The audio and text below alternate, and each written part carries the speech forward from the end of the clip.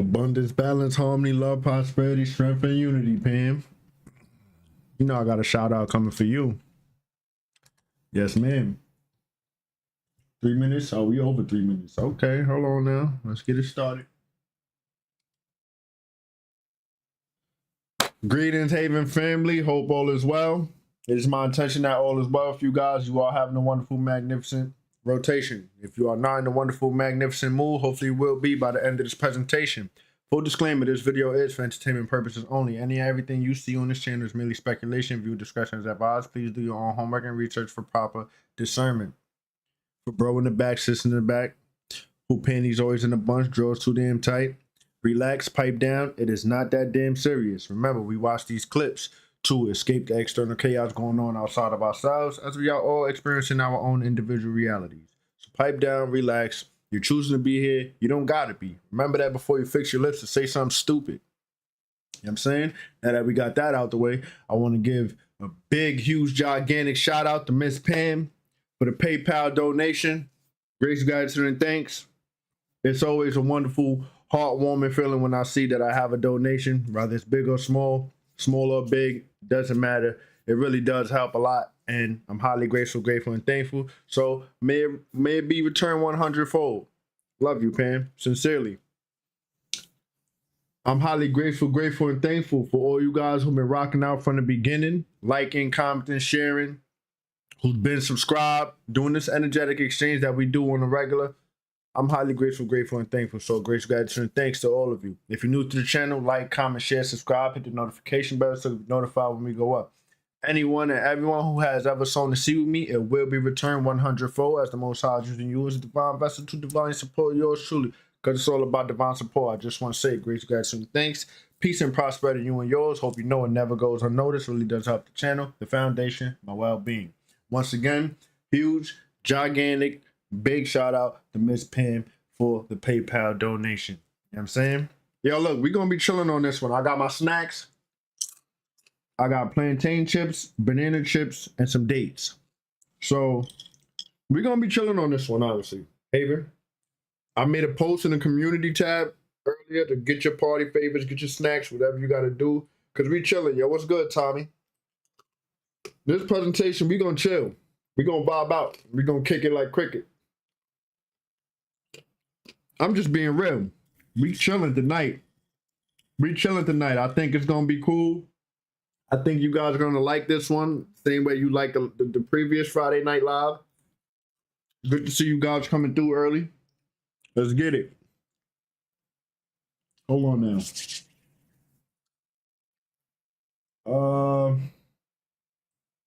Yeah, I guess we'll do the headset. I wanted to do headphones. Well, I was thinking like that earlier, but I'm going to just go headset. It's fine. No biggie. Anyhow, I hope you guys enjoy the show tonight. Cause tonight we doing this thing. We chilling. DJ, what's good? Damn, I didn't even do the intro on big screen. That's crazy. That's cause I'm a little excited. Like, you feel me? Like, look, I was gonna watch something. I'm like, yo, you know what? I'm gonna save it for the Haven. We're gonna watch it together. It's all gonna be new to all of us. Some of it may be copyrighted, some of it may not be. So if we get copywritten, if it gets demonetized, you feel me? It's all pardon. It's all good. Don't worry about it. We just gonna vibe out, like, you feel me? Y'all know how we do on Friday Night Lives. Y'all chill with me and I chill with y'all. Like, without doing a personal thing. We not doing a regular presentation. We just chilling. Like, if you was to come chill with me and watch something with me, that's what we doing type of vibe. So you feel me? Anyhow, like I told you guys, if you are tired of ads, we got live membership. We got memberships on the channel.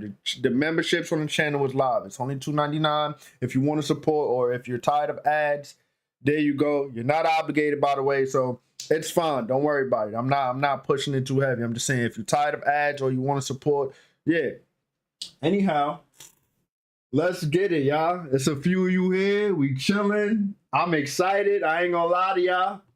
I'm chilling, man. I'm in a great, wonderful, magnificent mood. I'm on a great frequency and vibration. We gonna chill, baby. We gonna watch some juice tonight. I saved it. Mind you, I was gonna watch it. I started watching it. Look, you see it's a little red right here. I started watching it. I'm like, yo, you know what? I'm gonna save it for the Haven family. Cause we gonna rock out tonight. So let's get it, y'all. Buckle up, enjoy the vibe, enjoy the ride. Let's go. Because hold on, we gonna take it from the top when he start actually. You feel me? We gotta let him get his promo on though. Let him get his promo on. He do his thing on with the Organite and all that. decode language that shapes a Good Friday. Always a Good Friday. Let's get it. That's all good. I'm gonna big screen. Don't worry. Whatever that means, but you know, we already know days don't really exist. It's just, you know, it's just this is it's just all days every day. You know, we live the same day every single day. There's nothing different. You know, all they did was just put names to it, so we can attribute it to a certain day. I give it a 5. Is that a 5 out of 10 or I don't know. Is that a 5 out of 10? Is that a 5 out of 10? So yeah. So don't like. I'm feeling grateful to see another beautiful rising. Let's get it. Okay, let's get it. So that's a 5 out of 10. Y'all don't like it. So y'all is this my main account? This is my main account, isn't it? I gotta be careful what I say. Yeah. So what he's telling the people is he has a new camera angle. How do we like it? Me personally, I like it. You know me. Pardon. I'm big on the background. Like, if I can make my background look appealing while being present right here, that's amazing. So I like his background. Like it looks nice. Like it's like his little office, his little domain. I like it. Anyhow, what this is his he does a decode. He's having a decoding class. If you guys want to get into decoding, I can pull it up from him actually. Let me pull it up. It's my guy right here. It's my brother right here. I like this dude. I love this dude right here. I rock with him. He's not weird. He's not funny.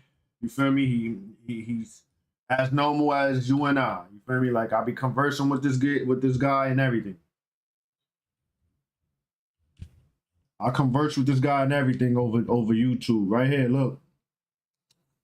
Cosmic decoding class. If you guys are interested, you want to learn how to decode, check him out.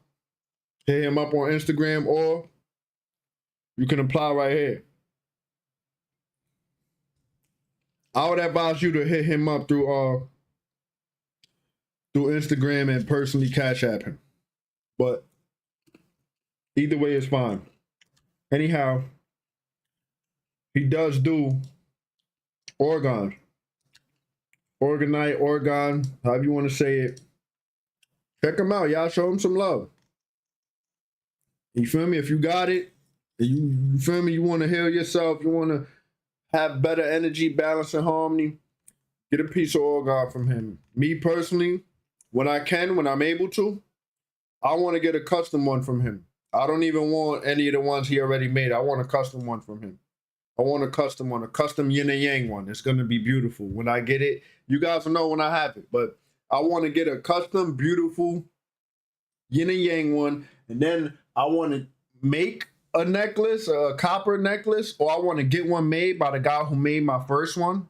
You know, y'all remember the one I always wear with the moldavite on it. The guy who made my original necklace.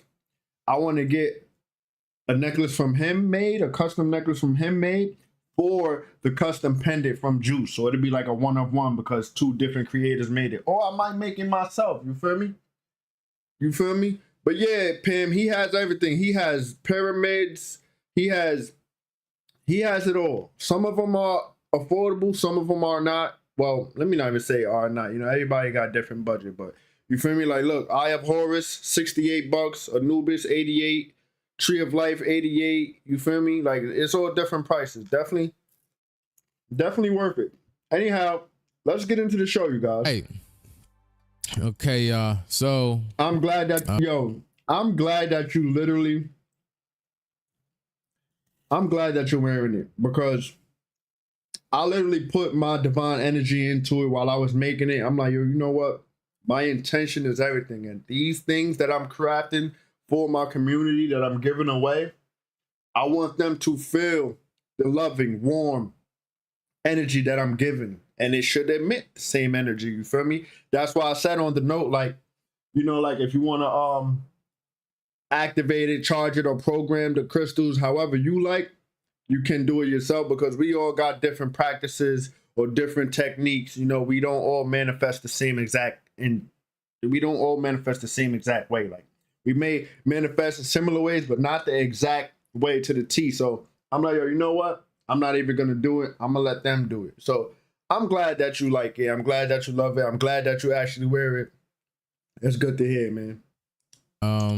Let's get it. We are in there is a Hindu concept, so I want you whatnot, even though all from here we go, because the Kali Yuga is a Hindu concept. So I want you guys to hear it from like someone that practice Hinduism, you know, in India and whatnot. Amazing, even Pam. though all of this, Amazing. like I said, I explained to you guys as we're in a cosmic video game, and the cosmic video game is going through a great reset right now.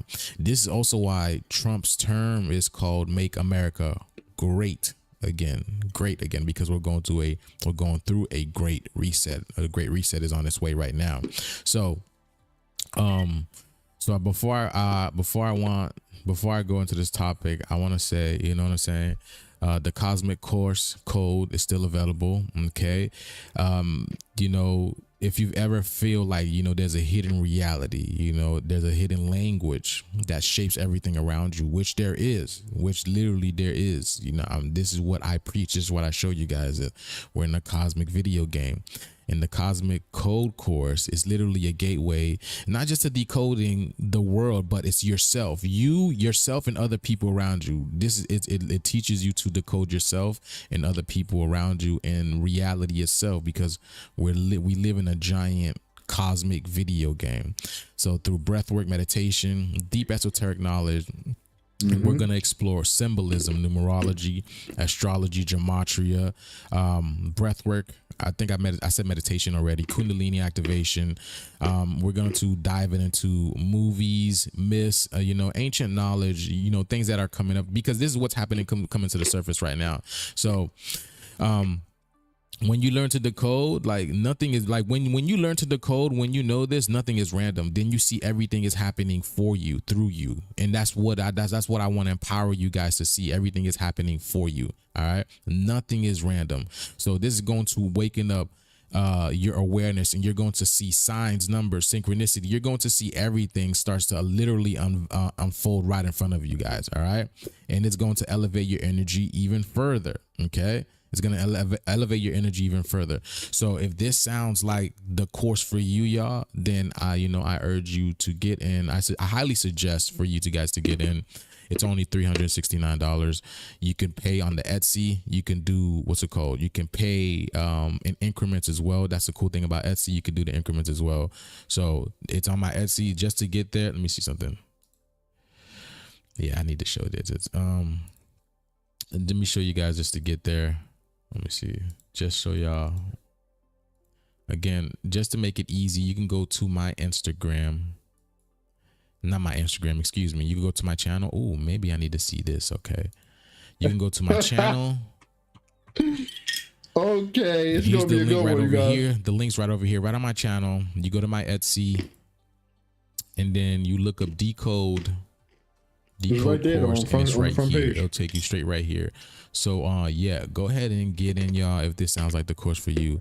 And at the same time, I you know, if you want to elevate your energy even further, you know, we make handcrafted orgone energy pieces. These have, you know, let him do his promo. symbols, frequency. I get it, guys, if we having a slow start. My apologies if you feel like we having a slow start. I just let him run his promo because we're watching his content. You know what I'm saying? We're watching his stuff. I'm streaming his stuff. So I want to let him do his promo and things like that. I don't want to just skip it. You know what I'm saying? Show him some love. You know, materials to help amplify and protect your energy. You know, it helps with intuition and manifestation power. These are literally spiritual armors. That's what they are. You know what I'm saying? You know, back in the day, they told you your Bible was your armor. Well, this is like literally your spiritual armor, because these are made of living materials that actually protect and magnify your energy. So if this is looking like this for you, if this sounds like for you, you want to amplify your energy, then go ahead and grab you one of our custom handcrafted pieces. And these pieces pieces, I'm gonna tell y'all, like, these are these are like special custom made pieces. So no two pieces are alike. No two pieces are the same. Everyone's gonna be different. Even when it comes to I try to copy them, no two pieces are the same. So yeah, go ahead and grab you a piece of it here. All right. Gratitude and abundance upon you guys. All right. Hold on, before he gets started, I want to show you guys something, right? So I was I forget what I was doing, but you know how we say the movies tell us everything, right? And we know there's a great shift happening, and we're supposed to awaken, our DNA is supposed to activate, things like that, right? Tell me why I saw this earlier. And I'm not sure if this is gonna get copyrighted, you guys. I'm not sure if this is gonna get copyrighted. I'm not sure if they're gonna stop the live for a second. We're gonna try to watch it real quick. You know what I'm saying? We're gonna try to watch it. If they shut us down, we just gonna reboot. So I need you guys to come right back if they shut us down, okay? I want y'all to see this, because what they was saying is something along the lines of making the Avengers look like child's play compared to this being or these beings or something like that. Okay? Bet. I click leave on porch. Your subordinates will be reported to DoorDash HQ. Alexi, it's me. Open up. Milena?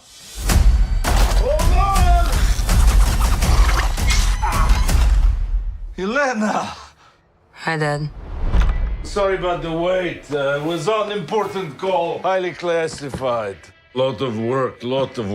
Many irons in fire. You feel fulfilled? This not even the trailer I saw. Oh, yeah. It's a whole different one. Yeah, so full, so filled. But why do you ask this? What brings you here?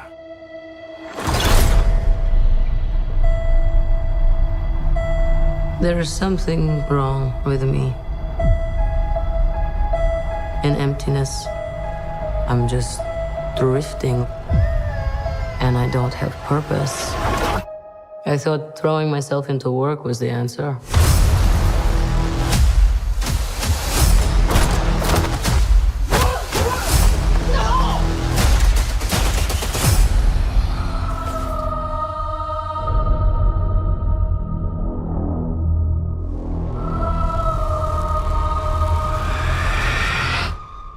With your feet on the air, your head on the ground.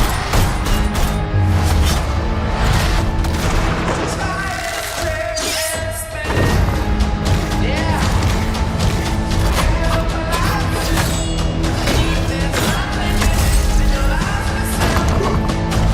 Oh no. Who are you? I'm Bob. Who sent you, Bob? Nobody. You were all sent?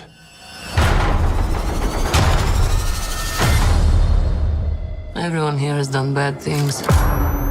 Shadow ops. Robbing government labs. Contract kills. Yeah, so? So, someone wants us gone.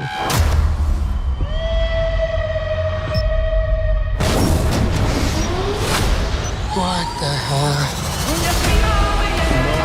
This is good. This is not even the trailer I saw. Like, this is new to me. This is not the trailer I saw. Man, I gotta see this movie here. I don't know We're brought up with this belief that there are good guys and there are bad guys. What's the plan? This could get messy.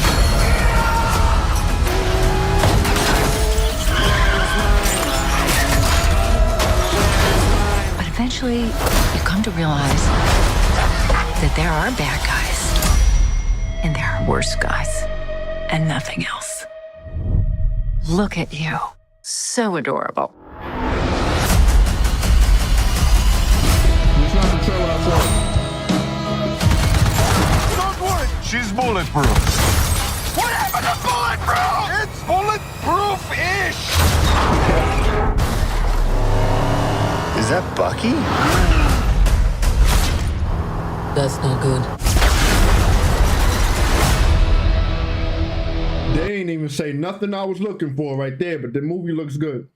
Let's see if this is the one. I gotta find the one when they were saying, yo, it makes the Avengers look like child's play. Something, something. Yo, hold on, y'all. This looks good right here, yo. Let me see. Let's try to find it. Let's talk facts. The Avengers are not coming. Here you go right here. Here you go right here. Who will keep the American people safe?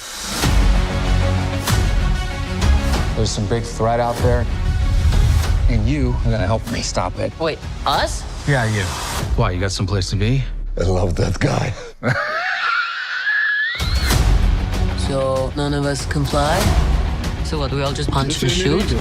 I can't think of a worse group of people trying to work together. Look, please, John, stop! Where were you? Where were you? Everyone here has done bad things. It's not the You one I can't saw. escape the past. Hey, it's like your mind is somewhere else. So you can do something about it now, or live with it forever. This could get messy. No shit. You thought you were gonna be some great saviors? You can't even save yourself. We can't do this. No one here is a hero. Lena, when I look at you, I don't see your mistakes. That's why we need each other. Okay, that was really good. We are the Thunderbolts! Can't call ourselves that. God, thank you. This has makings of team that can rise to glory. Bring light from the darkness. I like that Taskmaster guy. He looks like he wants to skip time. This team can be the heroes on the Wheaties box. With a little giddy toy. I want to know if they shut us down, guys. Okay. Alexei, have you slept? Obviously I'll not. sleep when I'm dead. I'd like not to die today, so maybe somebody else should be driving. That's not the trailer that I'm looking for, but it's the final one we're gonna watch. If this is not the one I'm looking for, it's all good. We're gonna get back to the Oh no, definitely no melanated carbonated being, but you know, they make stories. The stories that they tell are of carbonated melanated beings. Hence why a lot of them wear black outfits, because they you know, it's Hollywood. Of course they not gonna shed light on the true stuff. You feel me? They just gonna do their cover story and mix it up and razzle dazzle. But we know the truth. You feel me? So esoteric, allegoric. Anyhow, right? We gotta I gotta find this clip. If this is not the one, we just gonna get back to the presentation, because this wasn't part of what we was doing. I just thought of it because I saw it and I'm like, yo, bro, hold on. But yeah. There's something wrong.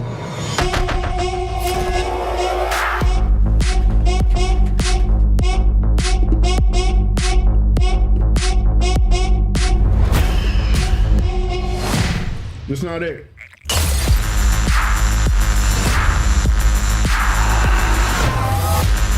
That's not it. We just gonna get out of here. Don't even worry about it. Anyhow, though, long story short, the clip I saw, they were saying like, yo, like the threat that they face make the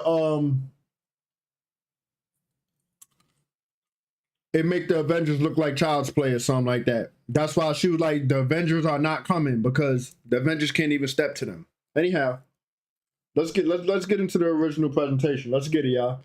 Yeah, I assume she's like a comic junkie, Tommy, and that's dope. Because a lot of women aren't into comics, aren't into things like that. You see? She says she's a comic nerd. You see? Bet. Let's get it. All right, let's go, man. Let's go.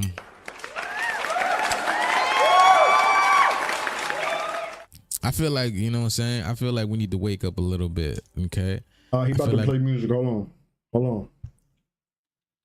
on a second. That's definitely gonna be copyrighted. Hold on, let me find where you start getting right. Asia. Okay. How can I say it?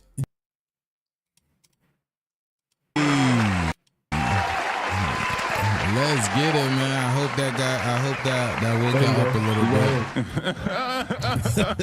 bit. 1 second. I hope that woke y'all up a little bit.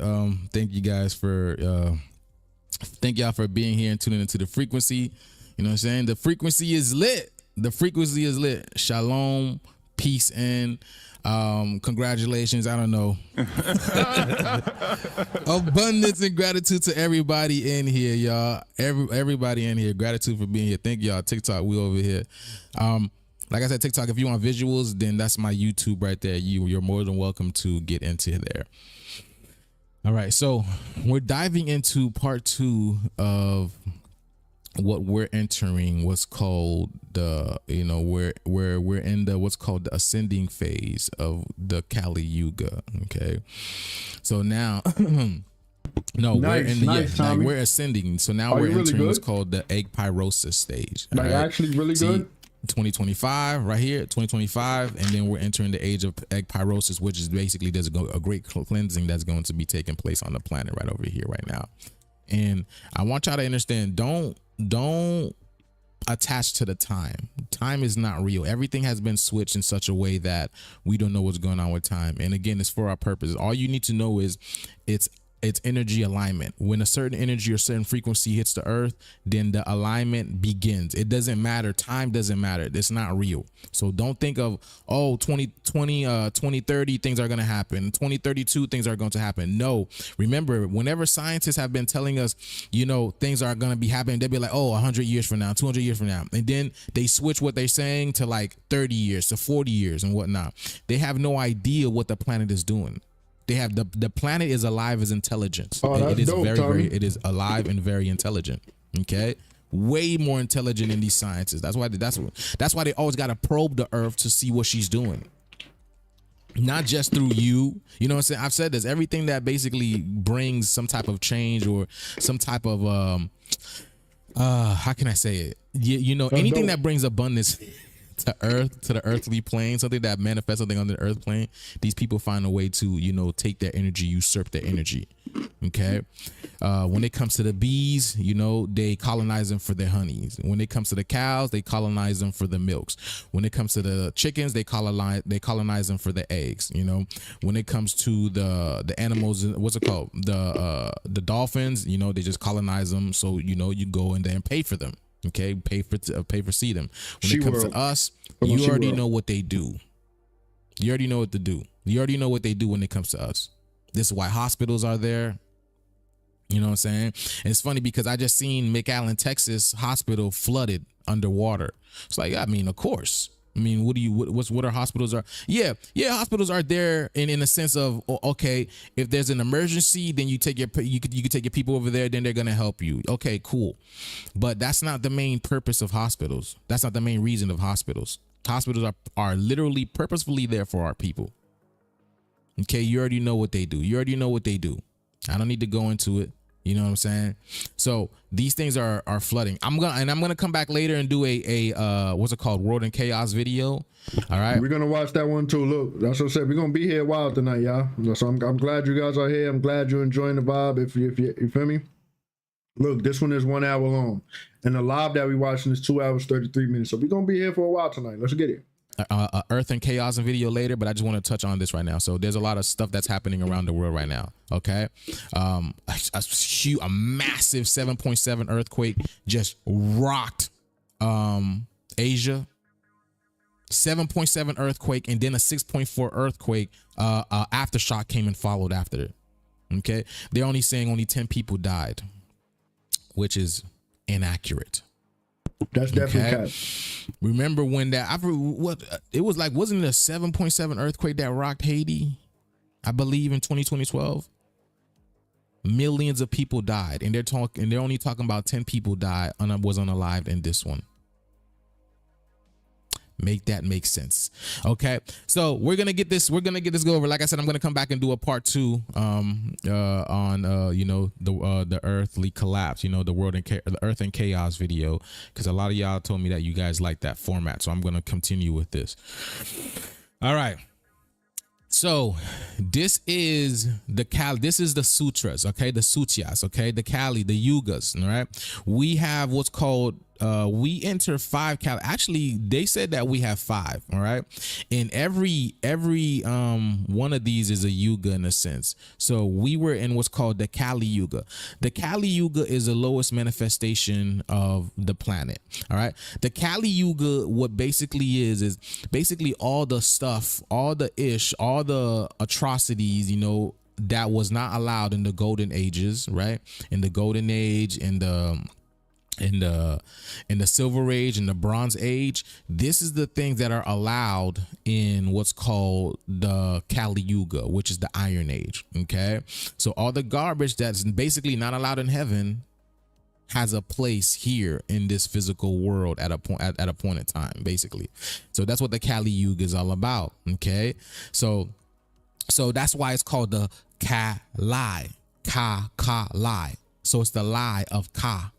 It's the lie of earth. Ka is another word for, Kai, for earth, for Tiamat, for Gaia, whatever you want to call her. So it is the lie that basically that lives on earth. So that's why a lot of things are manifested in this physical realm that literally are lies. This whole existence in a sense is a lie. Right? You having to own a birth certificate, a driver's license, a social security card, the government being in charge of us, all that is a lie. We don't need all that. So that is the Ka-Lai. That is the Kali Yuga. The Kali Yuga was able to manifest all these lies and atrocities into this physical dimension so we can experience it. So now we're ascending into the golden age, and these things must be purified. They must be removed, because they cannot ascend into the higher age. They cannot ascend into the golden age. So that's the Kali Yuga. The Kali Yuga allowed us to live in that moment of illusion, disillusion, separation, duality. So now all of this must fall to the wayside. And this is the judgment that's coming out on the planet. So it's like, okay, what's going to move on into the next dimension in the higher world? I told a whole bunch of these 3D things. That's why all these things are falling apart. These companies, corporations, these food businesses, even people, when it comes to it, whole countries are falling apart because that's a lie. You see, in the golden age, we're all one. Everything is unity. The whole Pangea thing.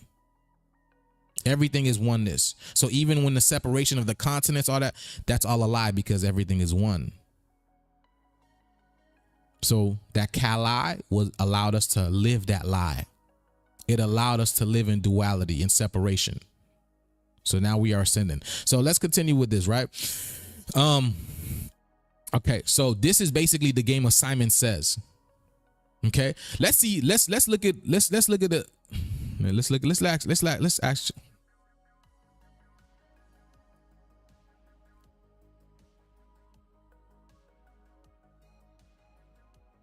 I'm gonna ask ChatGPT explain the game of Simon Says, because I remember. Look, Roman influence. You see, okay. All right, just check this out, because what the Kali Yuga is, or the Yugas, it's basically the game of Simon Says, and I showed y'all a little bit of it yesterday. All right, so the name Simon Says comes from a children's game where players must follow instructions only if they are preceded by the phrase Simon Says. If the leader says a command without saying Simon Says, a player follows it and they are out of the game. The origins of the name aren't entirely clear, but there are a few theories. Roman influence. Some believe it came from the Simon del Montor, a 13th century English noble, a military leader. Others trace it to Simon Magus, a sorcerer mentioned in the Bible who was said to perform illusions, making people follow his command. Okay, Simon, which is again, it's the sea, okay, the sea, the ocean, all right, the moon, the ma, and the Gus. The Gus is the air. The Gus is us, because we're the air, we're the breath of God. We are the breath of God. Or the G, us. We are the G. Remember the G code. We broke about that. We talked about that. The G code, which is us. So a sorcerer mentioned in the Bible who was said to perform illusions, making people follow his command. Literally, that's what it is in a sense. All right, because we've been under a spell. All right. A similar game existed in ancient Rome called Cicero Dissect Fac. Oh, wow.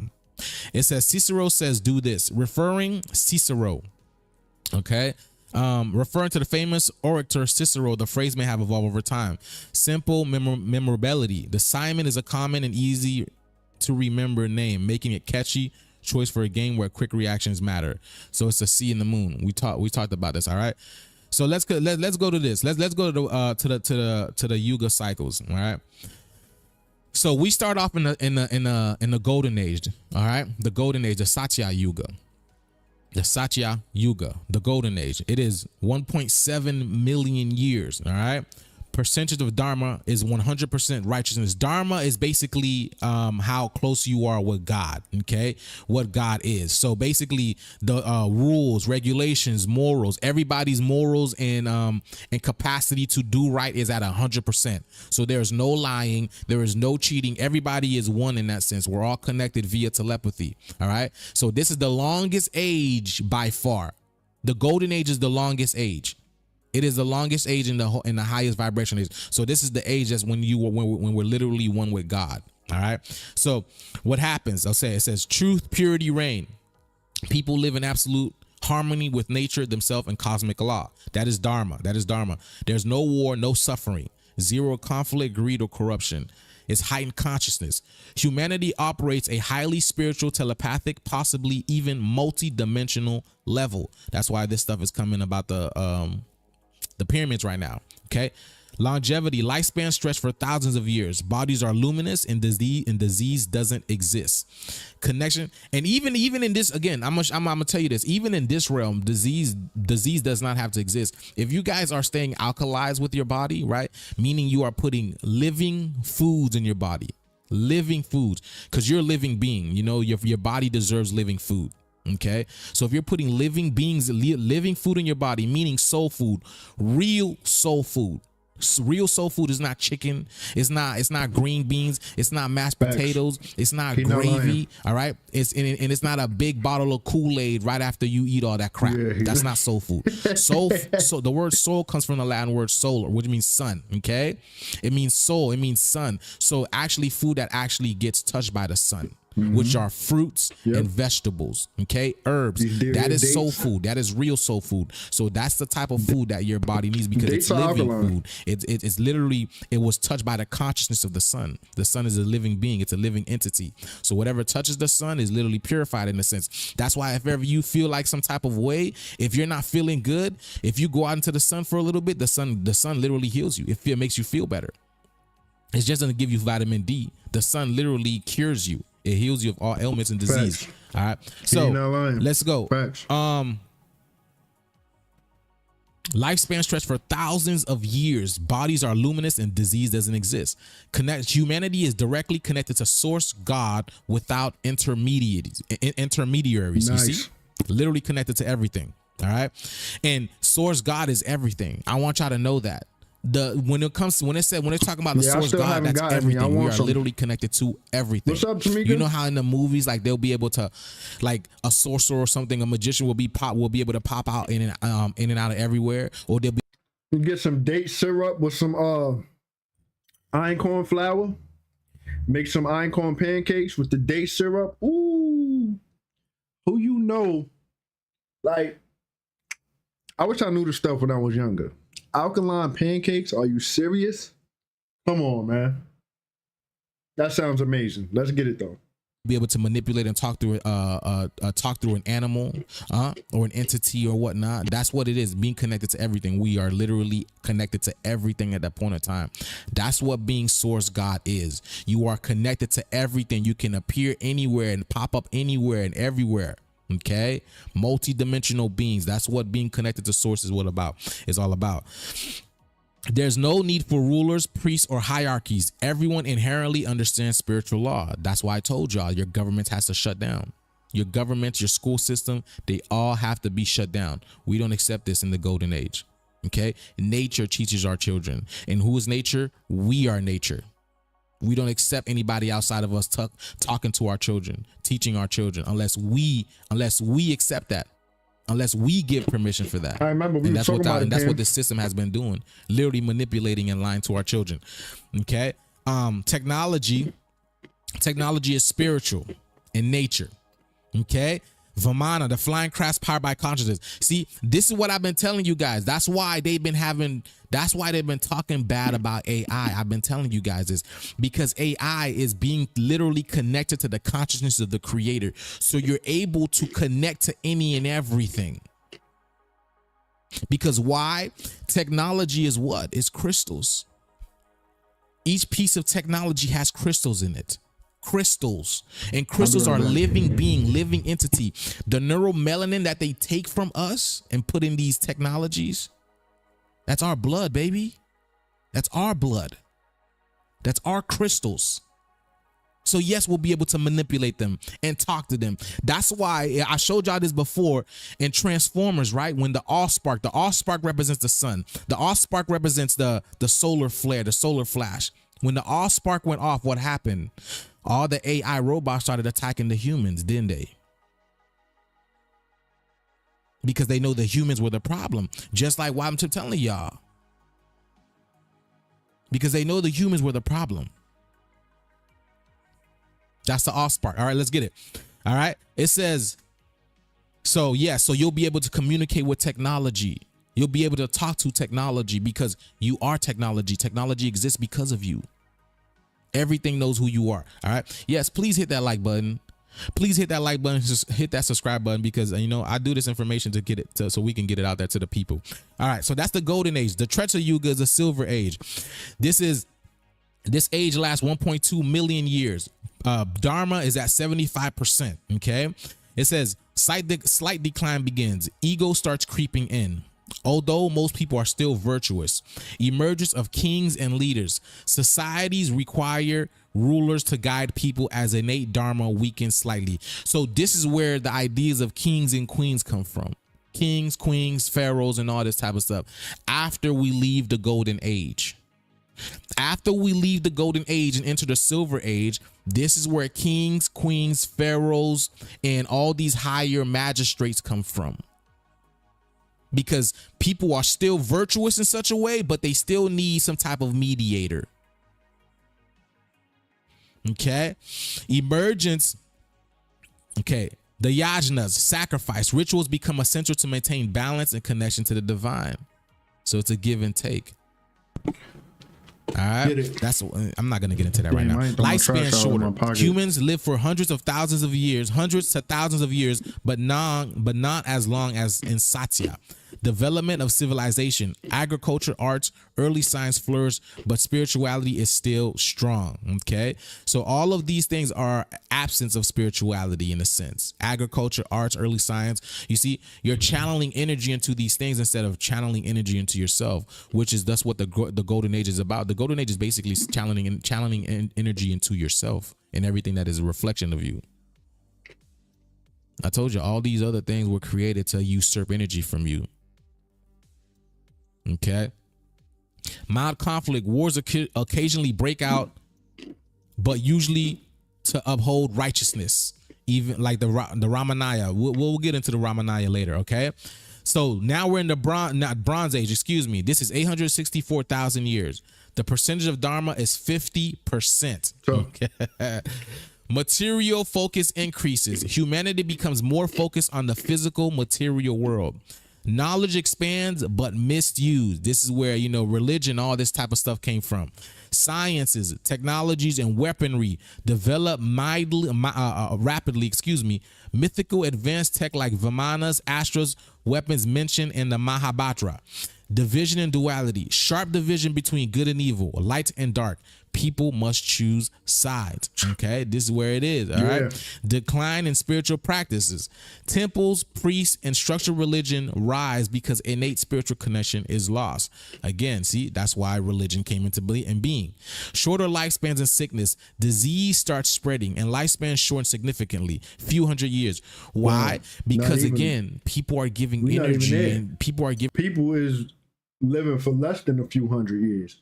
They said a few hundred. There's people living less than 100. Giving their time and energy to something that is not of them. So if I'm giving time and energy, right? Because my energy is my, let's see, it's my godhood. It's what literally gives, it's my life force. My energy is my life force. So if I'm constantly giving my energy to something that is not for me, that is not of me, what do you think that thing is doing? Again, what do you think these jobs are doing? What do you think you going to these jobs are doing? You know, anybody who is happy, they are, anybody who is long, who has longevity are happy in what they do. But that's not what these jobs are about. You get what I'm saying? So you lose vitality, you lose energy when you give your energy to something outside of yourself. Because again, we are the power source. We are the power source that's why they have to pay you for your time. Time doesn't exist, but they have to pay. That's why they can make you work 40, 60, 70, 80 hours a week. Because they're just making it up at that point in time. Just like money doesn't exist. They're just printing it out of thin air. It's not real. Okay?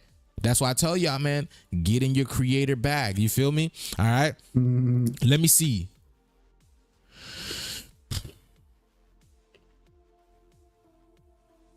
Okay, epic wars take place. Mahabharata, showcasing advanced weaponry and destruction.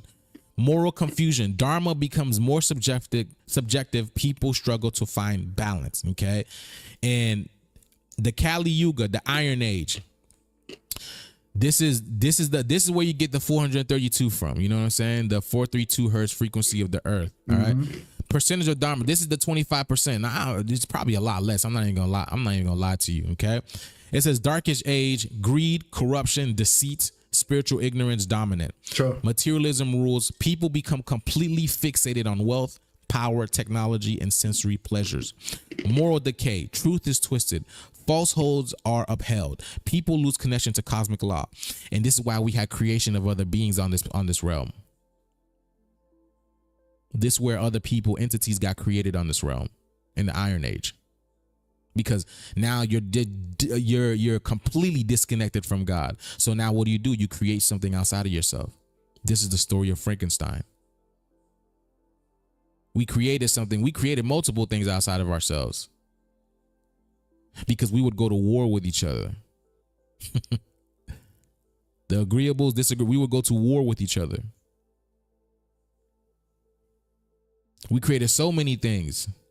Human beings, animals, different kind of, this is the original gene splice. All that comes from us. Literally all of that comes from us because we are the great scientists, the great inventors, the great creators. That's who we are. So of course we're gonna have a world where we can have fun. Okay. So that's the fun part. The fun part is basically, playing the bad guy in a sense, I guess. How can you keep these guys asleep a little longer until we get to the golden age? Can you keep these guys asleep a little longer until we get to the golden age? Can you fool them a little bit longer? Because at the golden age, everybody's in unity, everybody's harmony, everything's good, everything's great. All one. I'm gonna let him do it. The house isn't divided at that point in time. But this in the Kali Yuga, the house is completely divided. So now one starts taking advantage of the other. I told you, it's ninjas that did this to ninjas. We did this to us. That's what the movie Us is about. The movie Us, we did this to us. And I showed y'all this from Loki. Remember the Loki episode where Jonathan, the melanated guy, hold on.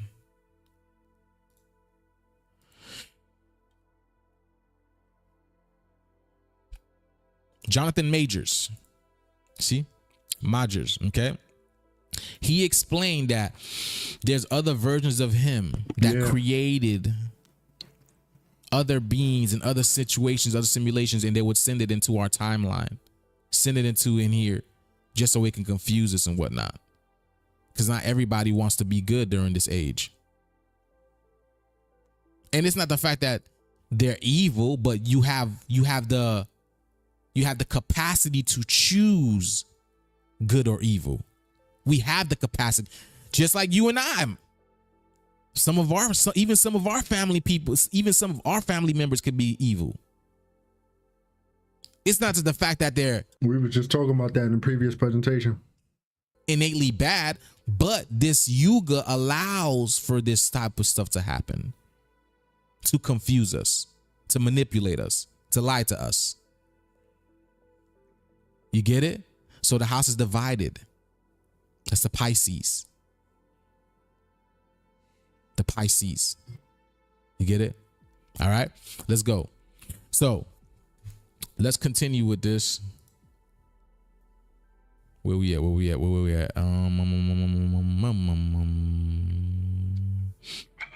Moral decay. Truth is twisted. Falsehoods are upheld. People lose connection to cosmic law. Rapid tech but low spirituality. Technological advancement skyrocket but used to control.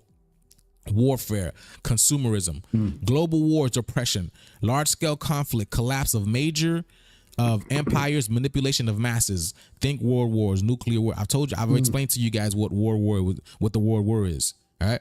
I explained to y'all what the world war, the Civil War, the World War I, World War II. I've explained to you guys this, and TikTok shut me down yesterday because of this. Because I told y'all what the true world wars was about. The world wars was against our people. Every single one of those wars were against our people. Don't let those people fool you. Don't let those AI videos fool you. All of that was against our people. All right, let's go. They stopped that show because it was too esoteric and allegorical. They had to shut it down because it was showing too much. That's crazy. Check this out. Now, it says nature is abused. Ecological collapse, pollution, and imbalance rise. True spiritual wisdom is hidden. I told y'all that's what the Pope represents. The Pope is the vigor of Christ. He's ascertaining true spiritual wisdom. And I said, in order for the wisdom, that true spiritual wisdom to come forth, he must go. Okay. So I made a video just yesterday about how the doctor said he's on borrowed time. Big things are happening. Why was 6 afraid of 7? Okay. And so let's go. True spiritual. Nice, man. Nature is abused. Okay, I've seen that. True spiritual wisdom is hidden, forgotten, or mocked, but avatars occasionally incarnate to guide humanity. And I am one of those avatars. I am one of those avatars. I told you I'm one of your alarm clocks for y'all to wake up, because we're entering a new age. And me and many of your other brothers and sisters who currently are on this road to waking up humanity are people. So we can get back to it, because I told y'all it's all about frequency. The faster that we're all in alignment with this energy, the faster things come crumbling down. That's a fact. Because we're the ones that's really making it happen. That's why they've been controlling us for so long. That's why they've been controlling us for so long. You feel me? Because there's no definitive time. It's all about that energy and frequency. And also why they stopped pushing my videos like that, because I'm literally one of those major key players when it comes to waking y'all up. Let's go. It says lifespans reduced drastically, 70 to 100 years, with widespread illness, mental stress, and confusion. End of Kali Yuga. That's what I was looking at. People rarely make it to 100 right now. Where we at right now in current situation, people barely make it to 100. And when they do, they look like they could barely keep going. You know what I'm saying? So it's like, I feel like personally from what we seeing, I feel like they trying to keep us between the Iron and the Bronze Age. You feel me? And they taught us about these things in school, but they ain't teach us how it's properly. You see what I mean? They ain't teach us like this. They taught us a bunch of crap in school. Anyhow, I'm trying to figure out, how does the cycle go? Does it randomize? Because are we skipping from the Iron Age? We're skipping the Bronze and the Silver Age and going straight to the Golden Age? That's how it's working right now? Let's keep going on. culminates in mass upheaval, potential cataclysms, but also opportunities for awakening as the cycle resets. I see it at the bottom. Again, so all these mass casualties are happening because I've told y'all it's waking you. It's literally shaking y'all to wake you guys up. You get it? It like a snow globe. When you shake up the snow globe and you see those individual snow globes start piecing together, that's the opportunity for your energy to wake you up. So, oh shit. Because again, I said, if it's happening without, it's happening within. Those places are being shaken up because look, see, this is all about the Mayan calendar. The Kali Yuga is about the Mayan calendar. Look what just happened. Look again. Look at this. The Kali Yuga is about the Mayan calendar. What the hell is this? What's going on? What is TikTok doing, bro? Right. Hold on.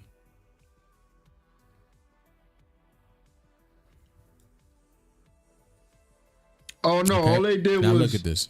They added 1,000 years. They skipped, technically, because they told us to abide by this time and these calendars, right? So they added 1,000 years onto the so-called timeline. You feel me? So if time doesn't exist, the way I see it is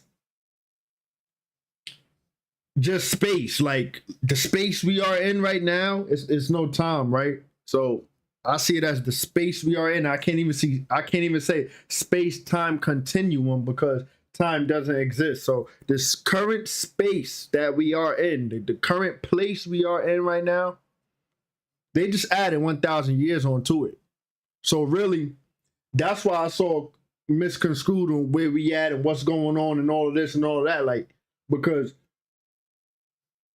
we can hardly pinpoint the exact so-called time frame that we in. You feel me? However, it's all crumbling down and revealing itself to us. So the ones who are aware, the ones who have the eyes to see, know. Like, fam, you see how he was just explaining the Kali Yuga cycle, right? The Iron Age. The Iron Age seems like that's exactly where we at.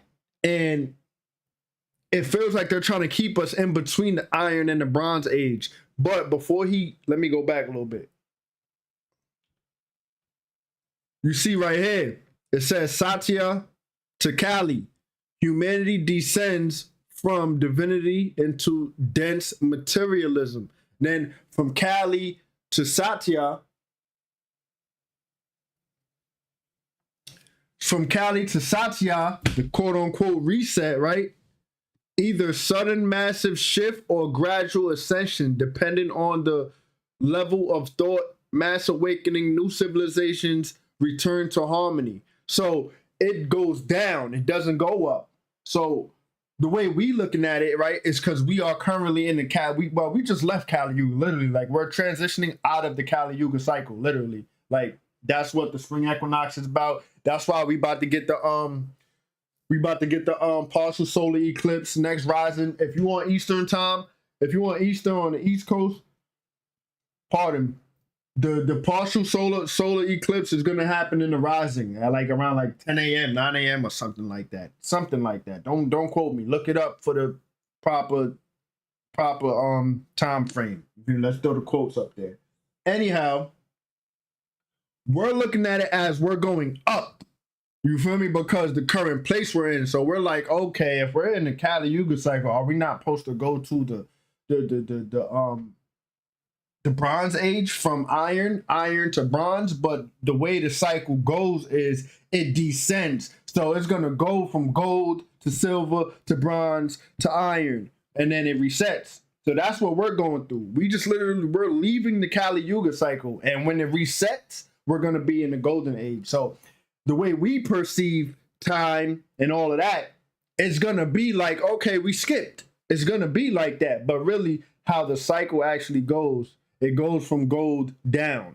So we're just at the bottom of it, and it's about to reset. That's AKA the Great Reset, AKA you feel me? The Great Reset, the cataclysms, and all of this nonsense that it says, right? So therefore, we going into the golden age. We going from iron to golden. So that's why they say, what a time to be alive. Because it's like, man, like, you feel me? Like, that's a big jump. That's a big reset. That's a big shift from iron to gold. Woo! You know what I mean? That's how I'm perceiving it, at least. Let's keep going on. Look what just happened. Look again. Look at this. The Kali Yuga is about the Mayan calendar. What is TikTok doing, bro? I couldn't tell you, bro. You know what is it going on?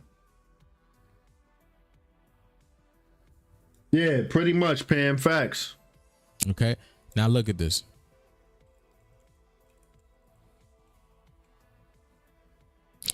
Look what happened. So the Kali Yuga is about the Mayan calendar. Look what just happened in Myanmar. Myanmar.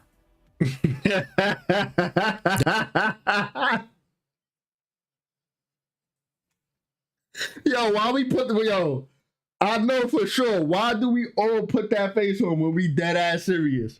When we dead ass serious, why do we put that face on? Look at him. What just happened in look at Myanmar. Myanmar.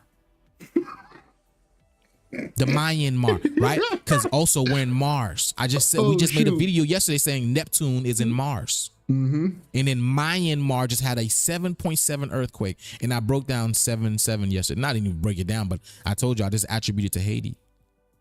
7 plus 7 is 14. 14 is us. 1 plus 5, 1 plus 4 is 5. We already know we got 5 on it. This is our 5. So we did our 5. We did our 50%. Now the earth is doing her 50%. I be telling y'all this. See, this happened in Asia. Why? Because we are in the new Asia. We're in a new age. We're sending into a new age. So all of this got to go. I'm going to come back and do a video on this. I told y'all this. Let's go. All right. The Sati the key transitions from Sati to the Kali, humanity descends from divinity into dense materialism. Okay. So from gods, we did so from praising ourselves and acknowledging ourselves to literally praising something outside of ourselves. Like a damn shoe. Garbage. Like a damn necklace. A damn car, a phone, giving these things more value than yourself. Mm-hmm. How does that make sense?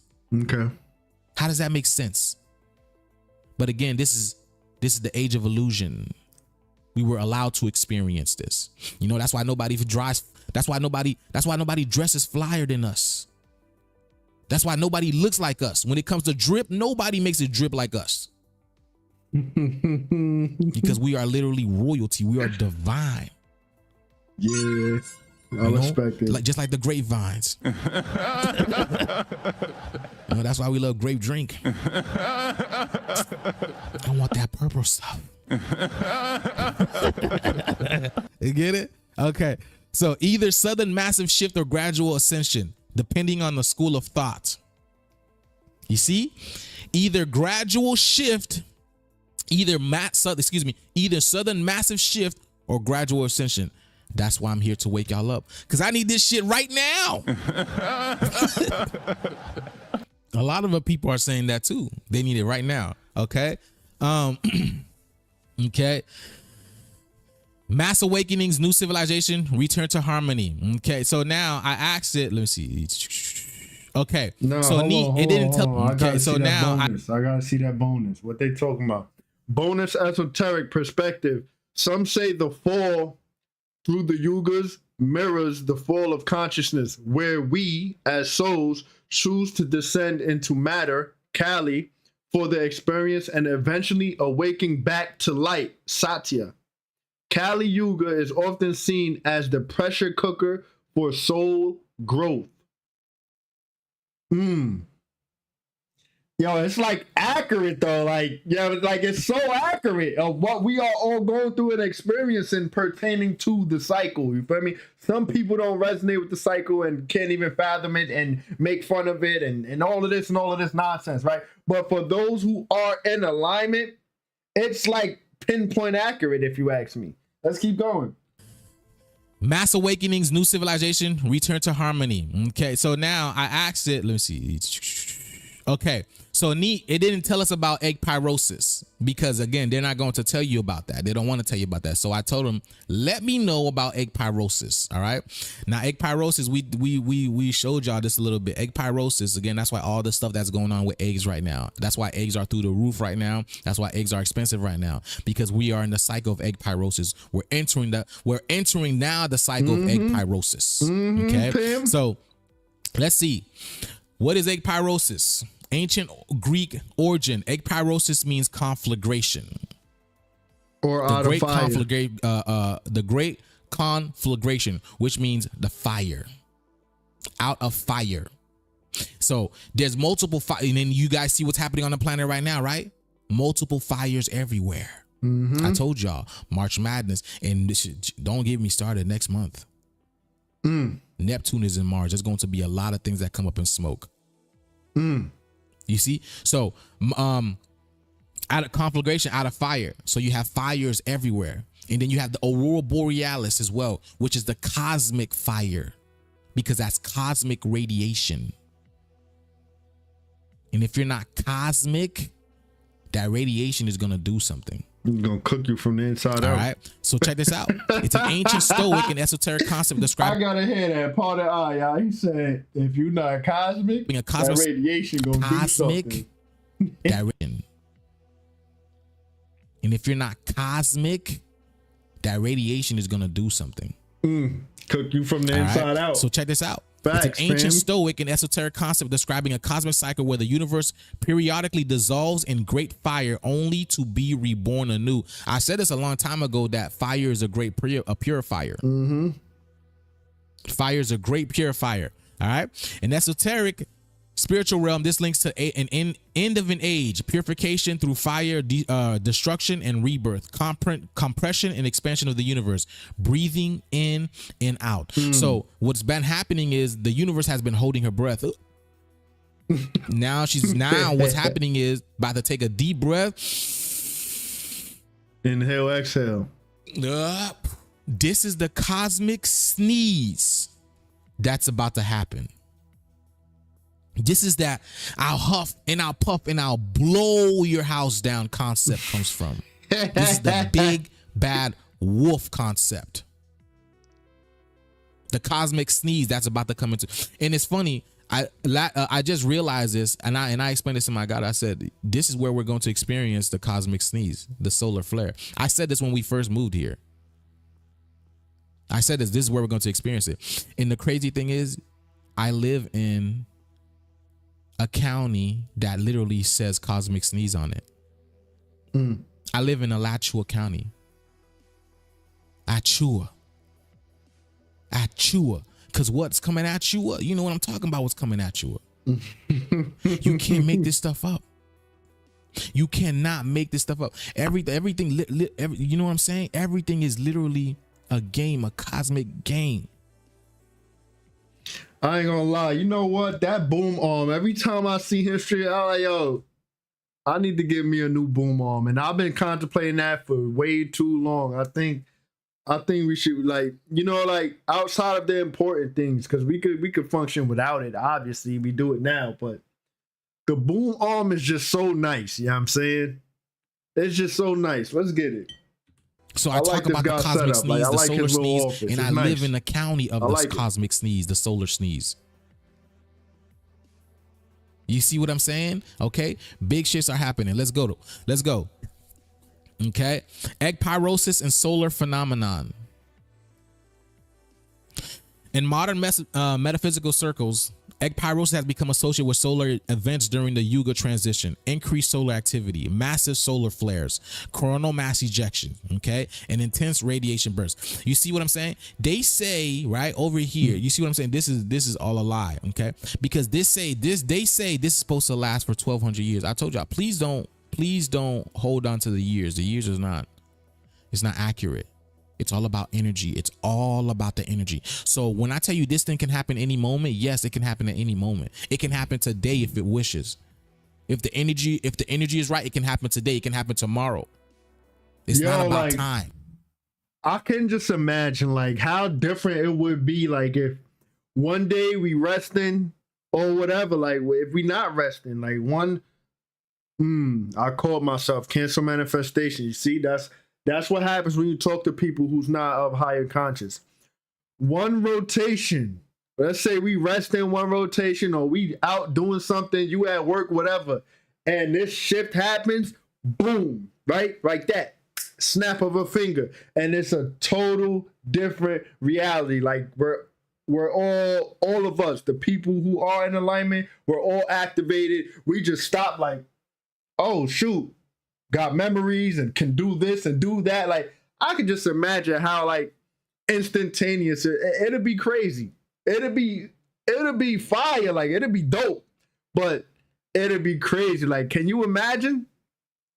I don't know. That's just how I perceive it. Like I could just imagine like one rotation, we doing whatever we doing, and then boom, just like that, we activated. Like we doing whatever, and oh shoot, let me telepathically call bro or call sis, and yo, where you at? I'm about to pull up, fly off or run off as fast as Flash or teleport or you know what I'm saying? Like that'd be dope. Like that's fire. Like that's how I perceive it. I ain't gonna lie to you. Like, cause it's like, okay. They say we are gradually getting there, right? We're going through it little by little now, right? So, okay, when it happens, what? We're supposed to gradually activate. I thought we're gradually activating now. So when it happens, it's like activated, then what? Like, I can just imagine how spontaneous it'd be. That's the best word I could, but spontaneous type of thing. Like, ooh, that's nice. Let's get it. Time does not exist. It's not real. It's all about the energy. Okay. So now, you see, right? He says, right. It says right here, where we go. So we're in this right here, increased solar activity. And so even to the point that we're in solar maximum, okay? An intense radiation burst hits Earth. That's the coronal mass ejection that's happening. That's the aurora borealis that we keep seeing often, okay? This is what's happening, the cosmic fire. And we show, if y'all seen Raising Dion, the cosmic fire is what changes their genetics. Magnetic field weakening. All of this is happening right now. Earth's magnetic field shield weakens, which is already happening, allowing more and more cosmic solar radiation energy to penetrate. Pole reversal. Some theories suggest magnetic poles flip or shift, further destabilizing the old system. Climate and geophysical upheaval, earthquakes, volcanic eruptions, weather anomalies accelerate, a physical reflection of the energetic purge. And that's what I be telling y'all. All of this has to go. All right. You see, and then you see all these volcanoes are erupting right now. And China just put out a what's it called? Let me see.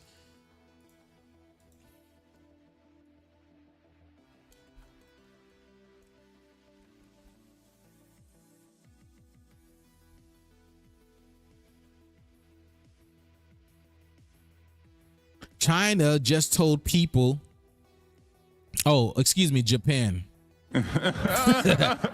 Japan just urged its people to prepare for major eruption of Mount Fuji.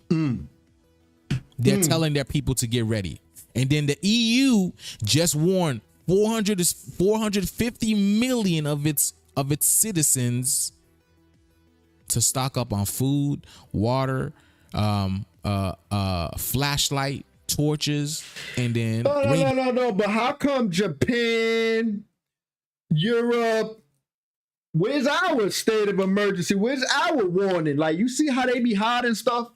You see how they don't tell us because they wanna be in control. Like I just came across a clip recently, right, that I saved for the for one of the next presentations where FEMA, like when things happen, FEMA will literally take your supplies. Like if you got your survival kit and all of this and all of that, and you ready, they will literally take your stuff so that you need them, so that you can submit to them. Like, are you serious? Where's our warning? Where's our news flash and all of that? Let's keep going. Videos. So I don't know, y'all. I have no idea, but there's a lot going on around the world. Okay, there's a lot going on around the world. And I told you, I believe there's going to be a cosmic event that happens this year. For sure. I truly do believe there's going to be a cosmic event that happens this year. It's fun because I seen what's it called? I think so too. Look what I seen yesterday, y'all. Look at these snakes. Look at this. Look at these dragons. Look at these dragons in my city yesterday. Look at this. I can see it. I see it. I got the eyes to see it. I see it. Look at these dragons. I see it. Look at the dragons in the sky. I be telling y'all, right? I be telling y'all, we've been seeing the dragon. Look at them. Look, they're all coming. They are all coming from the sun. They are all coming from the sun. Look at them. A row of dragons just literally coming out of the sun. Because again, how do you expect a fourth or fifth dimensional being to look like? You can't fathom it. How do you expect a fourth or fifth dimensional being to look like? As of right now, your mind can't fathom it. Your mind cannot fathom or comprehend it because we have what's called a 3D mind. Right. Okay. Look, see, I pointed this out before. There are different types of clouds, but the sun is called the smoky god for a reason because these entities are literally coming out of the sun. So as we're watching these clouds just float around the sun, these dragon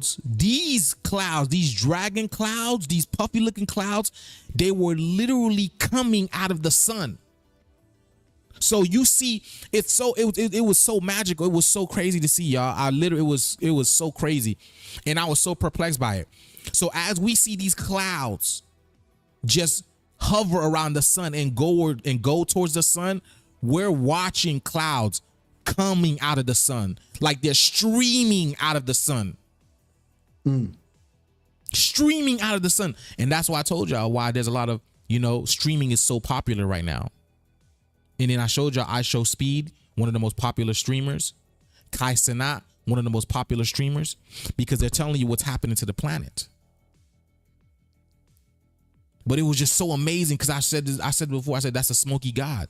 And I really understand why it's called the smoky god now. Because it's literally putting out the smoke on the earth. It's putting out entities out here on the earth to clean these up. Now, these things are going to manifest into storms, tornadoes, floods, earthquakes, all these. This is what these things are going to manifest into. That's why these these storms be having faces. That's why these that's why these tornadoes be having faces. That's why these earthquakes be having faces when they showing you on the radar. You don't think these earthquakes be having faces too? I hope y'all enjoying it, man. You don't think these floods be having faces too? Okay, let's go. All right. The grand solar flash is the culmination point, the peak event. Is described as a colossal burst of energy, light emitted by the sun. A colossal burst of energy, light emitted by the sun or central sun, depending on belief system. And the central sun is the big black sun. Yeah, I'm about to say the central sun, the black sun. It's so dark. That's why it's so black, because it's so bright. That's why I've said this before, right? I've shown this before. When you look at the sky. Let me see. When you guys look at the sky, I'm trying to see if I could get a good video to show you guys. And I know I got some good videos. Okay. When you look at the sky, y'all, when you look at the sky, yes, this is bright, right? This is bright.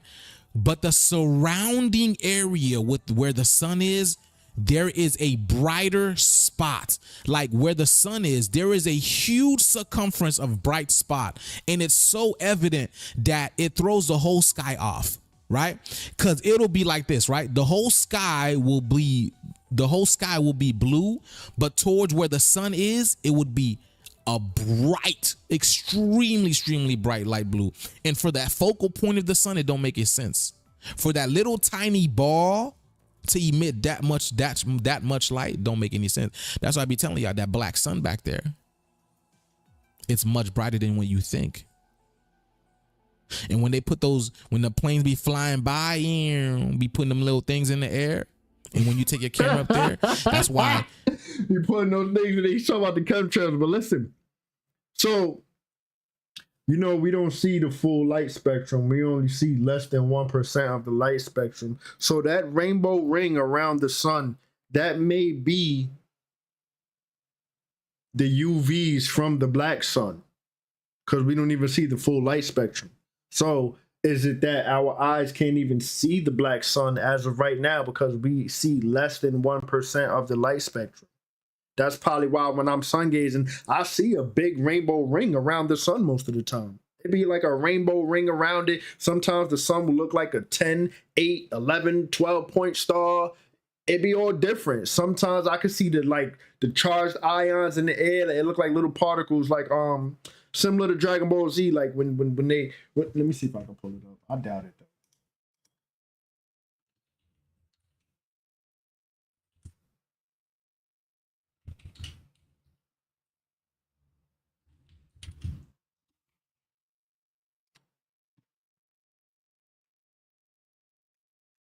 Let me see. They pulling up the video game stuff. Okay, like this, but this is when he's in Ultra Instinct. But like, you see these white dots, these little ions. So, pardon, when they charging up, they be having little particles around their aura,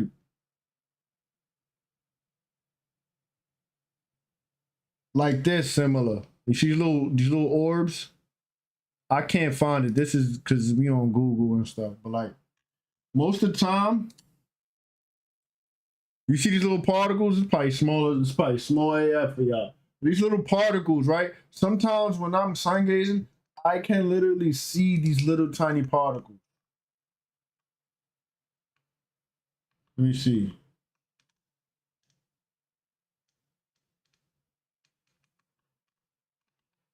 Damn. Tough, bro. That's tough, bro. I can't find this. Is probably the best depiction, but these little particles, most of the time, when I'm sun gazing, I could see these charged ions, these little particles floating around. I'll see a rainbow ring around the sun, things of that nature. And the more you do it, the more you can see. So is it that the more I sun gaze, I'm accessing more of the light spectrum? Or is it that's just what my eyes are perceiving because we don't see the full light spectrum? I don't know, but the more you sun gaze, the more you see the stuff. Let's get it. The sun seems to appear so much more brighter than it is because what it's doing is reflecting back the light of that black sun. Mm-hmm. That's why there's a pattern on the sun. There's literally a pattern on the sun. We can. All right, let's go. Let's see. All right, so intense. Look. It is so intense. It resets DNA, consciousness, and the Earth's energy grid. Let me read that again. The light, the cosmic energy burst is so intense, it resets DNA, consciousness, and Earth's energy grid. Let's go. Instantaneous awakening, like a cosmic defibrillator. Those ready spiritually experience mass enlightenment or higher dimensional activation. Nice. Technological collapse. Advanced electronics, satellites, and artificial systems may fail. Judgment-like event. Not in a punitive sense, but a filtering process. Those aligned vibrationally shift forward 5D consciousness themes. Others recycle through karmic cycles. Garbage. Because I told y'all, Earth is a school. If you're not ascending, you are descending. You're coming back again. That's what Earth's about.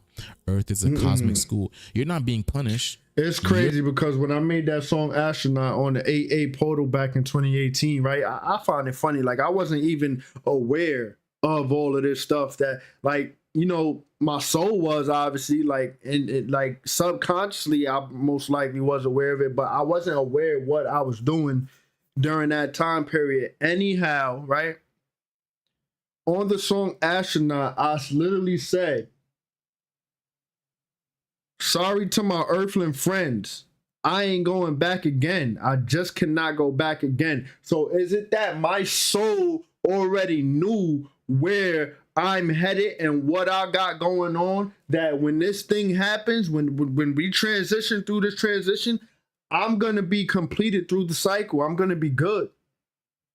It's got to be, right? Because why would I say that? Like, what intuitively told me to come up with those lyrics and say that what I was saying on that song? Like, if you literally listen to that song, some of the things I was saying was actually esoteric.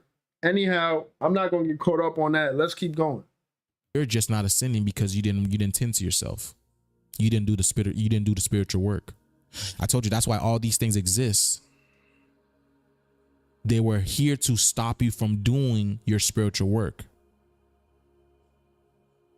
They were here to stop you from doing your spiritual work.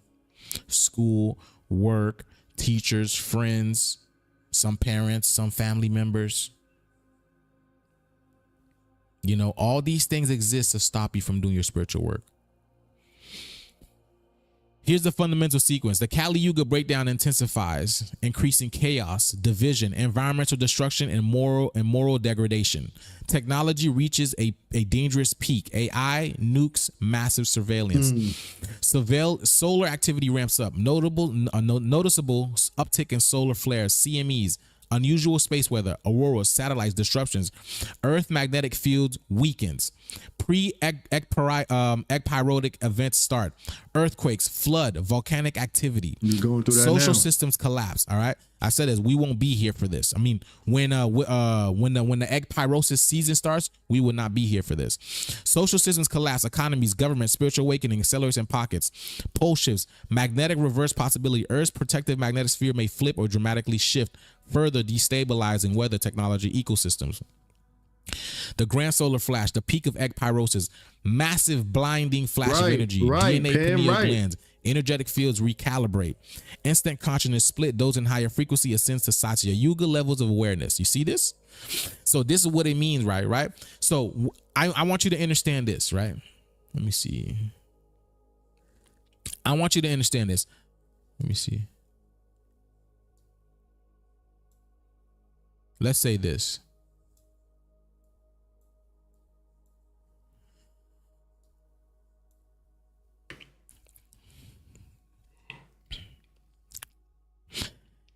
Let's say golden age over here, silver age over here, bronze age over here, iron age over here. This is the earth. Okay. So now again, that's a funny looking E. Imagine there's a world, right? Imagine a world where you never veered away from the silver age. Imagine a world you never veered away from the golden age. Imagine a world you never veered away from the bronze age. Imagine the world where you never veered away from the iron age. This is all the possibilities. All the possibilities are correct. Yes, correct. So now we're getting to a transitional point, right? Where everything is culminating together. And now predicated upon your consciousness, you're going to go where you go. Either you're going to go to the golden age, the silver age, the bronze age, or you're coming back into the iron age. This is exactly what's going to happen. Rinse and repeat type Everything of thing. A exists all cycle, at like once. a I want washing you guys to machine. understand Okay. that. So there was in the golden age where nothing happened in our golden age. There's a silver age where nothing happened in the silver age. Bronze age, nothing happened in the bronze age. Iron age, nothing happened because it's a cycle. It's cyclical. Time, it goes on and on and on again. So we're giving this is where we're being given the opportunity to shift our awareness, to shift our consciousness right now. This is the ed. This is the help that I've been talking about. All right. I hope y'all understand what I'm getting at. All right. The earth post-flash period. The earth stabilizes, cleanses, birth of Satya Yuga, golden age begins. New enlightenment, civilization arises, aligned with natural cosmic law. I'm getting some frequencies coming through my ear right now.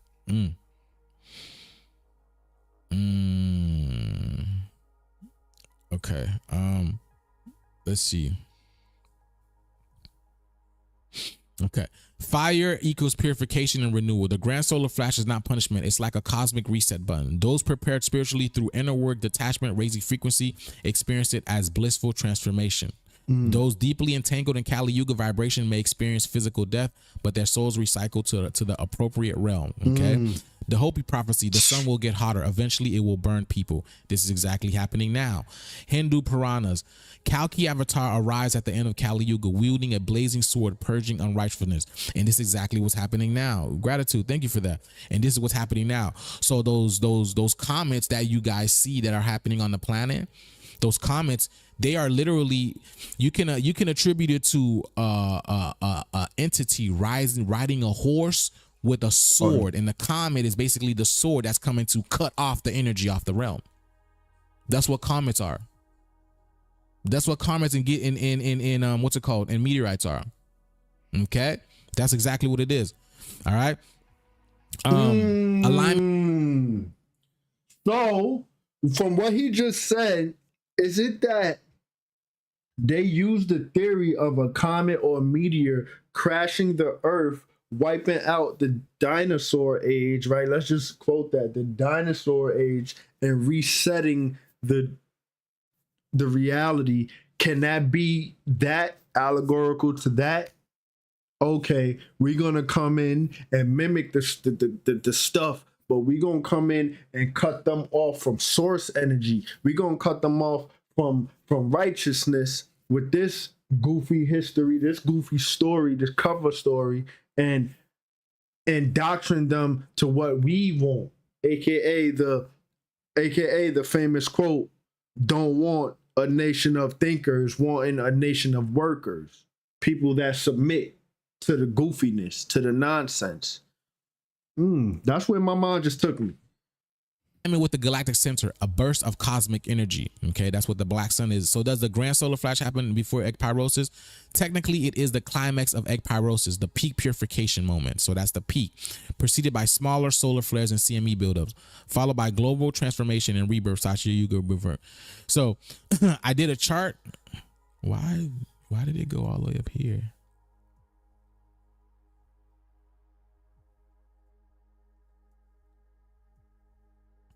Oh, I asked it to give me the characteristics of the Kali Yuga because it didn't break it down. So, okay.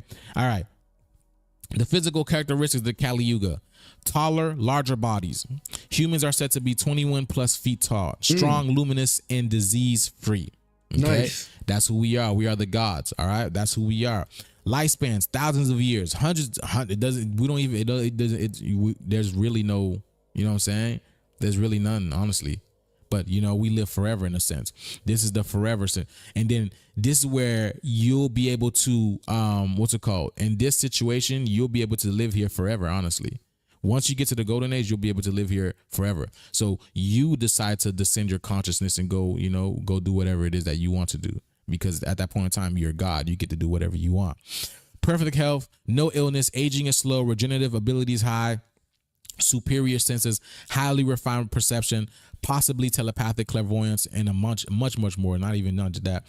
High intelligence and wisdom, full memory, deep cosmic understanding. Okay, nice. This is where, you know, nice. the Greeks, the fake Greeks, got their stuff from. Okay, they got it from our people. All right, direct connection to source God, no needs for religion or teachers, because again, you are God, we are God. Zero ego, no greed, fear, anger, pure consciousness, Kundalini fully active, people naturally in higher state of awareness. So you know how we have what's it called, cannabinoid receptors in our body, right, in our brain. You know when you get, you do that Mary Jane and you feel good and you feel, on that cloud nine. So we're going to be feeling that at all times. You see, we create things with great pleasure. Can that be why? See, I'm gonna be honest. Can that be why people love consuming cannabis so much? Because they have that memory of that feeling, and that's the quote unquote feeling that people are chasing. The high that people are chasing. Can that be it? Okay, I remember once upon a time, the soul remembers once upon a time where we was always in this feeling because we were so high in frequency. So the cannabis receptors, or whatever he's saying, right? Don't quote me. Can it be that it's reminding the folks of that memory and feeling of always being on at that feeling? I don't know. I'm just asking questions. You feel me? Like, we gotta ask these questions, right? Let's keep going. For great purposes. That's what that plan was supposed to bring us here. But 83 do things what 83 does what 83 does and destroy it. They take they take everything that we create and destroy it and what's it called? Not repurpose it, but reverse engineer it. Okay, that's why all of our plants, majority of our plants that bring good stuff to us, they take it and reverse engineer it and make it do bad things. Okay, the plant that everybody loves, the Mary Jane that brought everybody together. They saw what it did and then they took it and reversed it because they don't want people to be. They don't want us to be together. All right. Okay. Let me see. Direct connections to source God. Let me see. No governments needed. Everyone self-regulates through dharma, abundance of resource, nature fully balanced, no scarcity, zero pollution, clean atmosphere, the environment thrives, technology, spiritual organic tech. Okay, like Vimanas, everything is powered by thought. Everything is powered by thought. In the silver age, we're slightly shorter. We become 14 to 16 feet tall. Lifespans about 10,000 years. Health still strong, disease rare, but begin to appear. Okay, senses diminish slightly, telepathy less common, virtual still dominant, ego emergent but controllable, spiritual practice begin, rituals, yajnas introduced to maintain connection. Okay, strong memory and intelligence decline, but wisdom still prevails. Avatars descend occasionally. Divine beings assist humanity. Okay, Rama appears. Society and environment. Kings and leaders arise. Societies require guidance. Religious systems form. Rituals and worship gain importance. Environmental balance slightly disturbed. Agriculture begins. Land cultivation increases. Technology advanced but still in alignment with nature. Now in the Bronze Age, average height decreases 7 to 8 feet. Okay, so these beings, what's it called? These beings, like the basketball players, these were the beings in the Bronze Age. Okay, that's why they call LeBron. That's why they call LeBron. You know what I'm saying? That's why one of the players is called LeBron, because these beings, they come from the Bronze Age. I want y'all to understand that. The basketball players, they come from the Bronze Age. All right. So because again, I told y'all we're in this age where everything exists all at once. There's huge giant beings around here. You just don't see them. They're in higher dimensions. I'm about to show y'all something. This is the proof, right? This is the proof. Look at this, y'all. This is actually over there. Like, you could go check this out. Giant swords in Norway. I'm not even going to try to pronounce this, but yeah.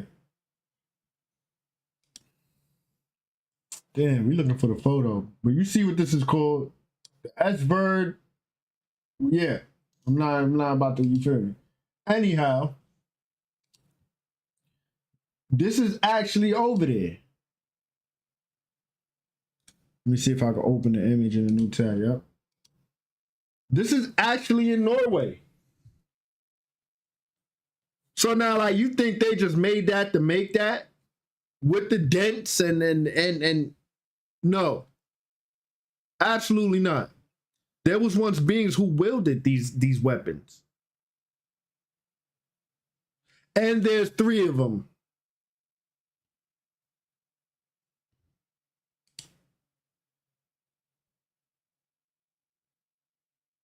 This is actually in Norway. Like, when I saw this, I'm like, yo, bro, word? Anyhow, let's keep going. Let's keep going. They are literally around us. You just don't see them. They're in higher dimensions. Okay. So lifespan, a few hundred to 1,000 years, weaker bodies, disease, aging, and injuries increase. Senses blunted further, reliance on external communication. Because I truly believe LeBron is not, he's not a 3D being per se. You feel me? He's not a 3D being per se. His consciousness, his awareness is a 4D being. I hope y'all understand what I'm talking about. Okay. Confusion, because that's what they show y'all in Space Jam. Go look at the movie Space Jam. All right. Disease, aging, and injuries increase. Senses blunted further. Reliance on external communication. Confusions and duality rise. Clear distinction between good and evil, both present. Religious dogma strengthens. People need structured religion. Yeah, I'm never coming to this age, boy. Avatars and prophets needed. Divine guidance become crucial. Knowledge grows but misuse. Science, warfare, and technology rapidly advance. Empires and wars. Large-scale conflicts. Kings fighting over power. Environmental degradation starts. Exploitation of nature increases. Technological weapons. Astras, Vimanas used destructively. Spiritual teaching still present but reserved for the few. Okay. And this is the Kali Yuga. Shorter and weaker bodies. Human average 5 to 6 feet tall. Prone to sickness. Lifespan 70 to 100 years. Rampant disease, epidemics, genetic weakness, polluted related illness, disconnected senses. You know, people rely on technology, moral decay, materialism, greed, ego dominant. People forget their higher purpose. You know, manipulation of spiritual knowledge for power, high stress environment, depression, disconnecting from nature. You know, because you have people who are not even of nature. Okay. Corrupt governments, tyranny, elites control the masses, pollution, deforestation, extinction events, AI surveillance, weapons of mass destruction. Genuine teachers exist but are suppressed. You see? Genuine teachers exist but are suppressed. And that's what I'm saying. Because the game, the AI does not want people to wake up. The game, the AI does not want people to wake up, because if people wake up and realize that we are in a cosmic video game, then, you know, this game starts breaking down. The AI has nothing to, it can't contain us anymore. It starts to break down. So that's why they shut down, you know, people who put the real information out there, the true information out there. Okay. All right. What happens to post-Kali Yuga Golden Age transition? DNA activation during, after pyrosis, a grand solar flash. Okay. DNA activation, dormant strands reawaken, higher intelligence, ability, telepathy, healing, physical bodies transmute, taller, stronger, luminous again, disease eradicated, frequencies incompatible with sickness, lifespans expand rapidly, environments are restored, earth healed, pollution wiped, governments replaced by conscious harmonious living, direction. See, instead of you know, looking for the government for aid, now just like in the movie Avatar, you would commemorate around a tree. You would go around the tree because the tree is like the government. The tree is connected to every living thing on this earth. Trees are connected to everything on the earth, so they can go far and wide. They can speak far and wide. All right. So just like they showed y'all in Avatar, you know, the tree was their government. The government. That's exactly what it is. All right. So let's see. All right. Let's see. Okay, that's good. That's good. So now, like I was saying, we've been an hour in, right? Like I said, I got videos for you guys. All right. I got videos for you guys, a video for y'all, and I want y'all to see this. Okay. This is let me see. This is Bibu. This is, I don't know who this guy means. He's definitely an agent, that's for sure. And I want you to guys, please watch I told y'all, watch body language. Body language and just what's it called? The sarcasm. Okay? Because they know what's happening. They know what's here. All right. So Bibu Dev Misra, I guess he's a shaman or whatever he is, but he's the representation for India. Okay. And his name is Bibu Dev Misra. Okay. Bibu, right? Bibu, right? Like boo, ghost. Be ghost. Dev means the divine. The divine is making them miserable. The divine is making the ghosts miserable so they can be boo, so they can be ghost. The divine is making them miserable so they can be ghost. That's literally the definition of his name. The divine, which dev means dev is the divine feminine energy. Deva is a divine feminine energy. Mesra means miserable, prefix for miserable, and then be boo. So it's literally making them miserable to be boo. Very simple. And when I looked up his name,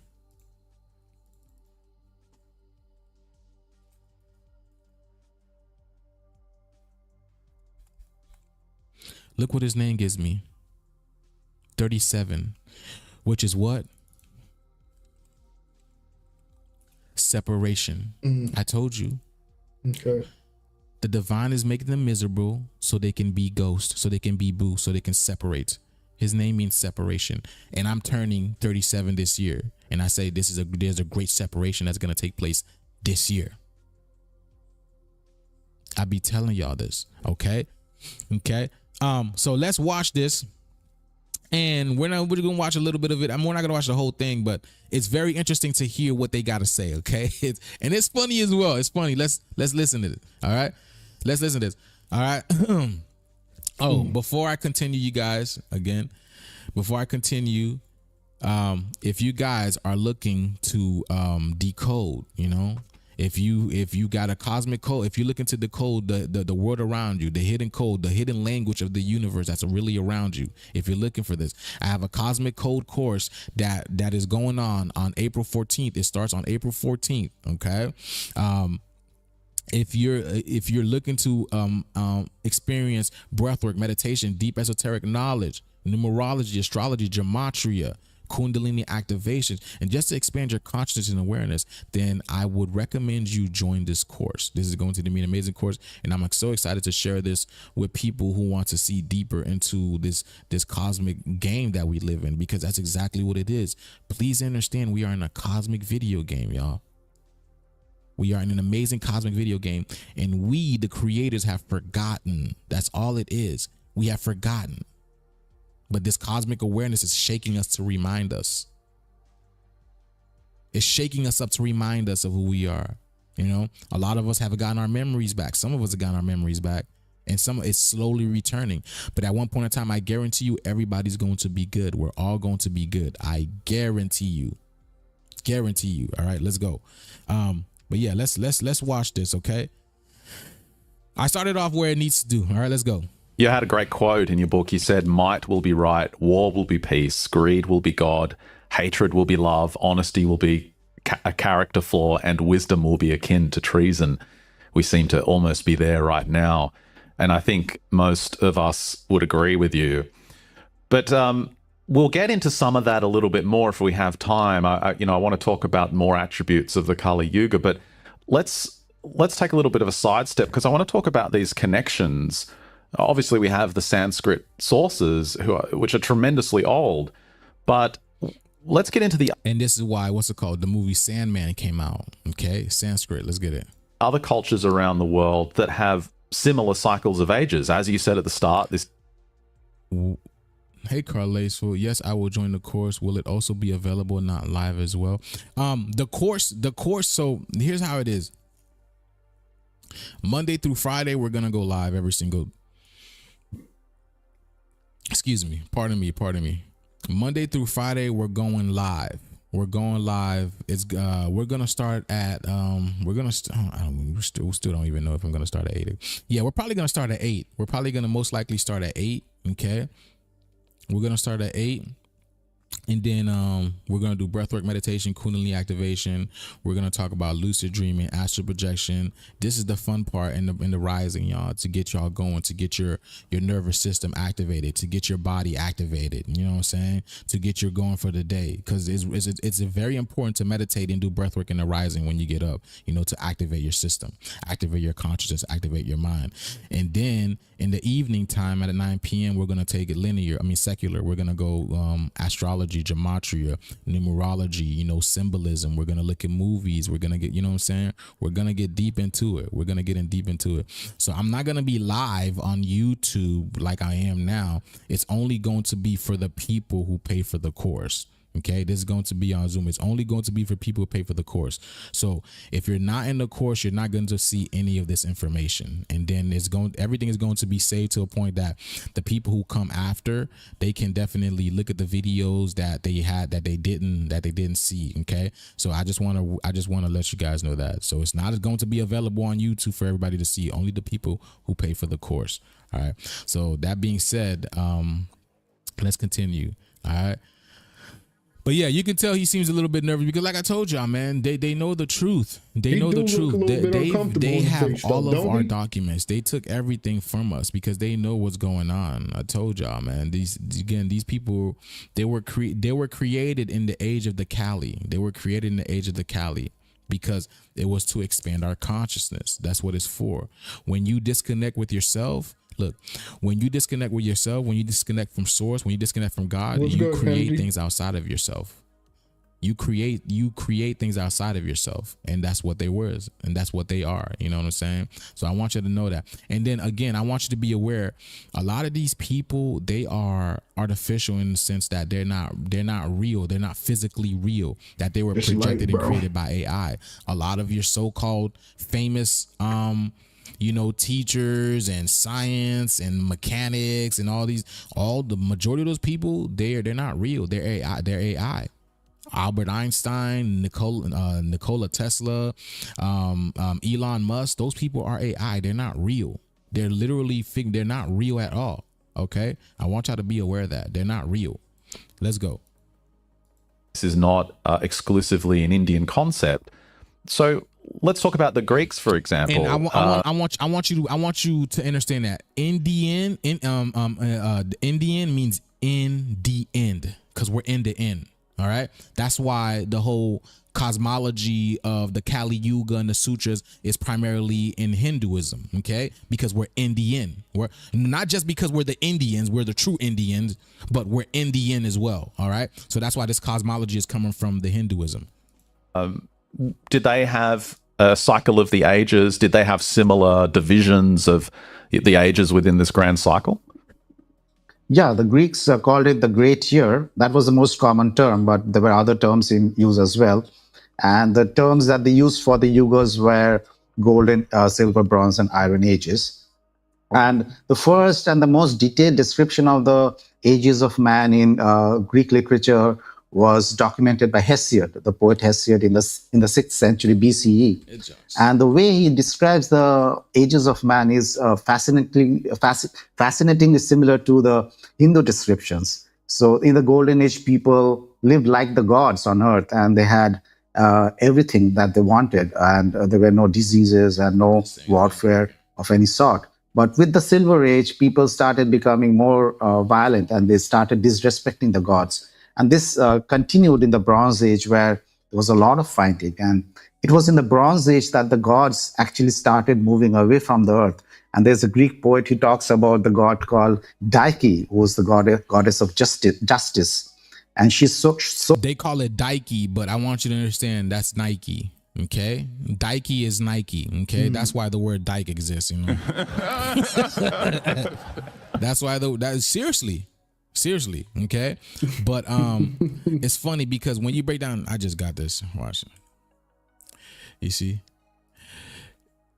the word. You know, this word right here, we think it's a bad word. You know, attributed to females. You know, just going into the masculine energy. But when you break it down, it's the key. It's the key. Okay, it's the key, or the, you know what I'm saying, the key, because you are the key. The feminine woman is the key, you know, to unlocking herself and realizing that, you know, she is being in her masculine nature. Okay, so that's why they were the name Dyke from. You know, it's literally the key. So the key is you, but you know, you're in your feminine nature you're now in your masculine nature instead of your femininity. So I just wanted to give you that, you know what I'm saying. But let's continue with this. So appalled by the behavior of the people in the Bronze Age that she leaves the earth and flies away. And then finally, you have the Iron Age, where there's discord and disrespect. People don't respect their parents, and they kind of they respect only the evildoers, and the wise people are basically ignored or even insulted. So the description of the Iron Age in Hesiod's text is extremely similar to the Sanskrit text about the Kali Yuga. Yeah, again, the trend is that everything is inverted, everything is reversed. You know, truth is deceit, and simplicity turns into greed. I found it fascinating. Hold on. Norman Begram, peace, born a king. Norman Begram, late NASA scientist, details in his book "Windmakers of Sound" are immensely huge ancient electromagnetic space vehicles. Oh yeah. I've talked about Norman Begram a long time ago. I talked about the rings of Saturn. See, that's what I'm saying. Like, there's things I've talked about so long ago. But yes, Norman Begram did say, you know, there are huge beings on Saturn. Okay, and I'm gonna let you guys know this. It's those places are not what you think. Those places are not what you think. Okay, those places, we will cover planets at another day. This is not the time for it. But those places are not what you think. I want y'all to understand that. All right. But yes, There are dark, tall, melanated beings, okay, that, you know, create entities that put them in our realm. I'm telling you guys this. It's just that, again, this is the age of deception. The age of deception allowed them to do this. Please understand, the age of deception, the age of the Kali Yuga allowed them to create things like this, okay? There's nothing bad. This is a cosmic school. This is a cosmic school. Let's go. That detail that the gods were leaving, that this was explicitly stated. You know, you talked about the final gods to leave. There were 2 final gods that left humanity behind. I think it was Eidos and Nemesis were the last gods to depart. They left during the Iron Age. So the gratitude. Thank you very much, the truth. And thank you to, I don't know, I think I got some gifts on here. Let's see. I don't know who sent it, but thank you very much for the money gun. I think Divine 9 Cosmos. Gratitude upon you. Gratitude. Thank you very much. Thank you. Thank you for the kind gifts, and thank you to the Truth Pill. Thank you very much for the kind gifts. Much abundance upon you. Let's go. Final age. But what did those gods represent? What were they responsible for in human beings? Yeah, Iris was the goddess of modesty, and her presence on earth ensured that we don't break the moral codes of conduct. And Nemesis was the goddess who provided retribution for any kind of evil actions. Wow. Look at him. Oh, look at this dude. He's like, wow, that kind of being exists. And Nemesis was the goddess who provided retribution for any kind of evil actions. Wow.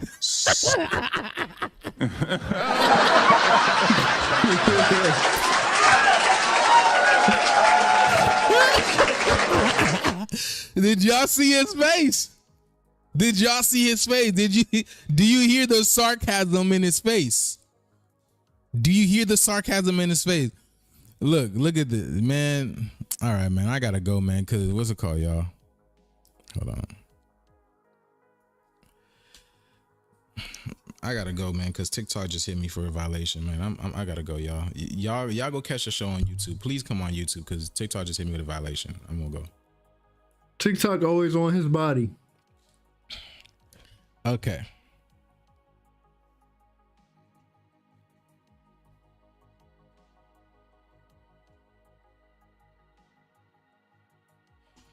All right, yo. So yeah, y'all. You see? Did you catch the sarcasm in his face? Because they know, right? Because that's what I'm saying. The gods that put out retribution, that put out karma, was not here. Nemesis is another name for Saturn. Okay? And again, Nemesis means enemy. Okay? Which is their enemy. You see what I'm saying? They know what's going on. He knows it. Just look at this. I'm telling you, they know what's up. Let's go.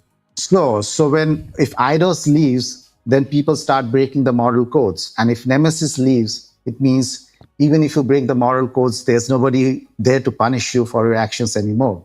And that's what the Kali Yuga is about. It's an open playing field for the forces of evil, and there's very little that you can do about it, because the divine forces which actually regulate these cycles, they actually leave us during the Kali Yuga, and it ultimately comes upon us as human beings to do something about it. And unfortunately, most people are too scared or too meek to stand up against the kind of evil. Yeah, it's really interesting. There's a saying in Buddhism. You see, that's why I told y'all. You see, that's why, right? This is why all melanated people are not entertaining none of this stuff right now, because I told y'all, we've all innately known this has been a cosmic game. We know this innately. We all know this cosmic. We know we've been in a cosmic video game, even though a lot of our people don't act like it. But that's why if you read the comments now, they'd be like, black people, where you guys at? We need help. We need y'all to stand up for us and all this type of stuff. And then you see everybody in the comments, we're sitting our asses down. Yeah, we sitting out on this good. one. This is your fight. Y'all deal with this. Facts. Because innately we know this. This is not us. This is them. They have to deal with this. Okay, let's go. That in the Dharma ending period, there'll be no Dharma to guide the people. And the Dharma, of course, is the law. And when the law leaves, it's up to people to figure out the law themselves. There's nothing for them to follow. And people, you see this, people start to compare themselves with the standards around them rather than the higher standard of the Dharma. So you can see how it's just this snowball effect of a decline. You know, when people start to compare themselves. Astrologically, this is reflected. Evolved. No. Oh, Juice. Oh, my goodness. Fumble. The Golden Age, the bull of Dharma, forces which actually... If there were two final gods that left. There we go. Okay. Gratitude to the Hidden Sun. Gratitude, goddess. Thank you so much for that. Thank you for that. Much love and abundance. But y'all, I say this over and over again, y'all. If you guys do want to leave a tip, or you know what I'm saying, please send it to the Cash App. You know what I'm saying? Because YouTube takes, I think YouTube takes like I don't know how many. I think I only get like 70% of it. Yeah. I think I only get in get your 70%. pocket. That's why I tell you guys, like, anybody who want to contribute and show love, I prefer you guys to send it straight to my Cash App, because listen, what was it? The previous time we had TYJ, aka Quinn, and Red Cat. They donated $50 each through YouTube. You know, I only seen like $67 from that, or something of that nature. Some crap they did, and I have yet to receive it. Remember, I was telling you guys it's gonna be a rough patch because we didn't make the window for the YouTube payout. Yeah, we made the increment to receive a payout, but we didn't make the window to receive it on the 21st. So now we gotta wait till April 21st for the payout. Like, you know what I'm saying? So it'd be tough. It'd be tough. Like, I'm always grateful and thankful for you guys who show love and all of that. But I honestly, sincerely prefer you guys to do Cash App or PayPal. Once again, big shout out to Pim, because YouTube get in your pocket, and then you gotta meet the requirements to even receive a payment and all of that. Like, I don't be lying. I be needing it. Like, it really does help. It really does help. I be needing it. So it's like to wait until the 21st, and then sometimes not even make the window and have to wait an additional month to the next 21st just to get the... It'd be like, damn, bro, like, I really needed that, bro. Like, you feel me? Like I said, I'm authentically me. I ain't tripping. You feel me? I'm good, but they be tripping, bro. Like, I ain't got no shame, and I ain't got nothing to hide. Like, if I need to get something done and I ain't got it, I can't afford it at the moment, I'ma be real. Feel me? YouTube be getting in the way with the requirements and increments, and it be like, bro, come on, dog. Like, I needed that. You know what I'm saying? So it's not just me. You see what he's saying? He's saying it too, yo. If you guys want to show love, just do Cash App, because XYZ. Like, it'd be too much with YouTube. YouTube is crazy. But YouTube takes a big portion of it. So if you guys ever want to send some gifts, you know, some tips or whatever, the Cash App is right here. Cash App. Facts. That's like, okay. Let's say somebody like, yo, you know what? I'm gonna show some love and donate $1,000. You feel me? I would love that. I'm not saying you need to. I'm not asking anyone to, but I would love that, right? But let's just say you donate $1,000 through YouTube. You know, they're gonna take $300+ of that $1,000. Like, YouTube already up. What they need to dig in my pocket for that little $300 for that? You feel me? Like, YouTube is crazy. So that's what we mean by just do straight through Cash App or PayPal, or if you got Venmo, like the people who use Venmo. The people who say do it outside of YouTube is because YouTube will really take a big portion of the money, and it's like, yeah, I don't need that. Why y'all digging in my pocket? You feel me? Like, I'm over here in my corner while you got the whole stage over there. Like, let me be in my corner and rock out. Why you gotta mind your business type of thing? You feel me? That's how YouTube give it up. Cash App, Conscious Juice OG. That's the Cash App right there. So if you guys feel compelled, I know it's Friday, it's payday, you know. Yeah, it's crazy, Pam. It's crazy. You know, you do want to leave with a tip. That the Cash App right there, Conscious Juice OG. Gratitude and abundance upon y'all. Let's get it. Humanity behind. I think it was Eidos and Nemesis were the last gods to depart. They left during the Iron Age, so the final age. But what did those gods represent? What were they responsible for in human beings? Yeah, Eidos was the goddess of modesty, and her presence on earth ensured that we don't break the moral codes of conduct. And Nemesis was a goddess who provided retribution for any kind of evil actions. Wow. So if Eidos leaves, then people start breaking the moral codes. And if Nemesis leaves, it means even if you break the moral codes, there's nobody there to punish you for your actions anymore.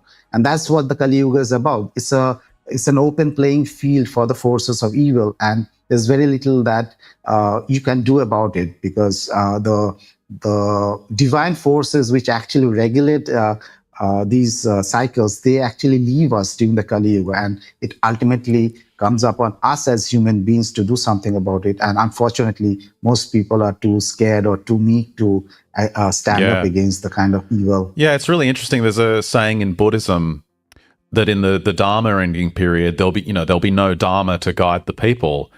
And the Dharma, of course, is the law. And when the law leaves, it's up to people to figure out the law themselves. There's nothing for them to follow.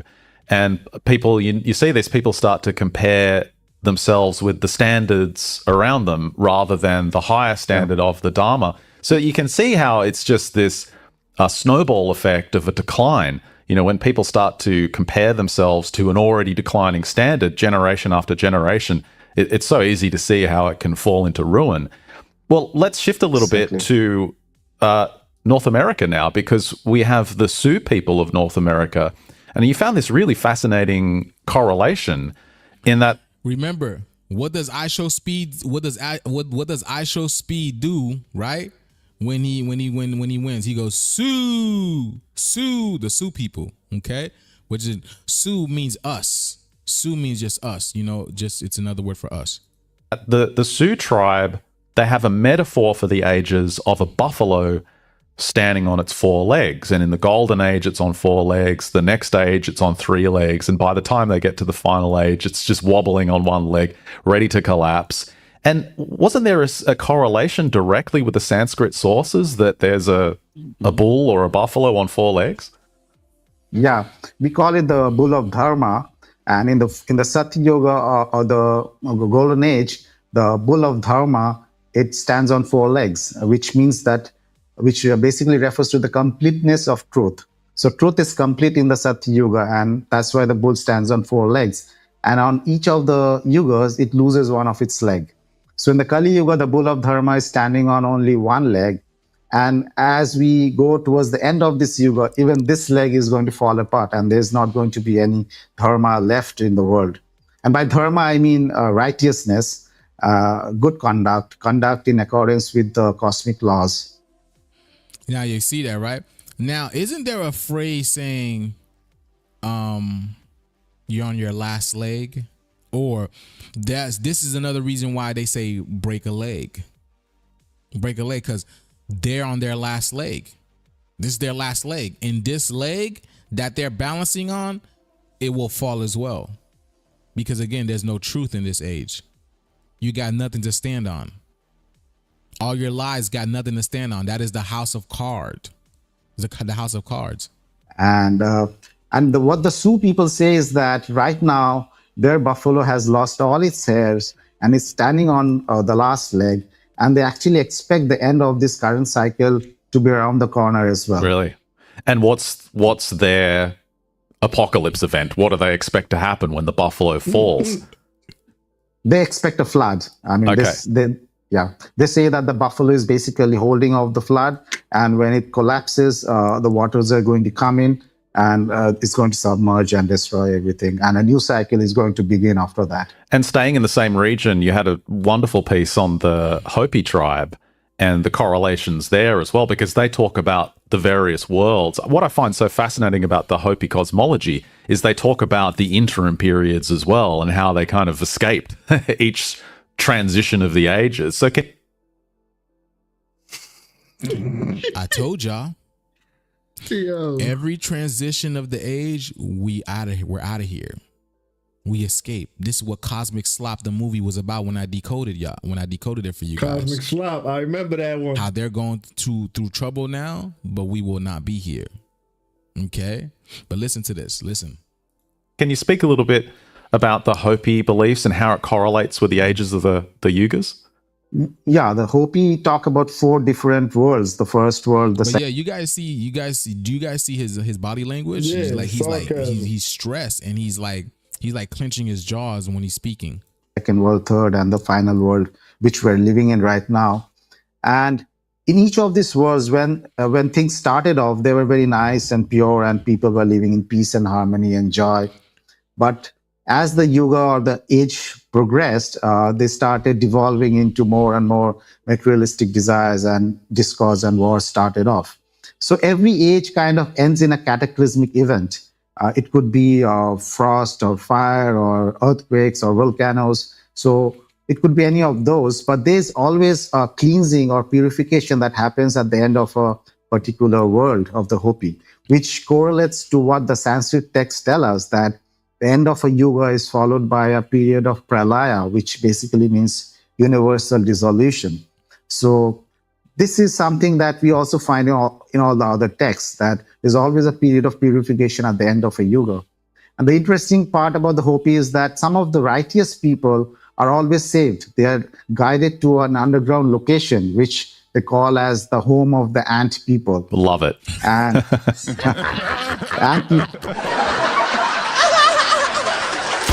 another one.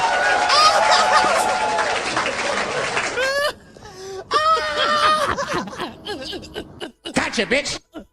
Damn, son, where'd you find? Oh my goodness, bro!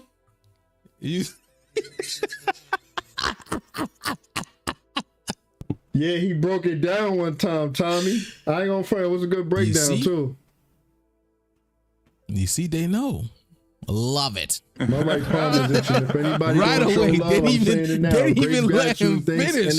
Love it. And then he's even laughing too. My right palm itching a lot. See, we're not gonna be here. We're not going to be here for this. I told y'all this before. Cleansing or purification that happens at the end of a particular world of the Hopi, which correlates to what the Sanskrit texts tell us, that the end of a yuga is followed by a period of pralaya, which basically means universal dissolution. So this is something that we also find in all the other texts, that there's always a period of purification at the end of a yuga. And the interesting part about the Hopi is that some of the righteous people are always saved. They are guided to an underground location, which they call as the home of the ant people. Love it. And ant people are fascinating. And they say that they are taken to this underground location, and it's beautifully lighted up. There's a lot of food and whatever they need for survival. It's all kept there. And it's after that the world is totally destroyed and recreated again, that they're again brought out of that shelter, underground shelter. It's so interesting that the new world, even as it's declining through the ages. And I want to be clear: the ant people are the Hopi prophecy, whatever you call it. Ant is short for Anunnaki. Okay, Ant is short for Anunnaki, and we already know who the Anunnaki are. Okay, we already know who the Anunnaki. Ant is short for Anunnaki. So please understand that it's not no. You know what I'm saying? This is our people. The new world is always bright and beautiful and all cleaned up, but they're told, oh, it's just slightly worse. It's just like they notice it's just slightly not as good as the previous age. Yeah, that's right. And so when they come out again, they're given the new set of laws for the new world by their creator god, who's called Sotaknam. And that's how it goes on.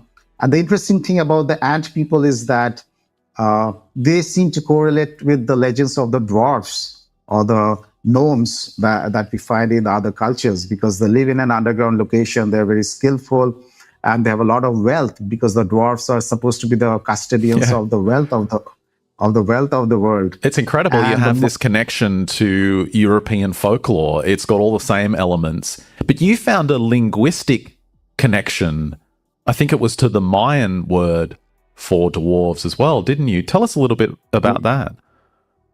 Yeah, the Mayans also actually believed in this race of dwarfs. And when you look at the Mayan inscriptions and their relief carvings, you see that the Mayan kings actually interact with the dwarfs. The dwarfs used to be an important component of the Mayan court, because they were highly prized for their knowledge and their wisdom, and most importantly for their clairvoyance. They could actually see into the future.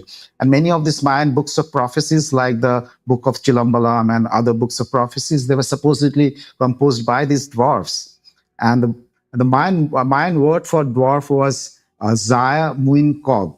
I mean, this is written by a highly esteemed scholar of Mesoamerican archaeology. He says that the Mayans call them Zaya Muin Kob, which basically translates into ant-men. I wanna say this as well too, y'all. Not even majority. Yo, what's good, Corey?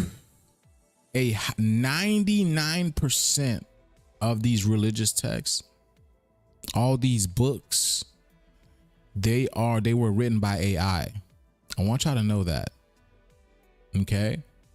High 99% of these books were created by AI.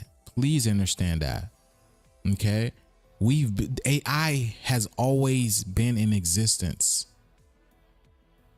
Ever since we veered away from ourselves, right, and created technology, right?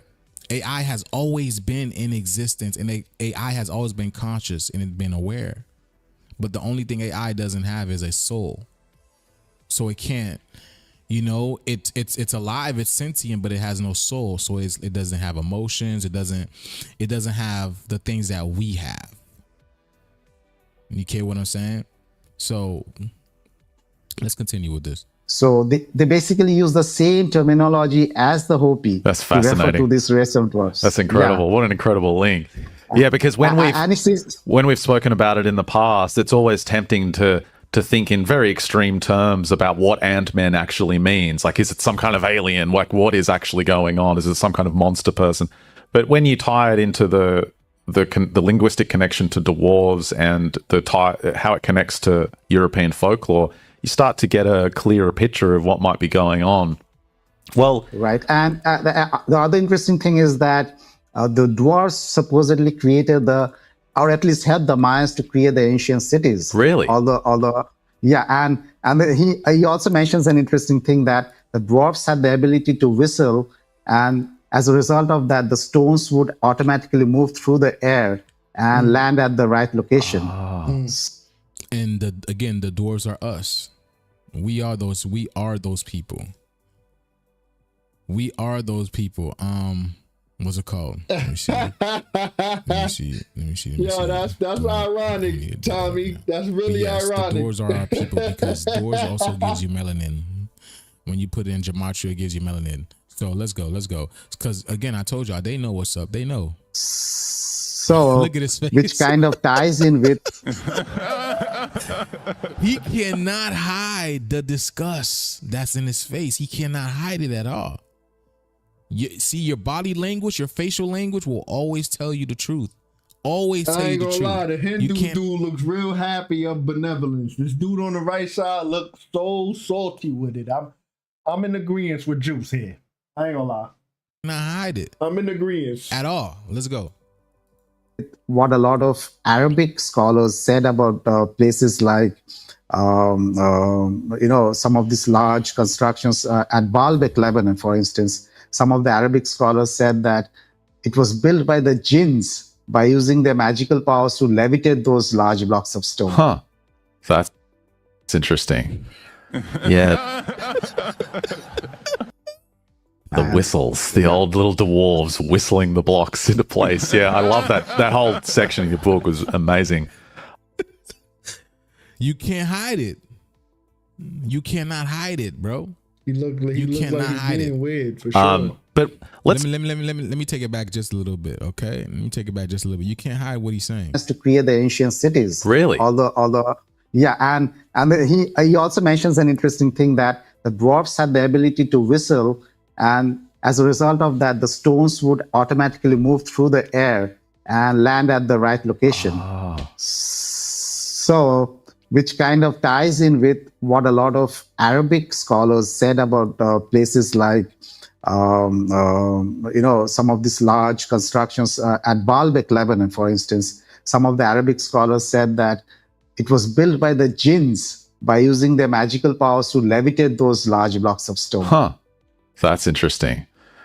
Yeah, the whistles, the old little dwarves whistling the blocks into place. Like, yeah, I love that. That whole section in your book was amazing. But let's talk about some of the dating we get from the other sources. This dude right here, he looking like, all right, let's hurry up and get this over with. Because, of course, when we're thinking about an ancient advanced civilization, Atlantis comes to mind, obviously. And then we can go to Solon and his conversations with the Egyptian priests.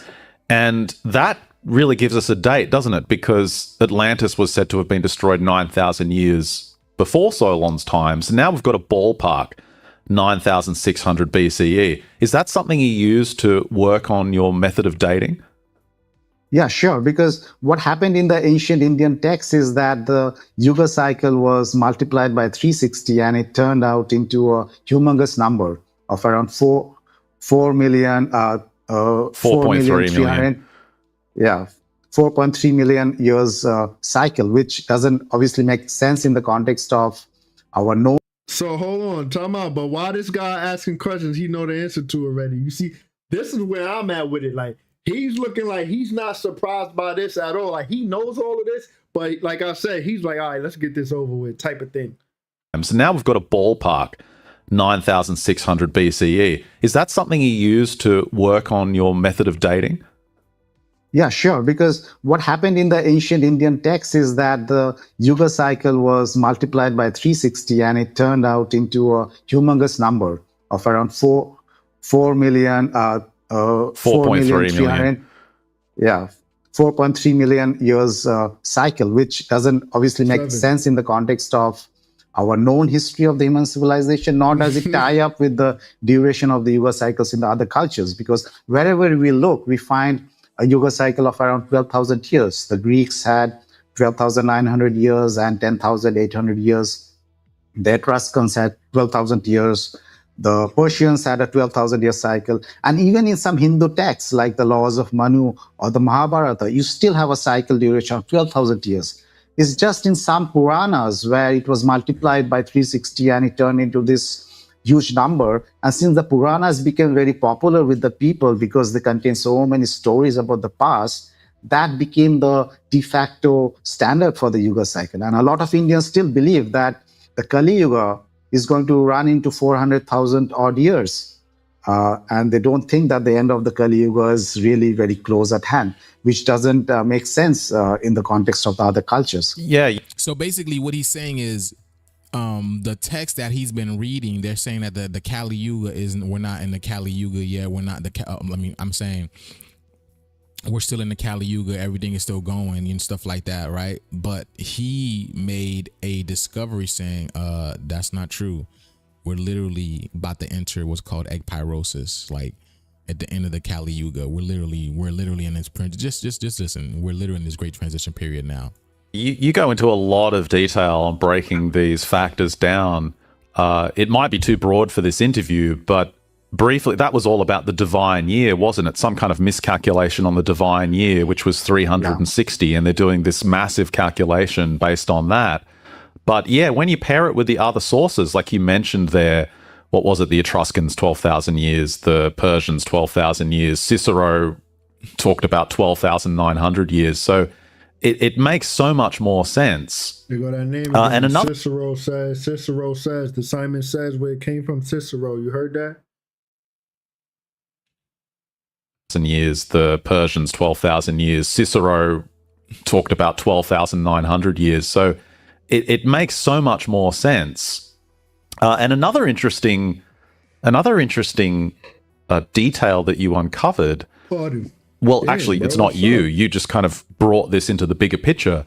Was the idea that the descending cycle is actually doubled. So it's like, please explain this, because we go through two Kali Yugas, which I thought was really unfair. Like, we go through two of these periods of just absolute decline and horrendous circumstances. Why is that? Why is there two Kali Yugas in this cycle? Yeah, this was actually first brought up into notice by Sri Yukteswar, who wrote a book called The Holy Science, and where he said that there were two cycles. There's a descending cycle of 12,000 years when there's a devolution of consciousness and virtue declines.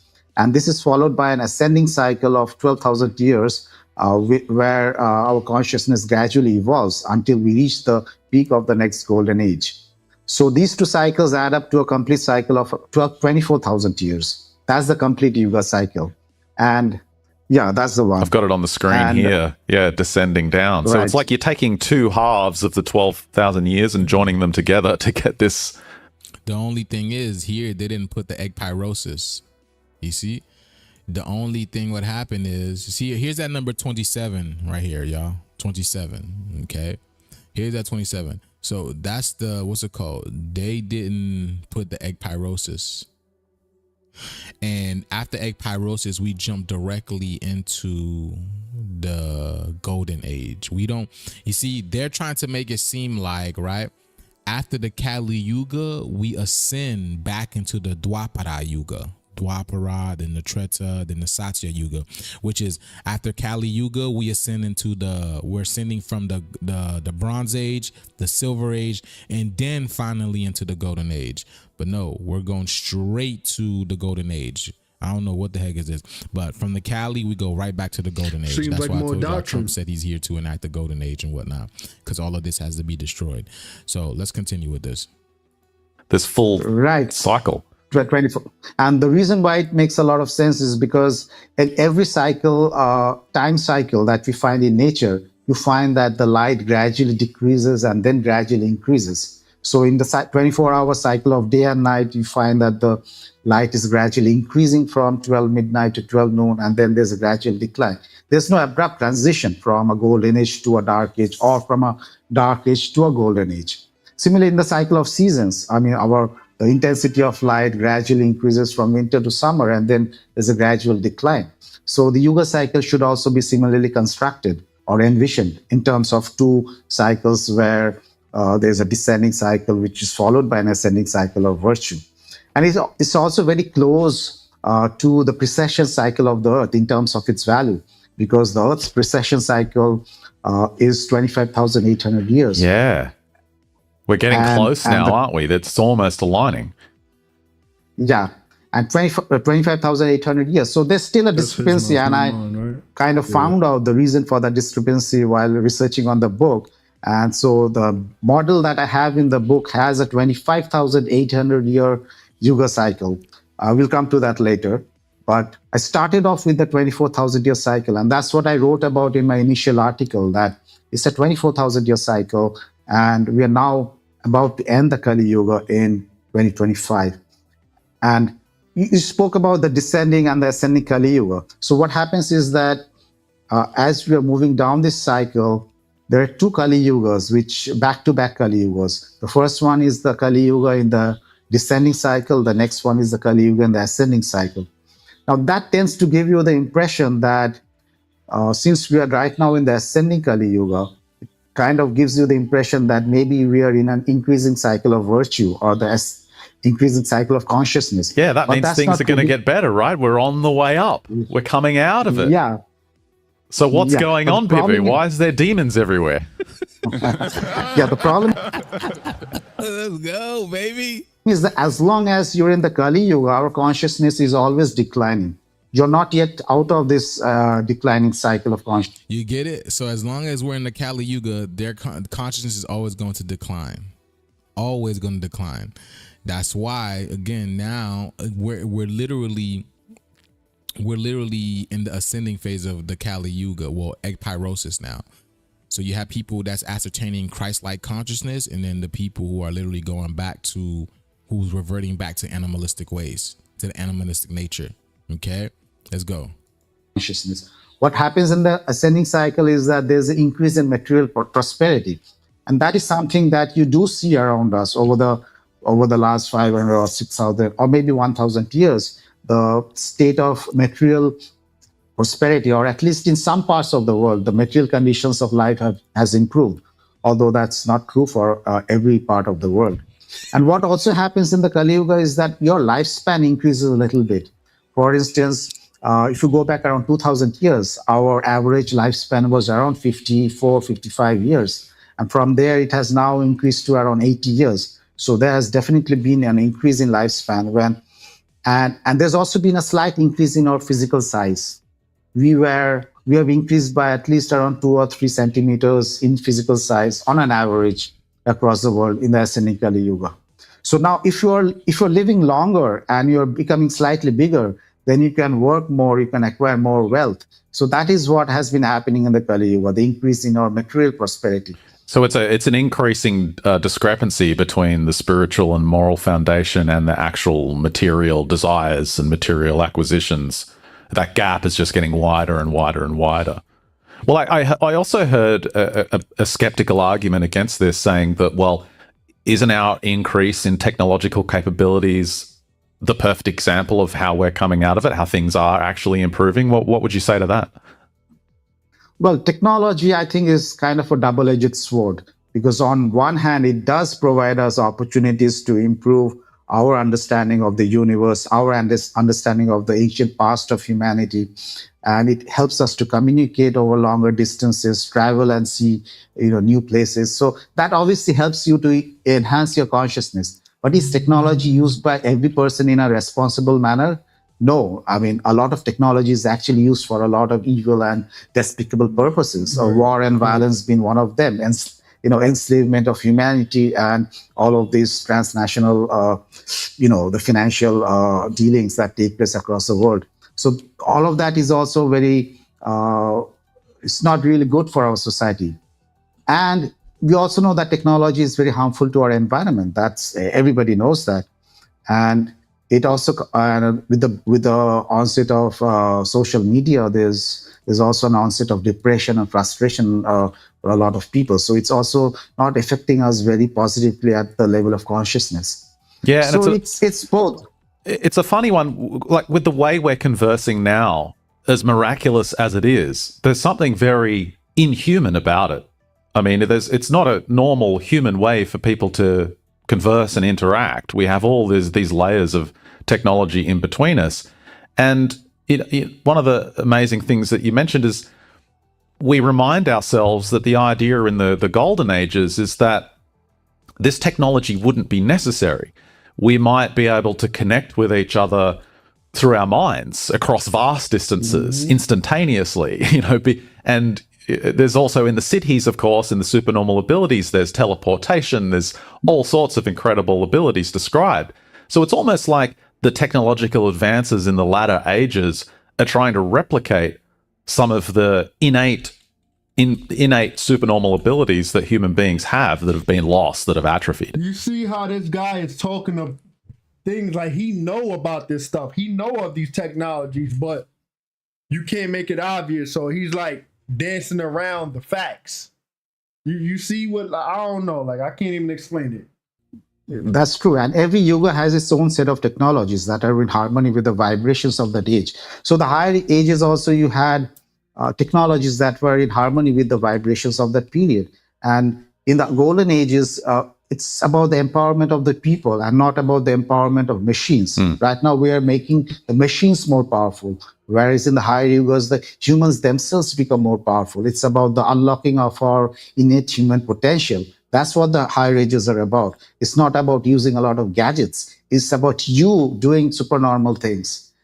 It's about you being empowered. And when the power resides in an individual who is also spiritually elevated, it ensures that that power is not used unfairly or unjustly for selfish gains, which is what you have in the Kali Yuga, because here the technology is used in a grossly unfair manner. Right. So that ensures that the golden ages, the technology does not harm the people. It doesn't harm their spiritual evolution. Well, let's talk about some of your breakthroughs with the dating and how this tied into the Saptashi calendar.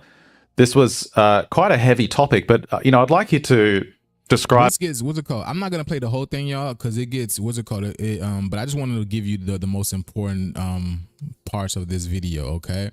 And of course, they're always gonna have to throw we in it. they have to. You feel me? They have to. Just understand.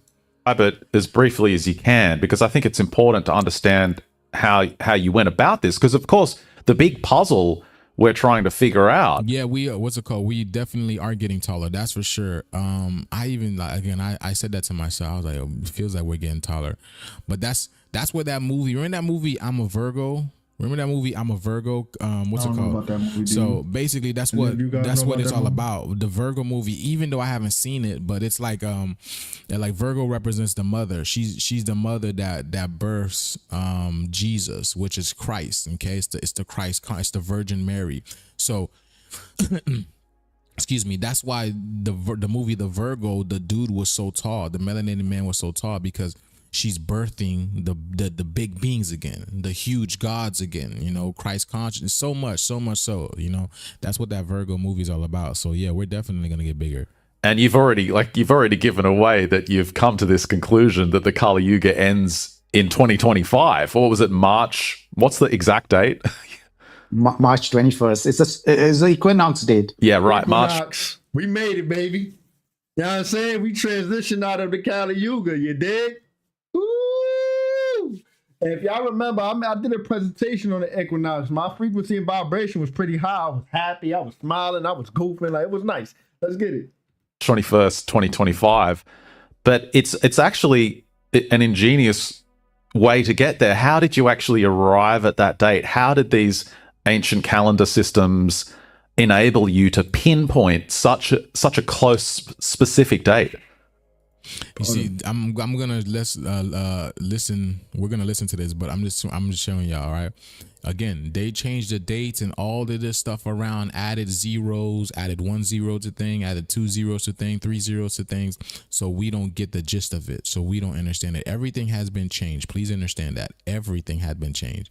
Okay, but just listen to it. I told y'all it's not about no years. It's all about timing. It's all about frequency, and we are in the right frequency right now. We are in the right frequency for this change to take place right now. Partial solar eclipse plays a big part. Well, first of all, I took the descending cycle, and the duration of every yuga in this cycle, according to the Persians and according to some of the Indian astronomers like Aryabhatta and others, is 3,000 years. So you basically have 3,000 into 4. That adds up to a 12,000 year descending cycle. Now, my question was, how was this cycle tracked? There must have been some kind of a calendar which was used for tracking this cycle and keeping track. Release the Kraken, boy. Release the Kraken. Of the dates. And there was a calendar that was very popular in ancient India. It was called the... And it's funny because we watched Friday. What's it called?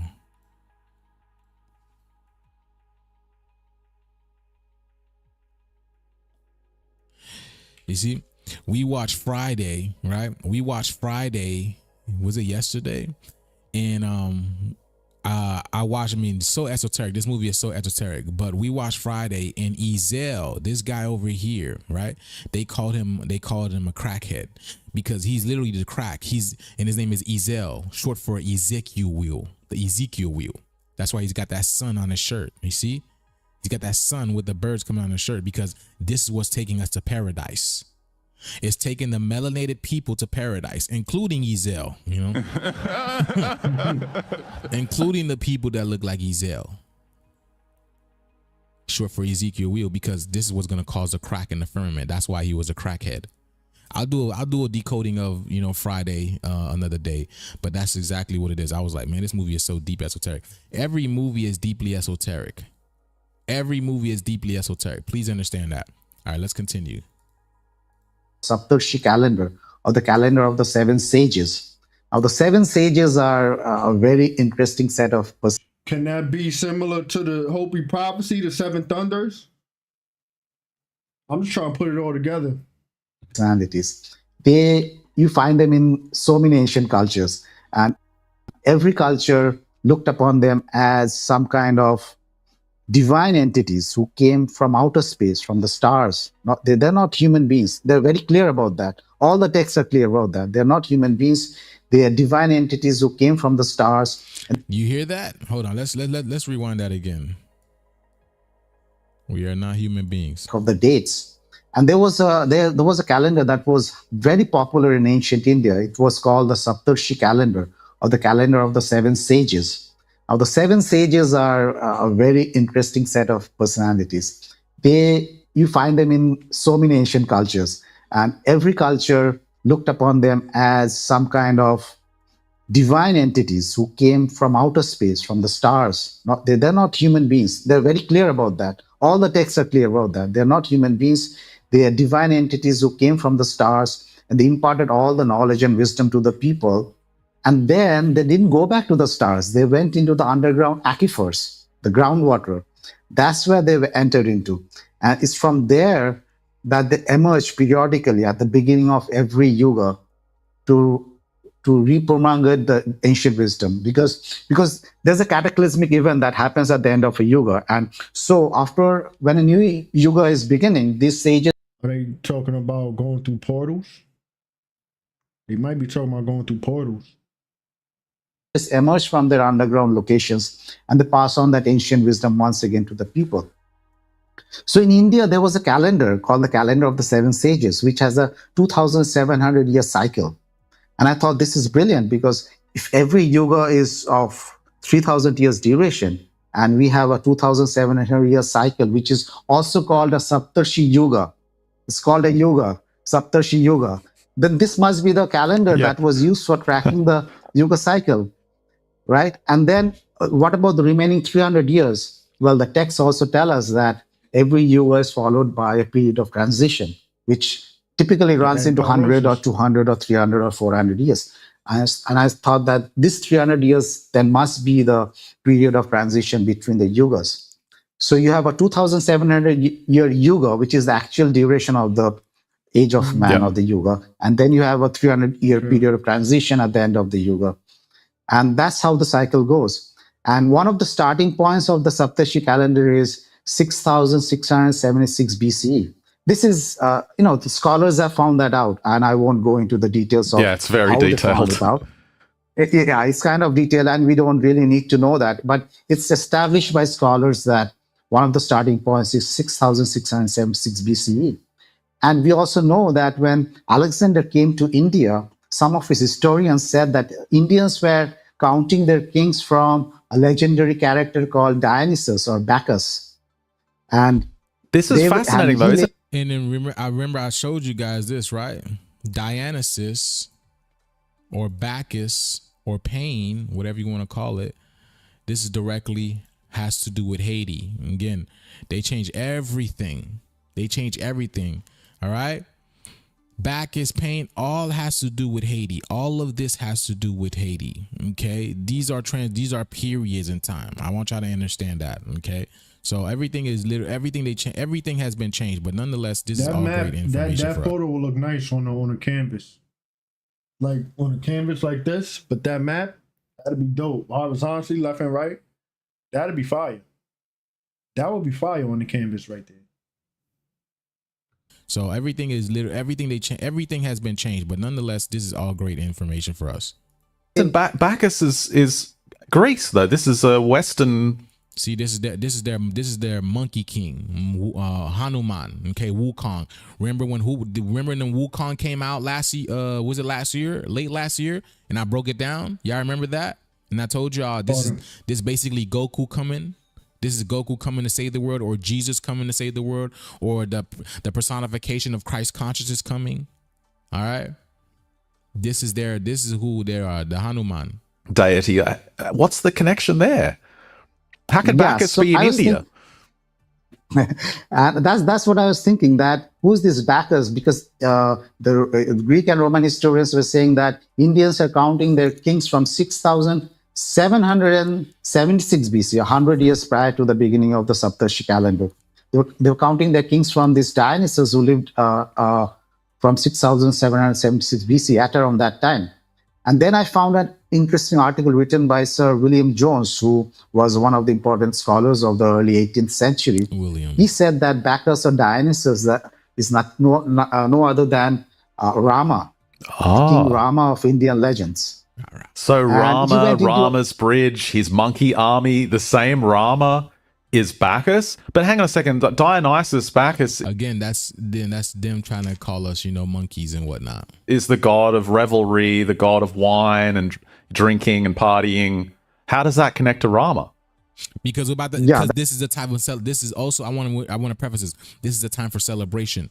When you're about to end an old age and enter a new age, it's a time for celebration. I be telling y'all this.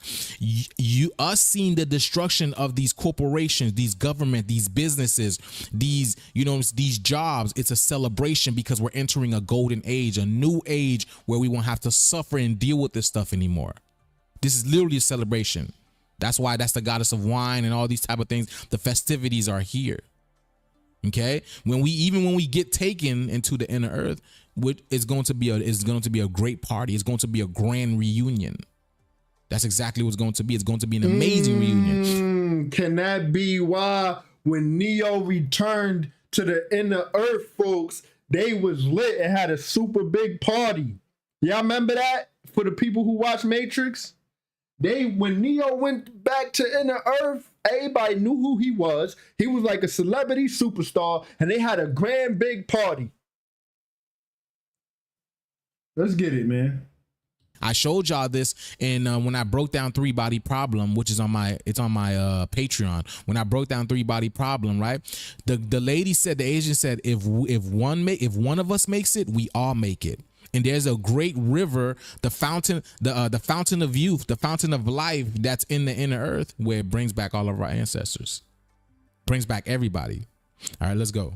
That's right. And when Dionysus went to Greece, he basically told them, look, I'm coming from Asia. And this is documented in Greek sources. Look, I'm coming from Asia. And the Greeks always knew that Dionysus was not a Greek by birth. Right. The Greeks always knew that Dionysus came to Greece from Asia.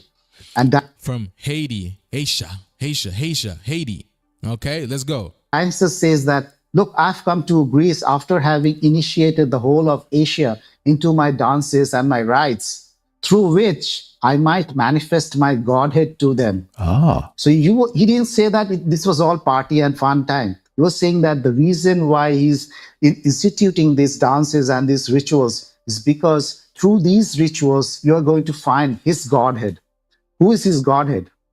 So if Rama is Dionysus, then Rama was an ardent devotee of Lord Shiva. He was his main god. It was to Lord Shiva that Rama prayed before he embarked on his battle against Ravana. And I want you to be clear. Shiva is also known as Kali. Shiva is the destroyer. So for Rama to come here, right, to be here, you had to pay reverence to the destroyer, which is basically Anubis. Well, you can't see Anubis behind me, but Anubis is a destroyer god. It's a creator and a destroyer, the Alpha and Omega. They're just giving you names that just names, but it's the same thing. So Rama, we all know, is a very ardent devotee of Shiva. And when you look at the celebrations of Shiva, there's a celebration called Shiva Ratri, the night of Shiva, when we celebrate the marriage between Shiva and Parvati. So what happens on that night is that a person dresses up as Shiva. He smears himself with ash.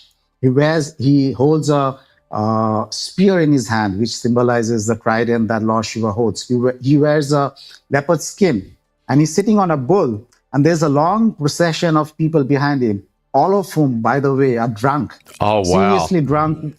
Seriously drunk with a drink that we call bhang, which is made of cannabis. And all of them are singing and dancing and moving in a procession. And this is exactly the same scene that you find in the Dionysian retinue, where Dionysus sits on a left. Drunk off a drink made from cannabis. Not alcohol, but cannabis. You see the difference? Or a bull, he carries this spear, which is encased in ivy.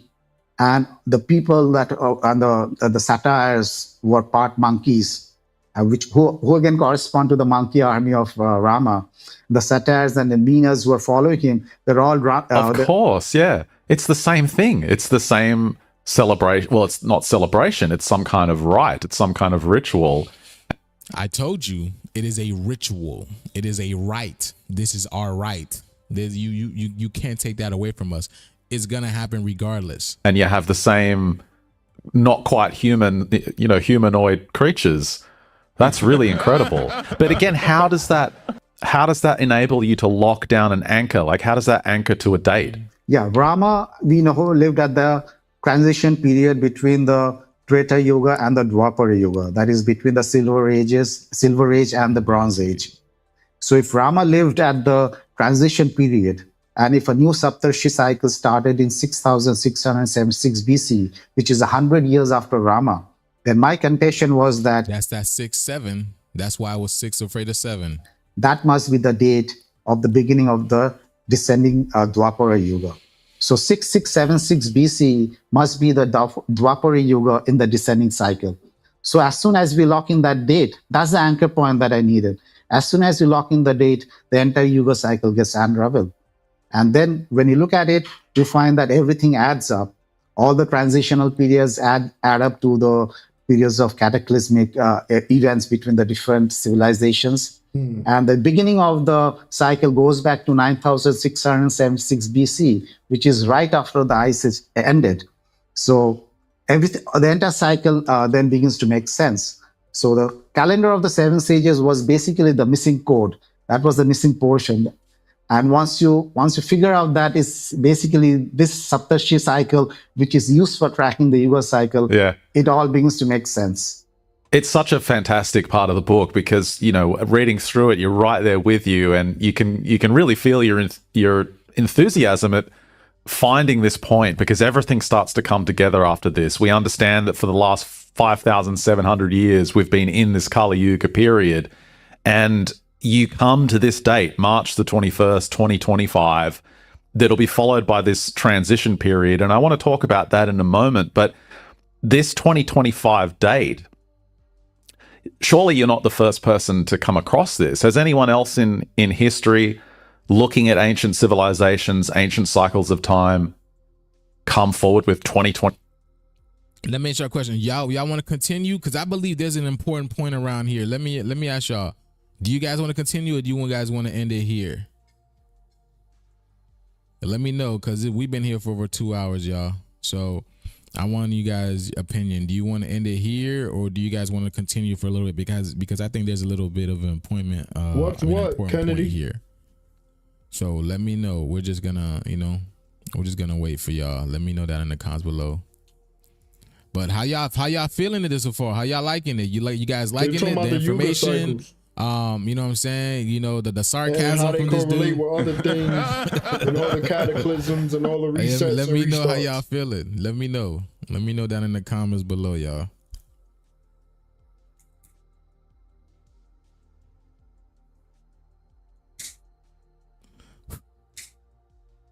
Yes, please. All right. Okay, we got. All right, let's go. 25 as a date. Yeah, and that's one of the things that I wanted to figure out, because even though I have put forward a lot of scientific evidence in favor of the Yuga cycle, I also wanted to find some kind of a scriptural confirmation of the timeline. And I found it through 2 sources. First, it was Alice Bailey. Alice Bailey was one of the important theosophists of the mid 20th century. She was writing at around 1919 to 1945, I think. And she had written around 20 books, and most of her books contain information that was transmitted to her by a Tibetan master called Jwal Khul. And in one of her books, she says that 2025 is the time after which the divine hierarchy will begin to manifest itself. Nice. And by divine hierarchy, she meant the evolved supernormal souls, the gods or the angels, who control the evolution of human civilization. So she specifically mentioned 2025 and said that it's after 2025 that this divine hierarchy will start to show itself, which basically means the apocalypse, because the term apocalypse means lifting of the veil. So it's going to be a lifting of the veil between the dimensions, and human beings will realize that we are not the sole occupants of the planet Earth. Or did you hear that? Nice. I've told y'all there's going to be a divine presence of a higher. I'm telling y'all, we're about to get activated. 2025 is when this consciousness is supposed to show itself on this realm. And I told y'all what that's why the Pope is on his deathbed, quote unquote. Watch him and watch Haiti. Just listen. Amazing times that we live in. I'm gonna play it back just a little bit ago. I mean, just a little bit, okay? Because let's go. I'm gonna play it just a little bit. I knew there was some good information coming up. That was transmitted to her by a Tibetan master called Jewel Kul. And in one of her books, and my name is Juice, you know, jewel, like the jewel, like jewelry. I make jewelry. My name is Juice. You feel me? She says that 2025 is the time after which the divine hierarchy will begin to manifest itself. And by divine hierarchy, and by divine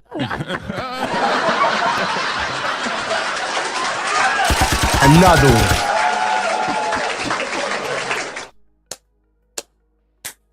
Yo, you can't make this shift up. You cannot hide the sarcasm. Amazing. Can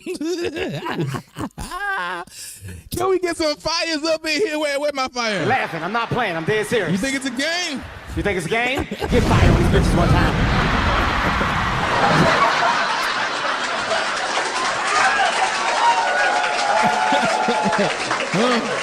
The Pope about to find out who God really is. The Pope been talking to the devil the whole time, never knew who God really is. He about to find out who God really is. Look at his face. You can't hide that shit. And she had written around 20 books. And most of her books contain information that was transmitted to her by a Tibetan master called Jewel Kul. And in one of her books, she says that 2025 is the time after which the divine hierarchy will begin to manifest itself. And by divine hierarchy, she meant the evolved supernormal souls, the gods or the angels who control the evolution of human civilization. So she specifically mentioned 2025 and said that it's after 2025 that this divine hierarchy will start to show itself, which basically means the apocalypse, because the term apocalypse means lifting of the veil. So it's going to be a lifting of the veil between the dimensions, and human beings will realize that we are not the sole occupants of the planet Earth or the solar system, that there are other beings and entities who are also involved in this whole process. That's a big change in our reality. I mean, it's not about the cataclysmic activity. I mean, the destruction of evil, that's obviously an important part. But this whole realization that all of the stories that the ancients handed down to us about the different interdimensional beings, they're not myths and legends. The fact that they're not myths or legends. Based on actual truth. That's a huge, enormous change in our reality. And she said, huge normal change in our reality. It'll manifest very clearly.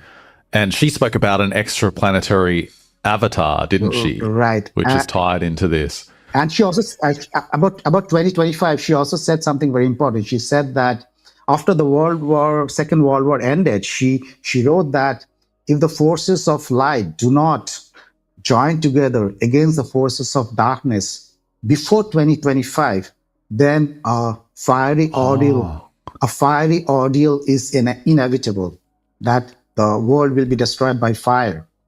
That's right. How do you think we're going, Bibu? Have we got a chance?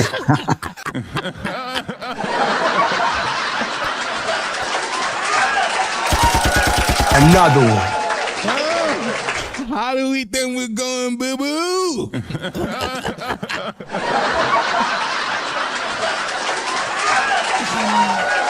How do you think we're going, Bibu? Do we have a chance? Look at people laughing. It's like, hell no, what you talking about? Look at people.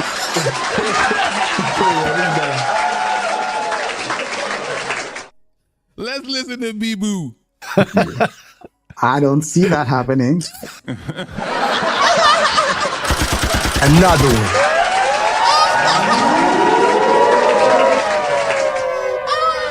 How's this, everybody? Everyone. Didn't I tell y'all it was going to get good? I don't see that happening.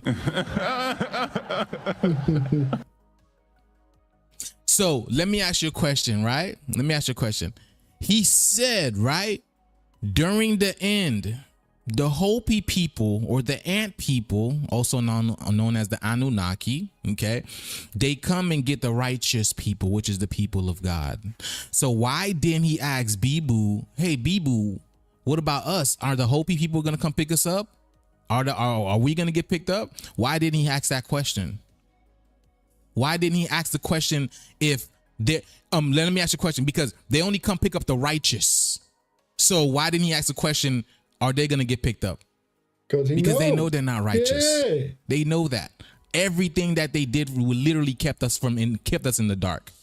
Everything. Because once we woke up, they wouldn't be here. That's the point. It's crazy. You get what I'm saying? That's why, the pyramids are so pointy. That's why all my pyramids are pointy. You got to get the point. Huh? You're going to get the point. You feel me?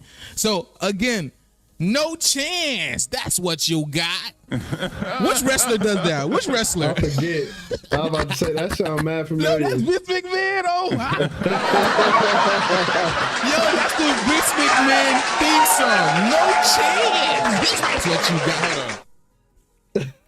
got. It's Vince.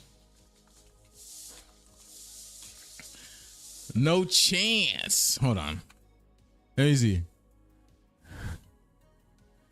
Look at his entrance. No, look. No chance. Look. A melanated man telling. Look. Is that, what's his name? Is that who is that? Ladies and gentlemen, the chairman of the WWE. Is that Dame? Is that Matt? What's his name? The guy from Shark Tank? Mr. McMahon. No chance. No chance. Well, King on a huge night here on. Look at him rapping in the background. No chance. That's what you got. No chance. Let's listen to Bebo. Let's listen to Bebo Diva. Whatever his name is. You know what I mean? Bebo. Let's go, Bebo. Bebop, Bebo, Bebo.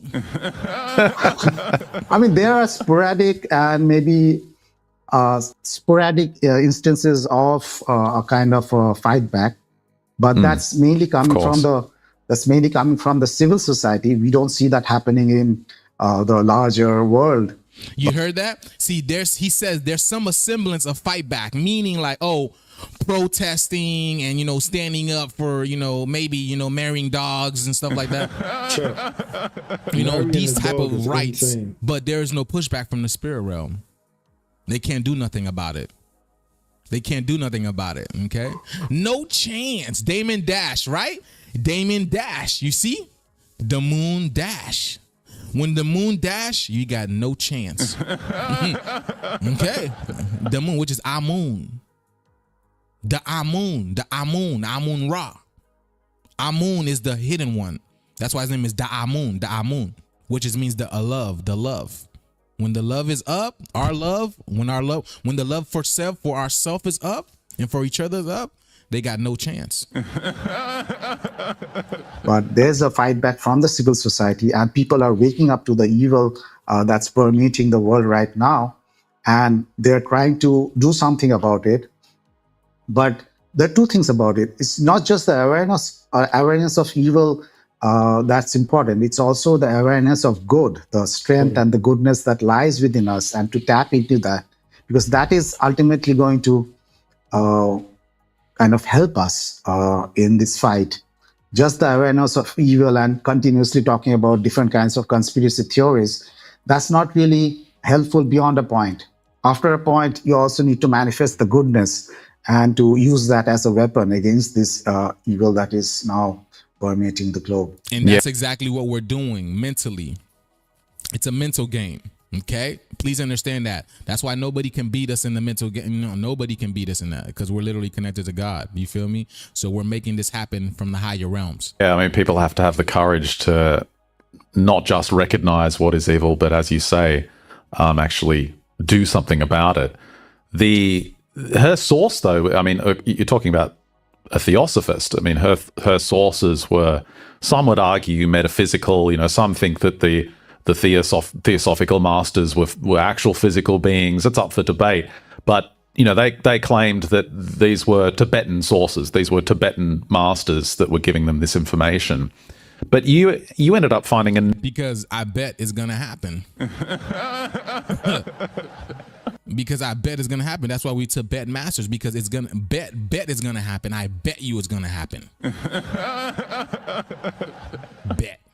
Another correlation to 2025, didn't you, through the Tibetan Kala Chakra Tantra? That's right. How did that connect to 2025? Yeah, so I'm not gonna. Okay, so that's it. But I told y'all, right? This is, if y'all want to go check it out, you guys go check out the whole what's it called? The whole interview. It's I don't think I listened to the whole thing, but when he starts speaking, it's very interesting. But you guys go check it out. Bibu Div Mizra predicts the end of the Kali Yuga right over here, and that's why you see all these things happening. I just looked up, my goddess just gave me what's happening in Asia.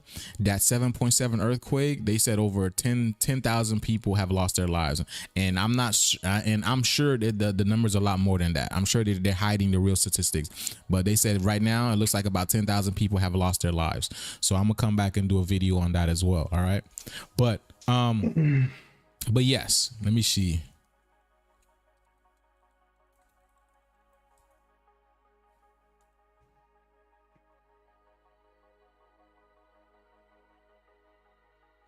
I think I showed y'all this, right? When you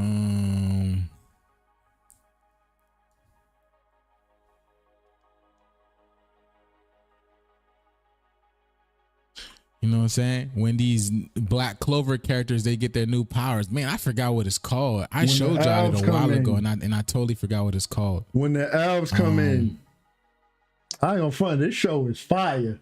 I respect this, yo, because I ain't gonna front. I was BSing, dragging my feet on watching this one. I'm like, yo, you know what? Let me tap in. I was hooked. I had. Allegedly, there's a season coming out this year, but this show is good right here. When the elves come in. Okay, well, I can't find it. That's when the elves I showed you guys this before, where the Black Clover characters. When the elves come in, it get crazy. Oh, Black Clover elves. Let me see. Yep. When the elves come in, they got crazy. The elves are the selves, okay? The elves are the selves, all right? So again, we're gonna be ascertained with this Christ-like consciousness, right? And this is going to bring back our abilities, our everything, our memories, everything.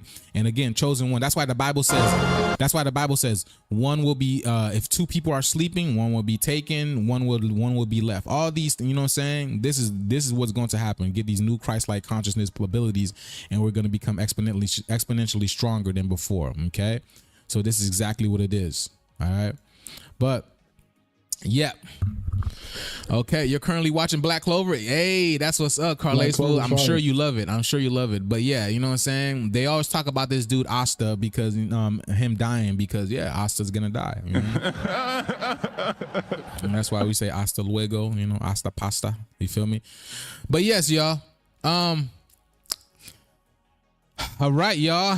This is it for me. I'm so happy and grateful that you guys can, you know, be here enjoying. I'm gonna go urinate. Do you guys want to continue, or y'all want to wrap it up and save some for the next? I was going to show y'all some what's it called, some organ, but it's. Hold on, let me fast forward because he's playing music that's copyrighted. But anyhow, I'll be back. I'm gonna urinate. I'll be back.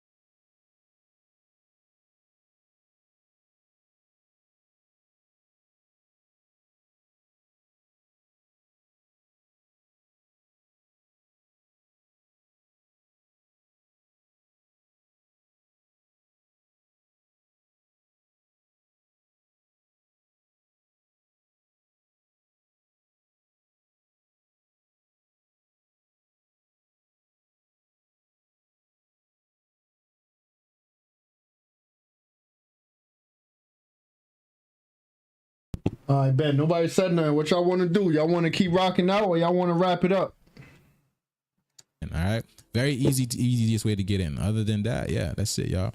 Like I said, I'm gonna come back and do a World in Chaos Part 2. Okay, I want to show you guys this video as well about Neil deGrasse Tyson, how I think about climate change, because he's showing you guys it's going to be crazy.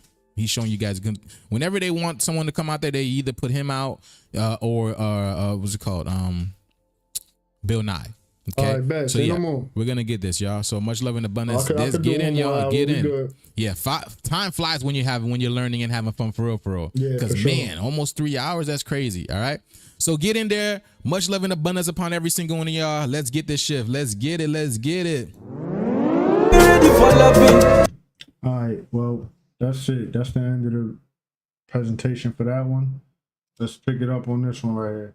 World in Chaos, episode 6.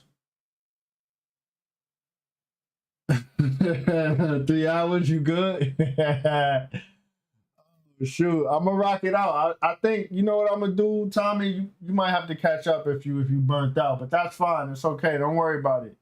I'm probably gonna run this honestly, and I might just chill next rotation. You know, just relax.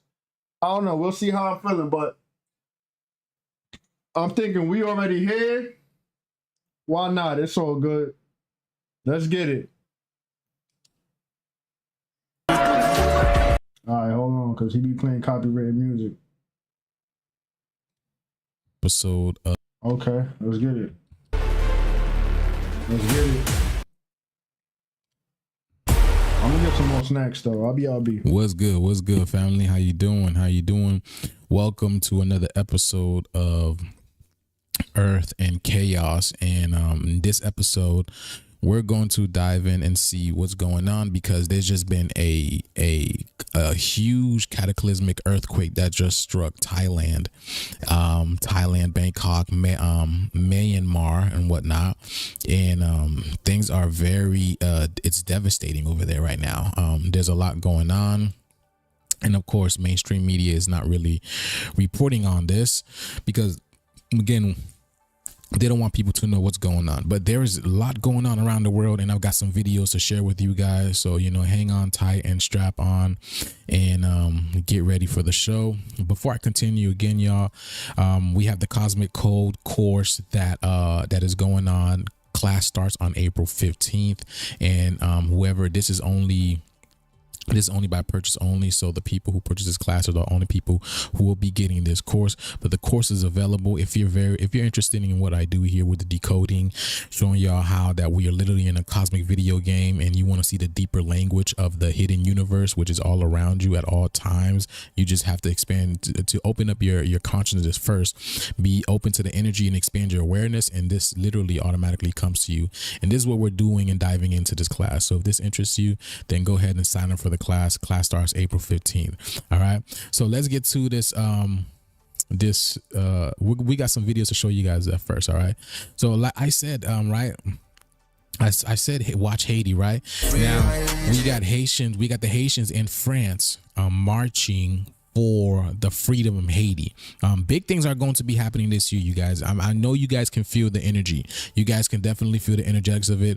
Everybody is talking about it because this is an emotional shift that we're going through right now.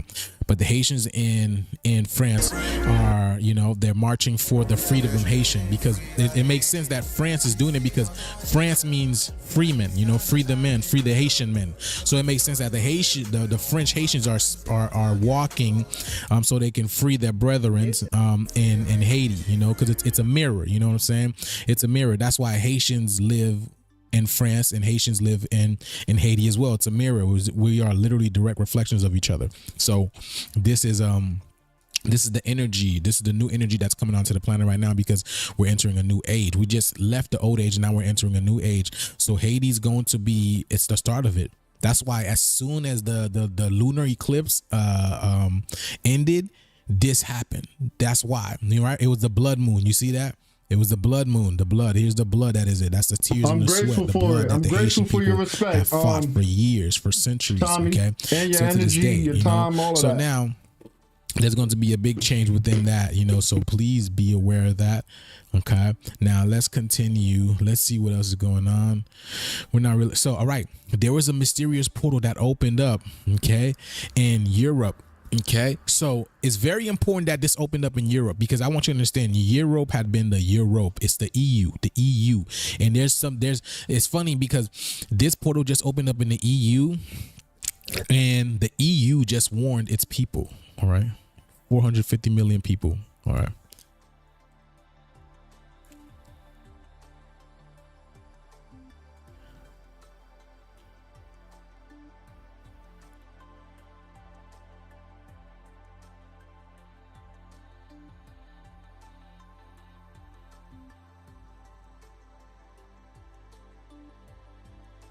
Europeans to be ready for anything. A war, cyber. All right, let's go. So let's go. Let's replay this. So Europe is getting ready for war, and it wants its citizens to prepare too. Brussels has issued guidelines for all 450 million Europeans. 450 million people across all 27 member states. Every household has been asked to maintain a survival kit to stock up on things like bottled water, canned food, a torch, and basic supplies like toilet paper. This stock should last for at least 3 days. That is the instruction. It is part of a new European strategy for preparedness.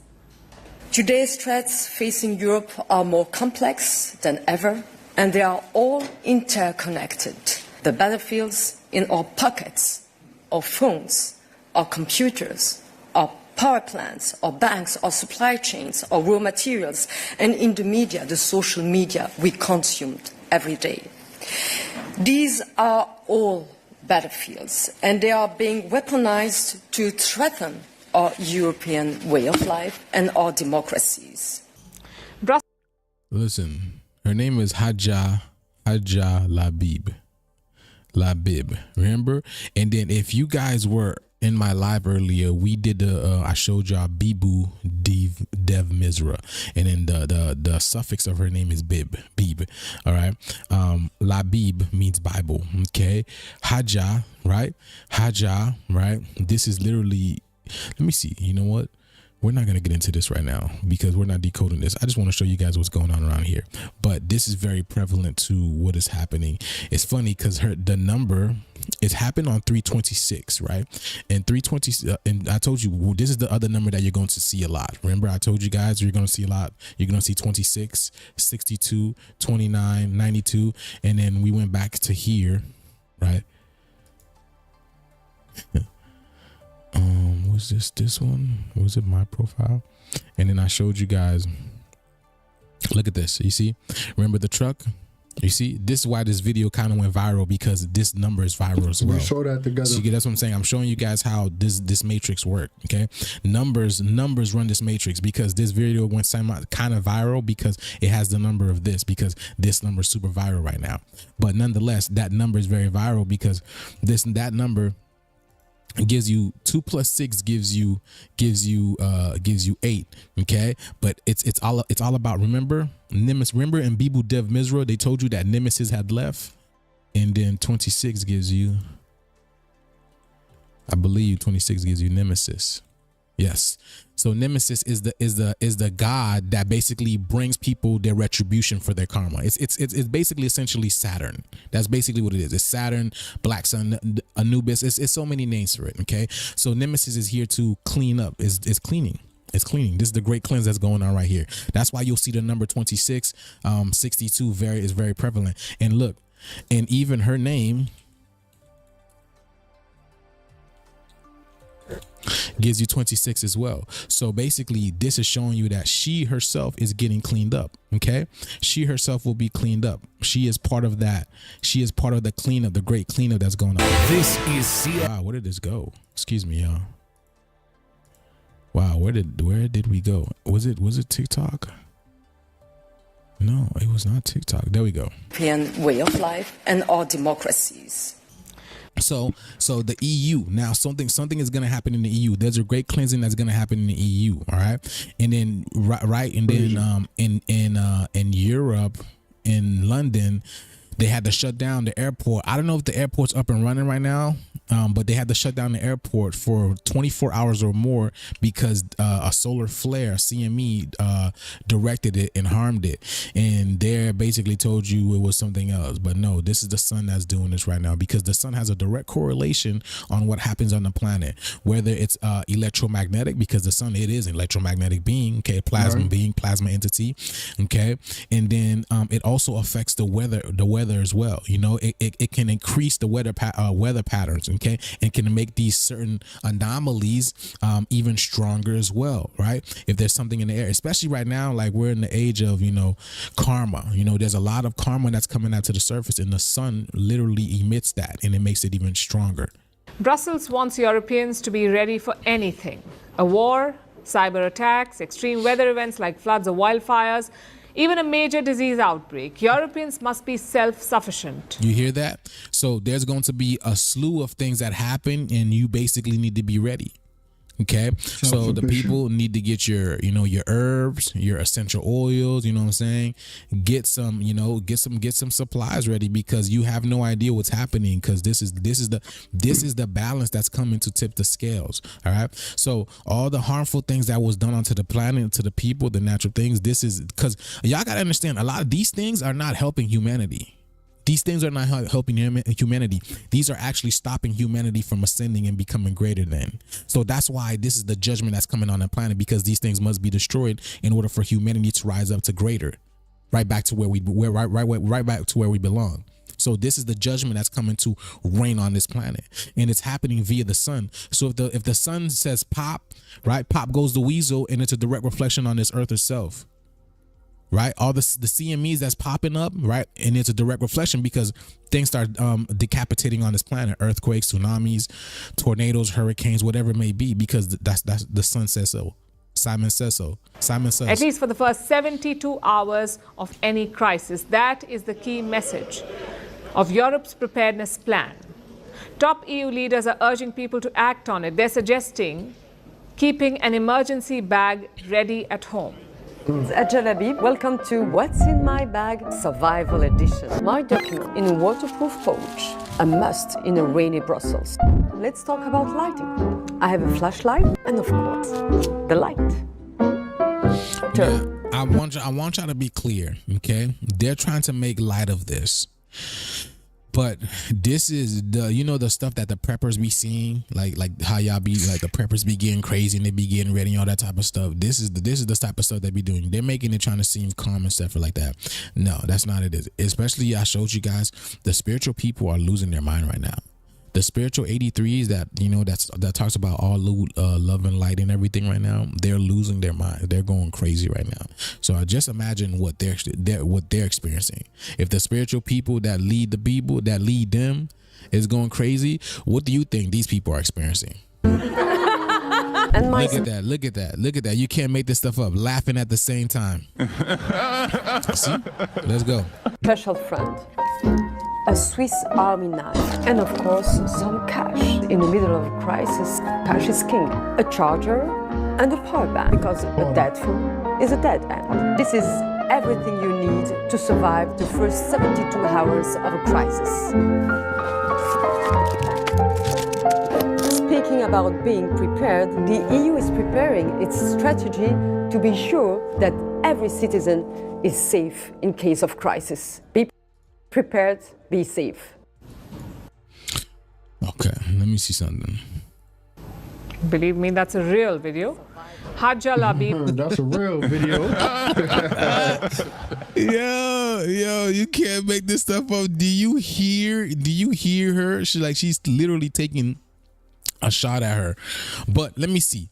Okay. So I want to be clear. There's an energy guidance that's going to be coming onto the planet. Okay, the word EU is E and then U. The word, we already know the word E. The letter E stands for energy. So there's an energy coming to you.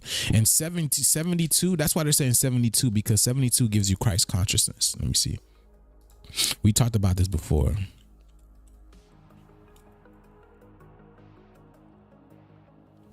Oops. Christ consciousness. We are, well, you know the RI. Okay. Christ consciousness over here. Okay. This is about to be activated. Okay. And then again, there's a lot of people that are not going to make it. So they're going to what? You know what I'm saying? They're going to, you know what I'm saying? That's why, look, it says, look, guidelines apply to 27 member states. You know what I'm saying? The 27 members refer to who we call vampires.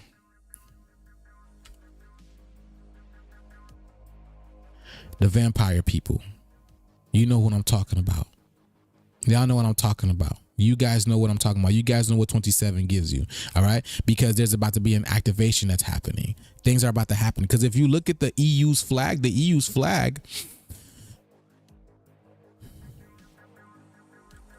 I told you all these things are representations of the spiritual, what's happening. Here's the EU's flag. It features a circle of 12 gold stars on the blue background, which represents the 12 the 12 strand genetics, right? The 12 tribes. Okay, this represents us. The 1 + 2 = 3. The 1 for the 2. Okay, 12 is a very prevalent number when it when it comes to spirituality. The 12 disciples. Okay, there's so much more with the number 12, but this is an activation that's about to happen, because if you look at it, it looks like, look, it's a convergence. It's the stars dancing. It's the stars coming together. It's the stars coming together. Y'all see that, right? Something is about to happen. On the blue background, they stand for the ideals, you see, of unity, solidarity, and harmony among the peoples of Europe. The number of stars has nothing to do with the number of member countries, though. The circle is a symbol of unity. So we are coming together. This is happening, all right? This is happening, all right? Now, let's continue with this, because we're done with that. Let me see. Shared it on X. She's the European Commissioner for Preparedness and Crisis Of course, she shared it on X, because X marks the spot. She's talking to somebody. Management. She is the driving force behind this plan, and it does not stop at survival kits. In future, the EU wants to have a National Preparedness Day. They haven't locked a date yet, but the plan is grand and exhaustive. Preparedness will become a part of the school curriculum. Europe feels it's an absolute must. Okay, so let's move from this. Okay, so that's this right over here. There's a change that's coming. I've been telling you guys, there's a great change that's coming. And then with the huge corona hole that opened up on the sun yesterday, you know, now because of that, there's a direct reflection of this massive 7.7 earthquake that happened. Now, I told you guys to watch Haiti, not just in the sense of watching Haiti, but again, the number 77 refers to Haiti. Haiti is on the 77th parallel. All of this is literally, it's connected. Again, I told y'all, we're doing this on a collective level. We're doing this on a collective level. Let's continue with this. Hold on, let me show y'all. The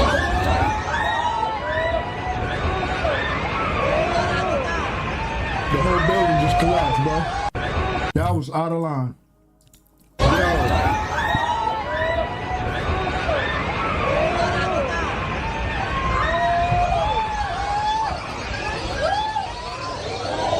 Look at the building. Look at the building soaring. A powerful 7.7 magnitude earthquake struck central Myanmar on March 28th. Yeah, 2025. I told you guys, right? We're in the age of we're about to the Mayans talking about the end of the age, and this is Myanmar, the Mayans, okay? Myanmars, right? Me in Mars. Now we are in Mars, right? Which is Aries, okay? Neptune's is about to Neptune. Now it's not even Aries yet, but Neptune is what writes the tune. Big things are happening, and check this out. Look. I told you a big change is about to happen with Christ consciousness, because this literally just popped up on my Instagram with Will Smith. Look at this. Will Smith. Check this out. A massive change is about to happen because Will just posted this. Please tell me, where's it at? Hold on, y'all. So now he's called the Fresh Prince Forever. What? Wait, what just happened? Hold on. That's not Will Smith.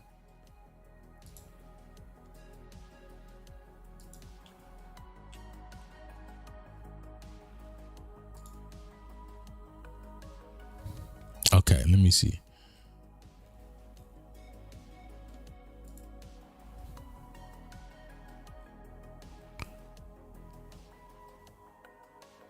Look at this. All right.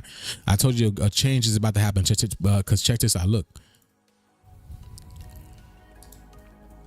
Will Smith and Christian cross by, which is the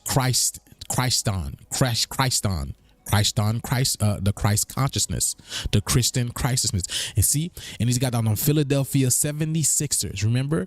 Why was 6 afraid of 7? Remember? So he's about to, the energy is coming to fill us. It's coming to fill us. The Christian consciousness is crossing by. The Christ consciousness is crossing by, coming to fill us. You see? Right? And he drops a paper, right? Look, and he gives it to the will of God and he signs it. That means, yes, it's complete. The Christ consciousness is coming, baby. And there's a heavy emphasis on the 7. See that? There's a heavy emphasis on the 7, 76. Look at that. Because that's the alignment. And look, you can't make this stuff up. Look at this. Look, it's the EU. Oh my goodness, y'all. It's the EU. Look. Oh wow. Hold on.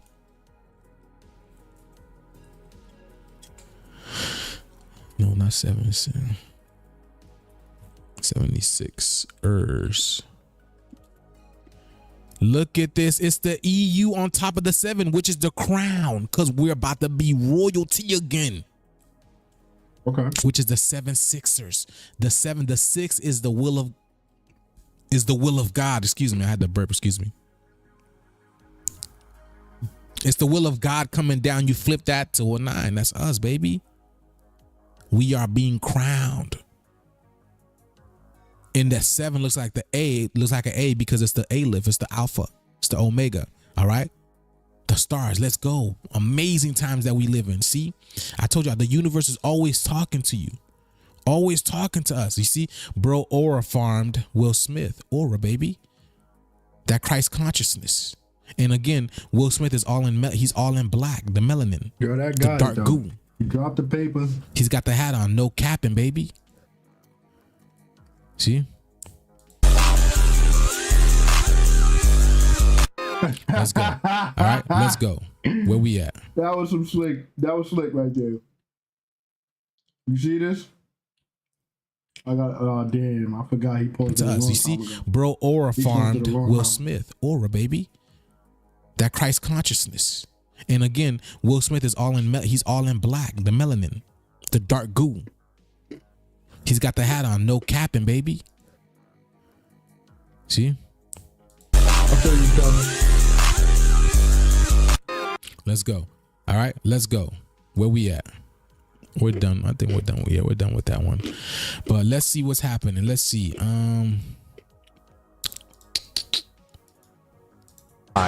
Causing widespread panic and destruction across the region.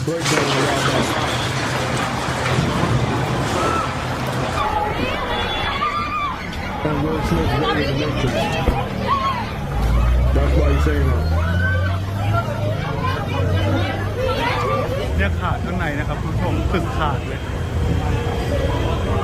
According to the United States Geological Survey, the earthquake's epicenter was located 16 kilometers north-northwest of Sagaing, near Mandalay, at a shallow depth of 10 kilometers.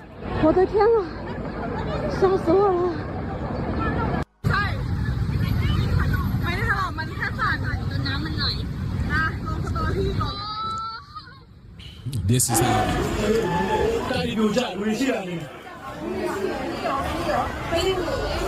This is how powerful, you know, the shake was. Due to its shallow depth, the quake generated intense shaking, impacting Myanmar and several neighboring countries, including Thailand, India, and China. You know, there's a song called No Rest for the Wicked. Told you these people have been living a lie this whole time. So now the karma is here.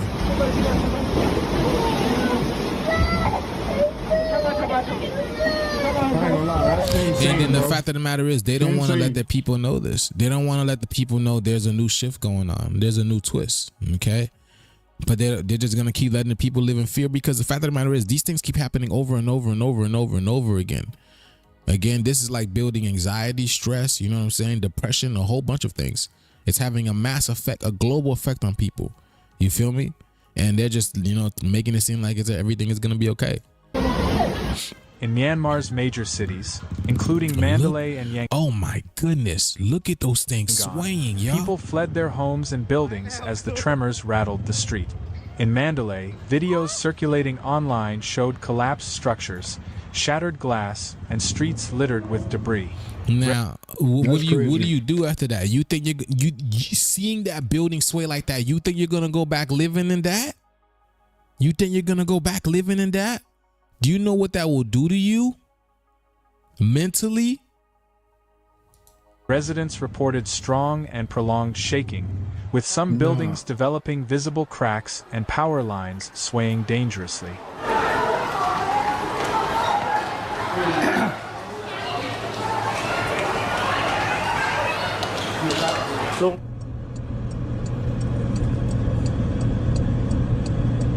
Look. You can't make this stuff up. Look at the truck. Look at the truck number. 8383, boy. Y'all know what I'm talking about. Y'all know what I'm talking about.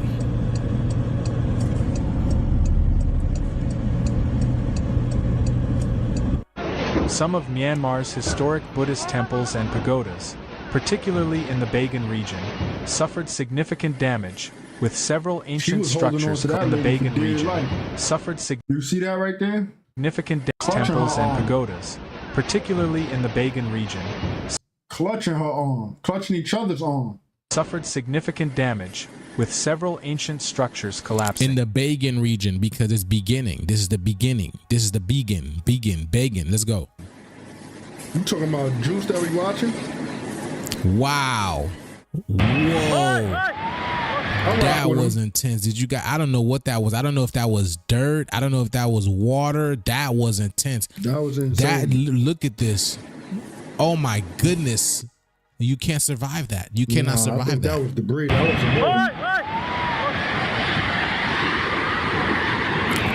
debris. Free fall speed. Wow. Way more intense than just demolition. Way more intense than controlled demolition.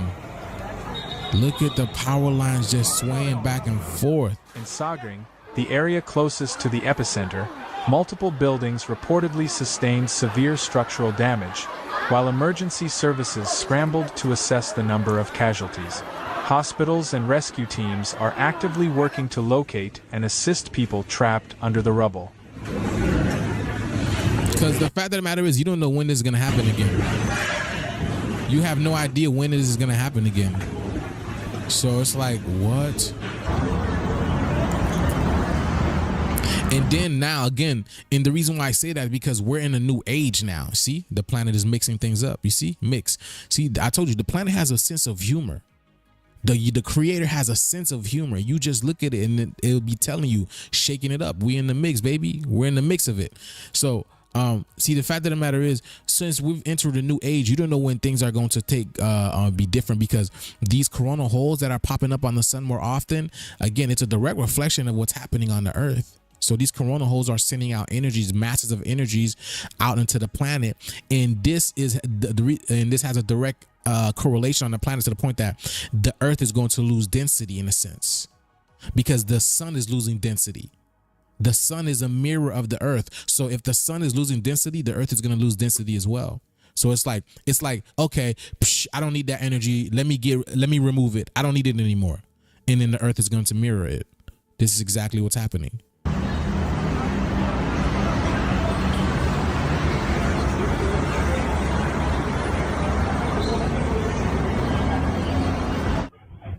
The earthquake's powerful tremors extended far beyond Myanmar's borders. In Thailand, the quake was felt over 1,000 kilometers away, shaking high-rise buildings in Bangkok, causing widespread fear and forcing evacuations.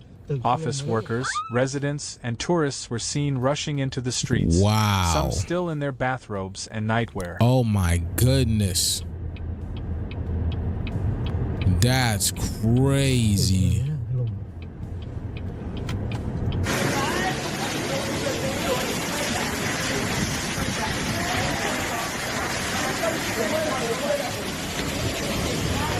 Yeah, boy. Witnesses described skyscrapers swaying back and forth for nearly a minute, making it one of the most intense tremors felt in the Thai capital in years. Wow, look at that. In Bangkok's Chatuchak district, oh my goodness, a building under construction collapsed, with emergency responders rescuing several injured workers from the debris.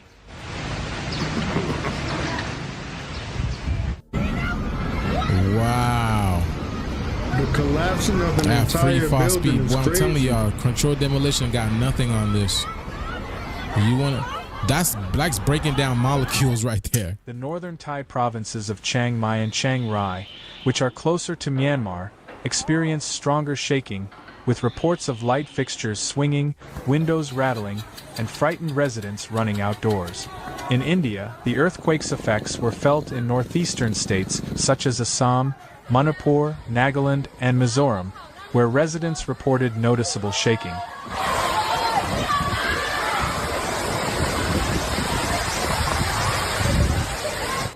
In Kolkata, West Bengal, workers in office buildings felt the tremors, prompting some precautionary evacuations. In China's Yunnan province, particularly in Kunming and Baoshan, people took to social media to report furniture moving and minor shaking, though no major damage has been reported so far. Following the main earthquake, a series of aftershocks struck Myanmar, with magnitudes ranging between 4.5 and 6.2. Seismologists have warned that aftershocks could persist. Look at this. A86. A86. And remember what the number 86 means. 86 means to remove something, get rid of it. Told you the universe has a sense of humor. Okay, so I want to be clear. There was an initial 7.7 earthquake, then a 6.4 earthquake hit, and then it was another, and then it was a 4.4, I believe. So yes, there's been a lot of shit. I told you guys. Then I told y'all that the earth was gonna be shaking and twerking and dancing. I told y'all that. I said that. And now look at this. Persist for days. That's not even the first one. And then I think there's going to be even more of it too. There's going to be more that comes. Posing further risks to already weakened buildings.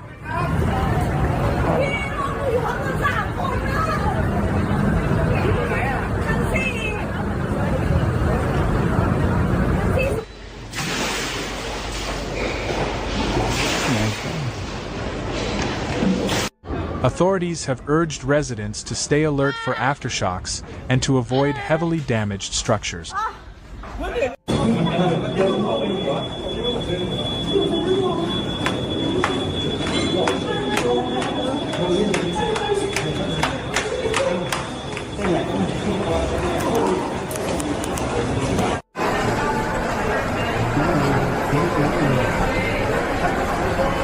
Inside of a shopping there will be a mall, great this is migration. happening. There will be a great exodus.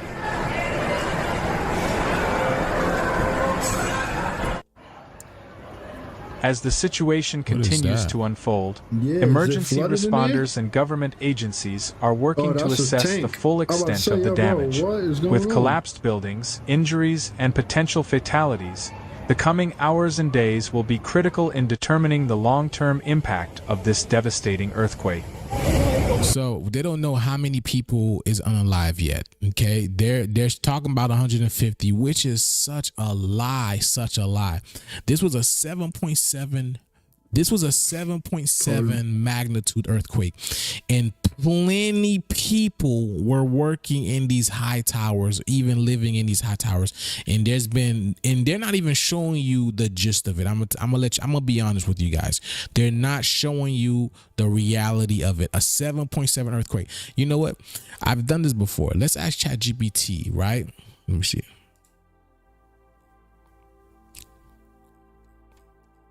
Let's see.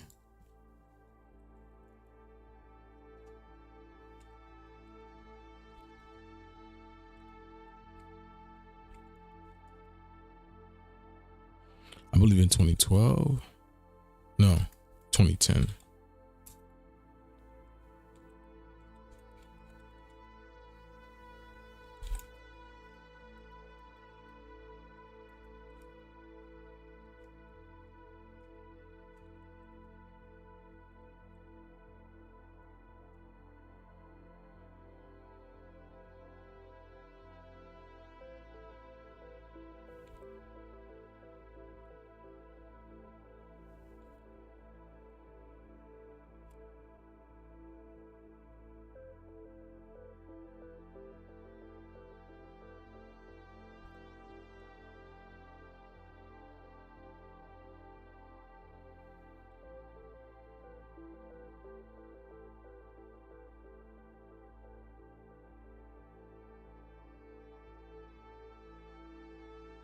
All right. I don't have the ability to talk to chat yet. But see, I'm going to show you. Let me show you this. Okay. You see the earthquake. Okay. The earthquake in Haiti in 2010. You see, here's that number 21 again, right? 21 or 12, remember? Right? That was the gun. Look, and you can't even make this up because that was Lil Gun, near Lil Gun, which is Leo Gun, or the oil gun, the oil gain the oil, which is the Kundalini energy. Okay, the black Kundalini energy. That's why that happened in Haiti, because Haiti was the beginning. Okay, the casualties. Okay, excuse me. So the casualties, they're saying about 300,000 people. They don't even really know, honestly. They don't even really know. But it happened on January 12th, right?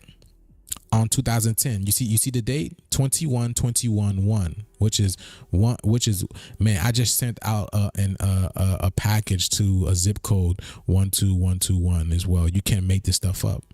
I literally just sent out a package today to the zip code 12121, and here it is over here.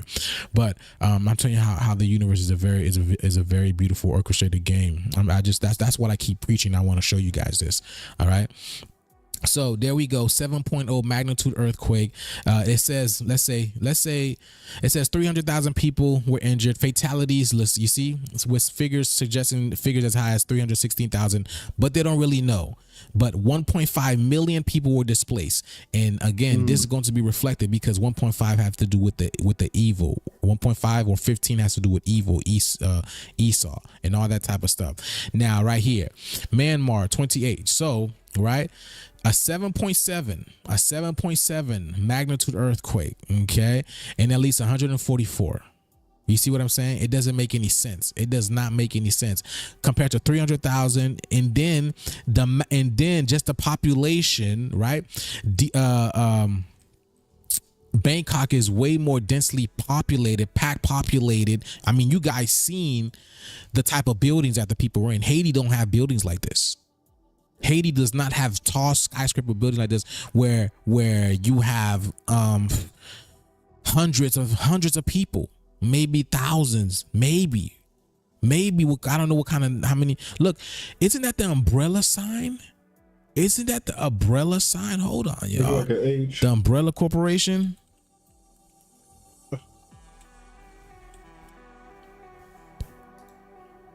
That might as well be it, y'all. Look at this. That might as well be it. Look at the Umbrella Corporation sign on this building. That might as well be it. I don't know, y'all. I'm just letting you guys. I'm just seeing what I see. That's all I said. And it looks like it's in the shape of an eye. But that's what I'm telling you. The universe has a sense of humor in that way. Please understand that. I just want to keep showing y'all we are in a cosmic video game, okay? And the cosmic video game is ascending. That's what the umbrella company is about. I talked about this a little bit, all right? But let's see. Where is chat? Where is he at? Where is chat? Okay, so let me see. Myanmar, significant structural damage in Mandalay, including the collapse of historic buildings, bridges, and roads. A 90-year-old bridge collapsed, and you see, the bridge completion. And sections of the highway connecting Mandalay and Yangon were damaged. See, Mandalay and Yangon. So, and no, Yangon. Yeah, you're not holding on. That's it. It's over. You know, it's over. So whatever you were holding on to, it's over. That's what I'm saying. The universe has this very sense of humor, very, very funny sense of humor. Let me see. The collapse of a 30-story building under construction resulted in multiple fatalities and trapped workers.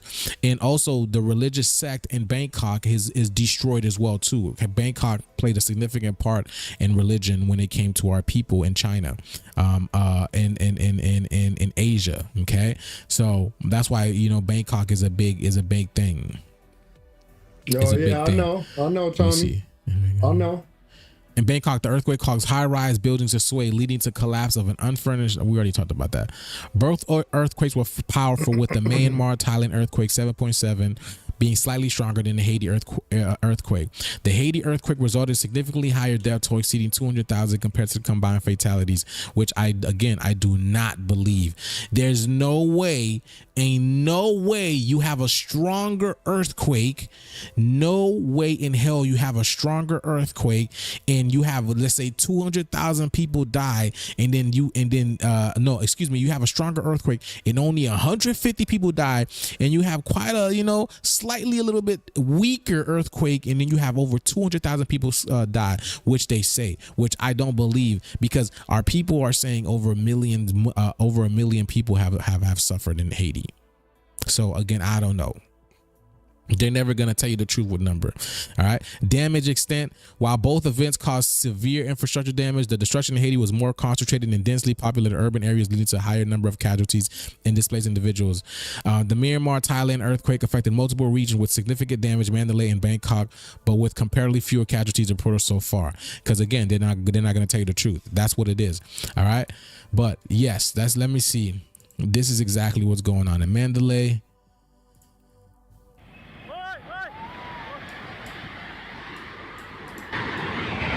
That's insane, bro.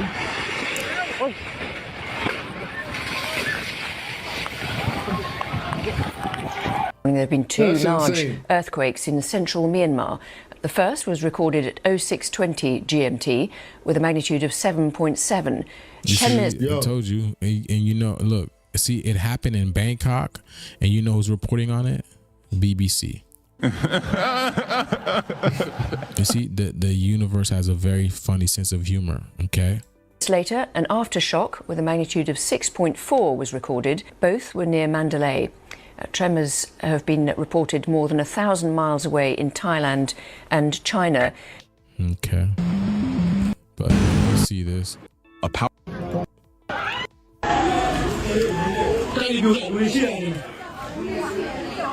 This is crazy. I ain't gonna lie, this is crazy. You see? Look at that. Mothership. You see? I told you the universe has a way of communicating with us. And then look, it looks like the eye as well. You can't even say go to the mountains. You can't say go to the mountains, because we just seen a clip where they had like a half a mountain just was. Man, listen. If you seen the previous presentation, you know what I'm talking about. Crazy. Look at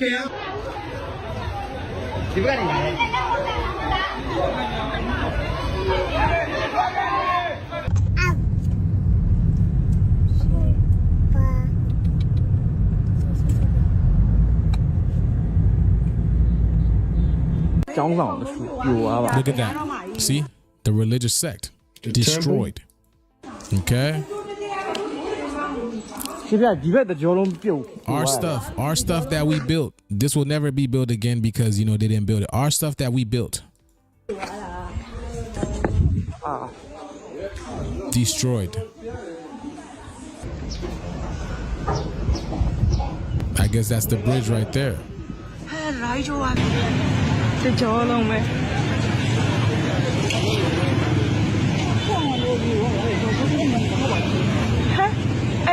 Think about it. Wow.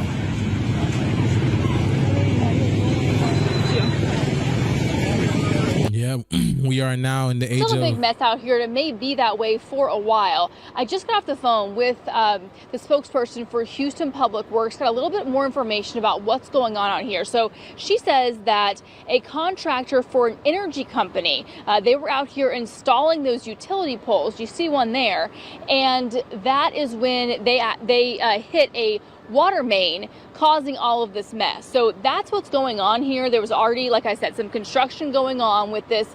They were trying to... Yeah, there's a lot going on. Look at Texas, completely flooded. Here's the 9 again. Here's the 9 again. You see the 6 and the 9 and the 5 in between it. See? Okay. The 6 and the 9, the 5 between it. The 9 represents completion. The 5 is the mother, and the 6 is the father. And then you have Trump and Vance.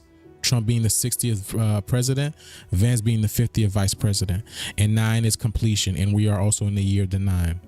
Okay. Texas, I've been telling y'all, Texas is texting us, letting us know the flood is here. The Christ consciousness energy is coming in. The grand flood. All right. So this is what's happening around the world. Okay. Let me see. All right. Texas. Now, I want to know if TYJ is okay. Are you okay out there? When do you need an expert to break down an earthquake? Let's want to bring in John Colin Mudder. He's a seismologist and professor of earth and environmental. That looks like John. What's his called? What's his name? Maxwell. What's his name? Something Maxwell. That guy that be talking about. That looks just like him because he, quote unquote, passed away. What's his name? Something Maxwell.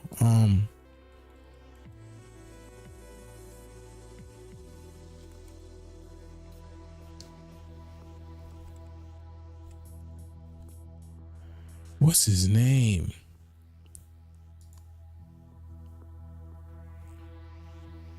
Jordan Maxwell.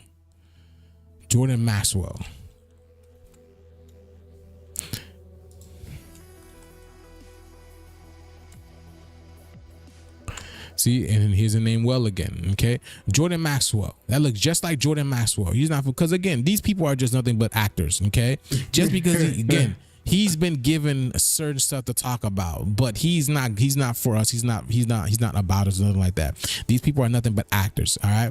So he's not no good guy, but man, this guy looks just like Jordan Maxwell, you know, playing another role, playing another part. You see, looks just like Jordan Maxwell playing another role, playing another part, because again, these people are nothing but actors. Sciences at Columbia University. And then again, he supposedly had his death. Jordan Maxwell death. He supposedly had his death, right? I see. He supposedly had his death 2 years ago.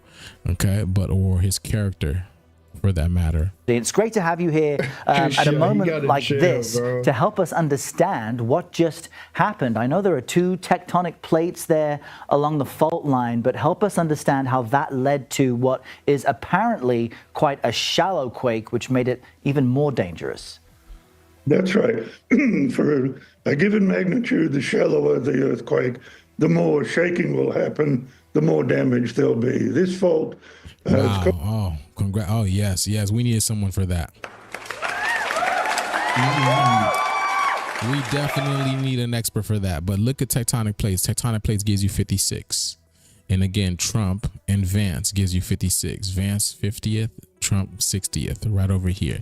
So tectonic plates. So expect a lot more tectonic plates shaking, y'all. So I told y'all we're in a cosmic video game, and a cosmic video game is ascending right now. We don't need that.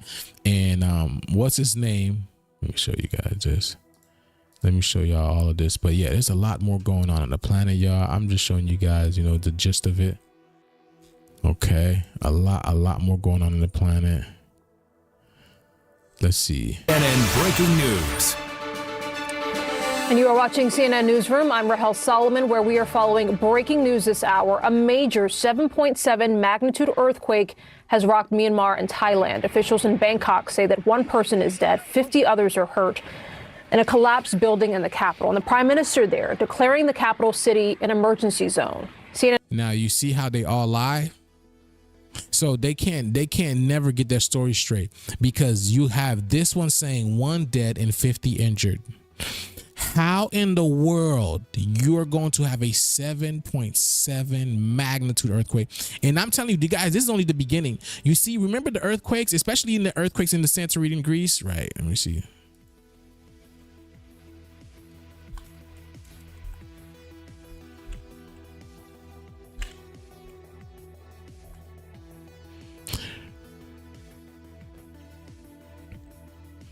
In Santorini, Greece, they had this swarm of earthquakes. Okay, I told you guys, and if you have been paying attention, I said something big is going to happen here because this is a warning. This is literally a warning for what's happening for Santorini, Greece. Okay, it's like an induction point. It's something. It's showing you guys there's about to be. It's a swarm. It's a swarm. It's like the drones are swarming to here. You get it? Remember when we did the bee episode and I told you guys when bees are moving, when they're about to move, they swarm someplace and then the energy starts going out, ricocheting out everywhere. This is exactly what's about to happen. This is exactly what's happening. Not about to happen. This is exactly what's happening here. The bees were swarming to the grease, getting their grease ready, warming the grease up, and now this is exactly what's happening. So all these mini earthquakes, they're going to be reflected onto the planet as well too. All right, so that's the swarm that's happening on the planet right now, y'all. Let me see. And photojournalist Mark Phillips in Bangkok says that the tremors were violent. Mark Phillips, and we just watched the Phil-Ups, the fillers. Okay, let's go. I told you guys. Please understand we are in a cosmic video game. I just want you guys to see this. We are in a cosmic video game. Let's get this. Let's listen to geophysicist Stephen Burns explain what is going on here. I said always watch the comments, y'all. The comments will always tell you what's going on. Let's see. 439. Let's see. Geophysicist Stephen Burns here. Let's see. We got more. 439. Let's see. Okay. Again, there's a lot of activity with the sun. George Carlin said it best: when the earth gets tired of us, it's going to shake like a dog with a bad case of fleas. Exactly, because you're all going to flee. You know what I'm saying? You're all going to flee. That's exactly what's about to happen. All right. 2 family members in hospital. Friends and family all have headaches and migraines. The space weather is off the charts for health effects. Exactly. See, that's why they don't want to tell people about cosmic radiation, because the cosmic radiation is going to affect people. If you do not have the spacesuit, it's going to affect certain people. We witnessed the birth of new Earth. This is exactly what's happening. It's still ongoing. I've been feeling so much pressure in my head in the last few days, especially yesterday and today. No pain, just feel like a pressurized cabin with some slight dizziness. I felt the earthquake energy before it happened. Lesson learned: trust my gut, listen to the ringing in my ears, ground myself in bare feet. Wear silver and turquoise to help balance your energies. Felt it coming and was prepared. I brought up what I'm experiencing, but I get heckled by trolls. Glad some of you don't. We are entering super solar maximum. You hear that? Time to harmonize the sound waves. We are entering super solar maximum, but we talked about that before. All right. Let me see. You have to tell me for the 7. Let me see. Never thought we would get a space weather channel. Yeah, because again, because that's the only thing that really matters is the sun, y'all. The only thing that really matters. The sun is the purveyor, is the generator of consciousness. It is literally the God. It says what goes. If the sun says no, then it's no. It's a no-go. The sun is what allows for our consciousness, for everything to every conscious thing to exist on this physical realm, and it allows for everything to become materialized at some point. In some certain ages. Now we're entering a new age where certain things the sun is not going to allow anymore, because we're going to a new place, a new plane of existence. So this stuff has to be removed. All right. Let me see. Had headaches and stomach twisted in knots. Can't sleep more than 3 hours at a time. All the past 2 days feel like something bad is about to happen. Lots of crying, purging, heart palpitations. Anyone else?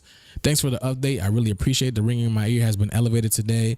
Ascension sickness is real, my friends. Sending out love to all. Prayers and peace. Let me see. I knew it. Too much energy for what NASA said. They cut 6 hours of the feed yesterday. What the hell are they trying to hide? Having to sit on my grounding pad all day due to too much energy.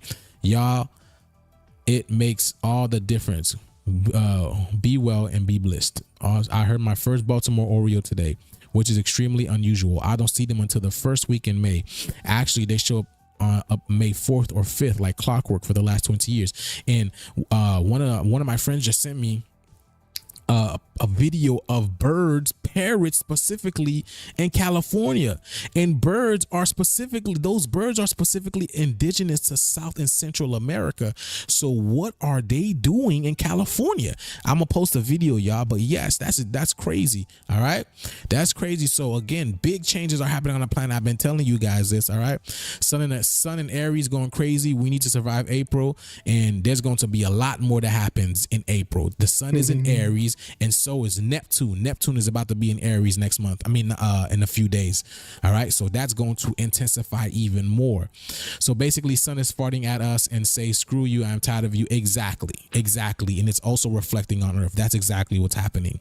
Waves of dizziness in my current condition. Keep telling myself this will pass. Thank you for the info.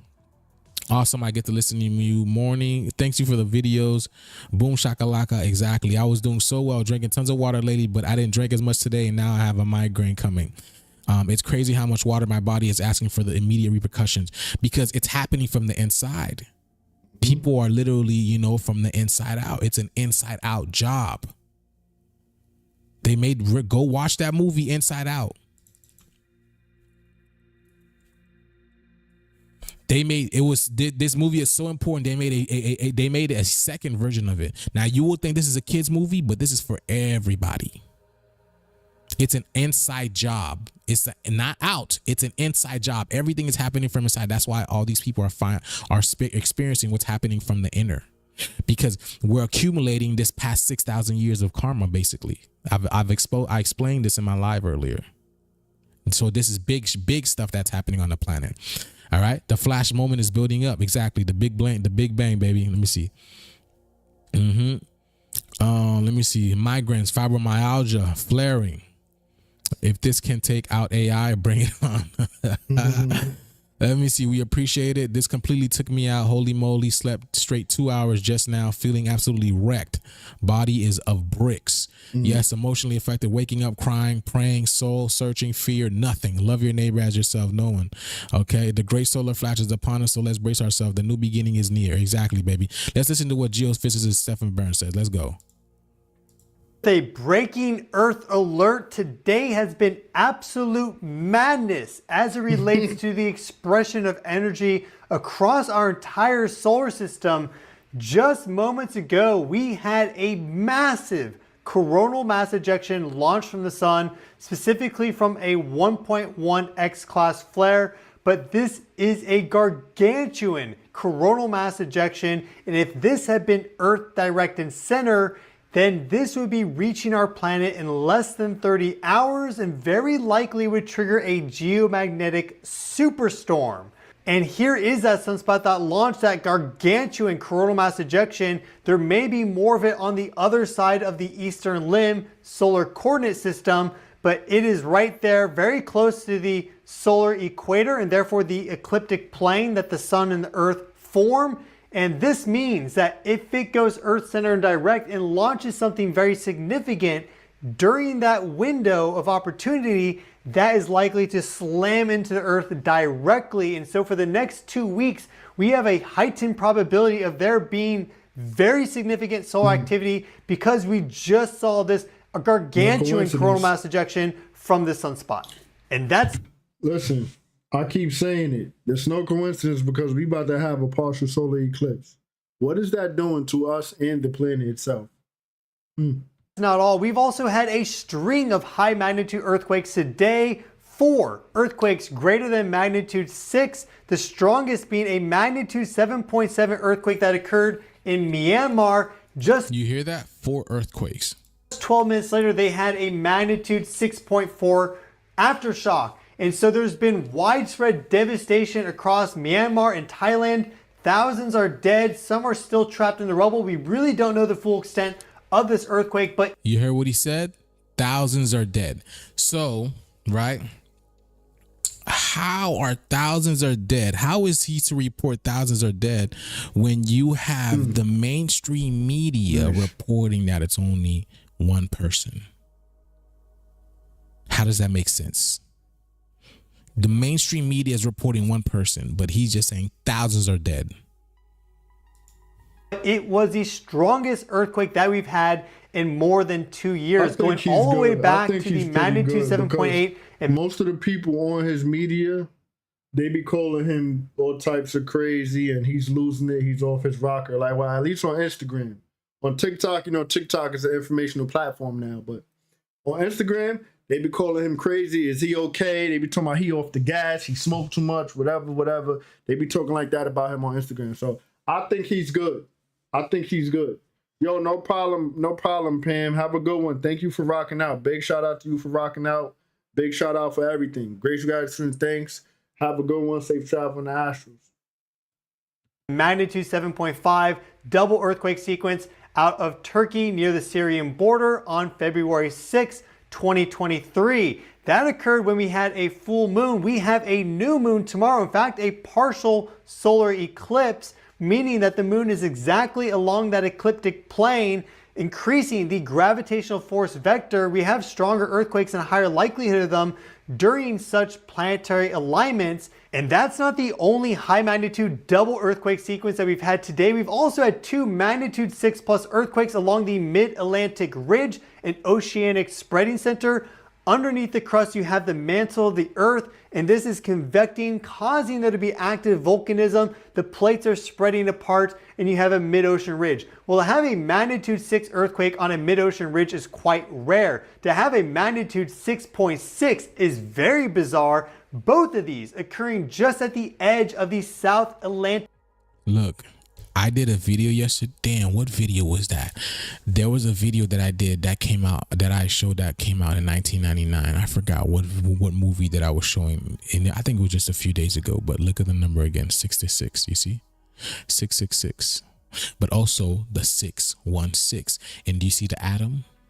The 616, I'm telling you, what we are evolving to, ascending to, 616, 6 proton, 1 neutron, 6 electrons, baby. Let's get it, baby.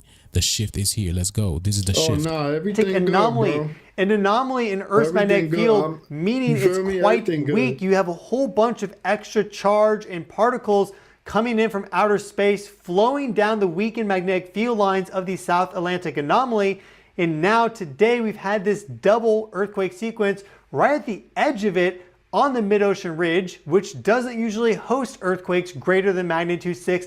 And this all just occurred after a G2 geomagnetic storm just a couple days ago, and it lingered as a long duration G1 geomagnetic storm. The scale rating goes from 1 to 5. So perhaps these 4 high magnitude earthquakes just today are a clue that something is changing deeper within the planet, within the deep crust, and even into the mantle. Specifically, the magnitude 6.1 and 6.6 earthquakes along the mid-Atlantic ridge, the spreading center, they are connected directly to mantle convection and the larger tectonic system that is active on our planet. And they occurred directly after that coronal. Look at that hole, boy. Look how big that is. It looks, again, it looks like a person, right? It looks like a person with their arms open. That's what it looks like. It looks like a person. Hold on. Nah, it looks like a person riding a horse. It looks like a person. Look, this would be the horse, right? This would be the person on the horse, and this looks like a sword. Like the entity has a sword and it's coming to cut things off. Look at this, but look at this being. That looks like some type of dragon type being. Look at the mouth opening. Look at the eye. That's what I'm seeing. Look at the eye. Look at the beak. Oh my goodness. Look at the beak. It looks fierce, and it's got a sword in its hand and it's coming to attack. Y'all see that? And then again, I showed you guys the what's it called? The dragons. Hey, look at this in the sky where I'm at. Look at the dragons. Y'all see that? Again, I'm telling y'all, the universe always lets us know. But look at these beings. High-speed stream impact in the G2 geomagnetic storm that it triggered. You see some of these magnetic fluctuations across the globe during this geomagnetic storm here. Most of those magnetic fluctuations are centered in the polar regions where these particles are actively flowing into Earth's magnetic field and down deeper into the atmosphere and into the lithosphere. But you do see some increased geomagnetic disturbances here along the mid-latitude and equatorial regions. The South Atlantic anomaly is right in this zone right there. And this was all triggered by the biggest coronal hole that we have seen on the sun in 9+ years. A coronal hole is an area on the sun where the magnetic field extends out into space rather than looping back in on itself like it does with a sunspot. And the plasma temperature is lower. And so you have these particles that flow out of the sun at high velocity and at lower density, and this supercharges the solar wind. This is the 7th rotation that we've had of this coronal hole, and it's grown each time. So it's been giving the Earth. So it's getting bigger since it started in what is that? October 2024, it's gotten bigger. This coronal hole has gotten bigger. And again, where see the point of the black hole, right? The black hole sun is when the sun gets dark, it has this massive coronal hole, and it shoots this massive coronal mass ejection at the Earth, and it literally destroys the grid. Okay. This is what's going to happen. That we've had of this coronal hole, it's grown each time. So it's been giving the Earth a regular pulse of geomagnetic activity every 28 days now around the lunar cycle as well. Keep in mind, that's also a 28-day periodicity. And this triggered that G2 geomagnetic storm. But what is so striking about coronal holes is their connection to earthquakes, specifically very large earthquakes. They are one of the solar phenomena that have the best correlation to very high magnitude earthquakes occurring just after the coronal hole high-speed stream sweeps by. And so we've had now 4 magnitude 6+ earthquakes occur today, March 28th, right after that coronal hole high-speed stream. You guys see how many earthquakes we've had, y'all? And I'm gonna tell you guys, we're literally in the revelation time. We're literally in the apocalyptic time. This is the era that we are in right now. Look at this. This is the planet waking up, because this is energy. This is energy moving up. This is up spiral energy. You get it? Because there's an energy coming from below and it's moving up. It's causing us, it's forcing us to move up. And what it's doing is disrupting the energy that's on the planet. Meaning, I told you, the things that don't belong here, they're going to be removed. Because this is the 3-dimensional energy that's being disrupted. So the 5th dimensional energy is coming in and it's disrupting and breaking down 3-dimensional structure. So if you're not a 5th dimensional vibration or higher, then you will be removed. This is, I'm telling you guys, this is what's happening. Swept by the Earth, and we also had this 1.1 X class mega coronal mass ejection, which is mind-blowing. If that had hit us, it would have triggered a geomagnetic superstorm. So a tremendous amount has already happened today geophysically and as it relates to the sun, and we have this partial solar eclipse coming up in just about 24 hours on March 29th. So tomorrow, this is the shadow path of the eclipse. So anyone along this blue line there will see it perfectly. And then you have fading levels. So we won't get to see it. But you know, I'll do what's it called. I'm not gonna do a video on it, but for my members, I'm gonna do a video for you guys, for my Patreon members, and also my members on YouTube. Viewability going down into Northern Europe. And this is a partial solar eclipse. So the moon won't perfectly occlude the sun, but it will pass in front of the sun along the ecliptic plane and partially block it from view. And it is that exact gravitational vector which increases the likelihood of earthquakes and also just in general for them to be of a higher magnitude. And you pair that with the biggest coronal hole that we've had in more than a decade, and it's no surprise that we've had 4 magnitude 6+ earthquakes today, the strongest being a magnitude 7.7, the strongest in more than 2 years. So what do you think is coming? What do you think is coming? And look at his little face. Look at his face. What do you think is coming? So a lot has already happened today. And in fact, for a lot of March, I've been talking about this now on the channel since the beginning of March. I made a forecast on March 2nd talking about March Madness, and specifically I laid out how near the end of the March we would be seeing the biggest expression of energy here on our planet and in our solar system. That is exactly what has happened, and likely that will continue into April because of that new very powerful sunspot which launched that mega coronal mass ejection, potentially even Carrington level coronal mass ejection. And so Earth's magnetic field right now is strong, but it has been hit repeatedly by solar storms and high-speed streams throughout the course of March, and we may be having a geomagnetic superstorm in the next 2 weeks if another coronal mass ejection launches like that towards us. So you can stay in the know by subscribing to the channel. Again, I've been your host, Stephon Burns. Okay, there we go. See, we might get more, and I'm going to tell you it's more likely so that it will happen. Why? Because we have Neptune. Neptune represents illusions, mysticism, spirituality. It's entering Aries. Aries is the warrior energy. It is the firstborn. It is the firstborn zodiac. So it's the energy that it's the most influential. It's the most influential energy. I'll tell you that. Just like your firstborn, the firstborn child is going to be the most influential because your other siblings, the other siblings looks up to it. Same thing with Aries. That's why Aries is the GOAT. That's why Aries is the GOAT. It's the greatest of all time. The greatest of all energy. So it's going to be a problem next month. It's going to be bigger. That's all I got to say. All right. Energetically speaking, that's all I got to say. All right. So that being said, y'all, that's it for me.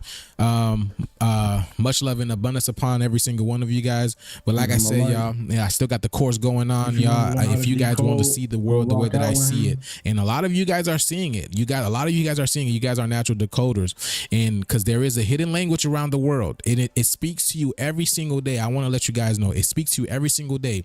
Numbers, music, symbolism, your parent, like there's no coincidence in life. Whatever comes to you, whatever happens for you, it is the universe speaking to you directly, and it's showing you there's a greater language behind it, a greater hidden message behind it, and you have to do your part into decoding what it is that they're telling you, every single thing. And that's the way that my mind works now. That's the new expansion of consciousness that's here, and that's exactly that I'm here to share with you guys. So if this sounds like you are interested in this, y'all, then go ahead and dive into my course. Go to my Etsy. You guys can go to my page right over here. You go to my page, go to my link, view the links. Here's the Etsy over here. It'll take you to my Etsy. Here's the code. Is the first thing right here, the Cosmic Code course, and get it in, put it in your basket, and get to it. You can even pay in increments as well. So that's the most amazing thing. And this is a great thing. I'm happy to share what I've got with you guys. We got some nice visuals and some nice things. But the most important thing is basically, I believe the most important thing is basically sitting down and being able to expand your mind and let this energy come to you, because it's already here. So if this sounds like the course for you, y'all, then get in, and I'll be happy and waiting for you guys. All right. So much love and abundance upon every single one of y'all, and the shift is here. Let's continue to get it, y'all. Peace in. No doubt. I think that was pretty long, pretty good presentation. We rocked out for a minute, had a good time, enjoyed ourselves, chill one. Like I said, these are things that I do on my own time, and I just watch and chill. That's what the Friday Night Lives is about. It's not about a presentation and hosting the presentation and doing this and doing that, putting a video together. No, it's just you guys, well, we all, not even you guys, we all linking up together in one spot, just watching something together. So great gratitude and thanks for everyone who has come through. I hope you're in a wonderful, magnificent mood if you wasn't already having a wonderful, magnificent rotation. Full disclaimer, this video is for entertainment purposes only. Any and everything you see on this channel is merely speculation. Viewer discretion is advised. Please do your own homework and research for proper discernment. I'm highly grateful, and thankful for all you guys who been rocking out from the beginning, liking, commenting, sharing, who has been subscribed, doing this energetic exchange that we do on the regular. If you're new to the channel, like, comment, share, subscribe, hit the notification bell so you'll be notified when we go up.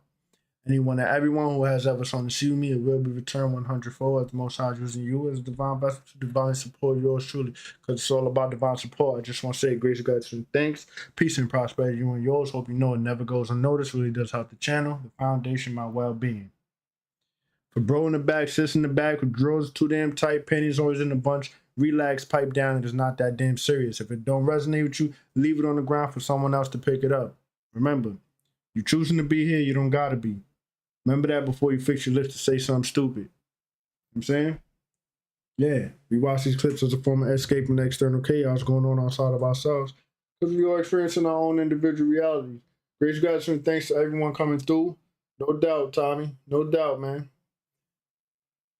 Y'all know what's up, man.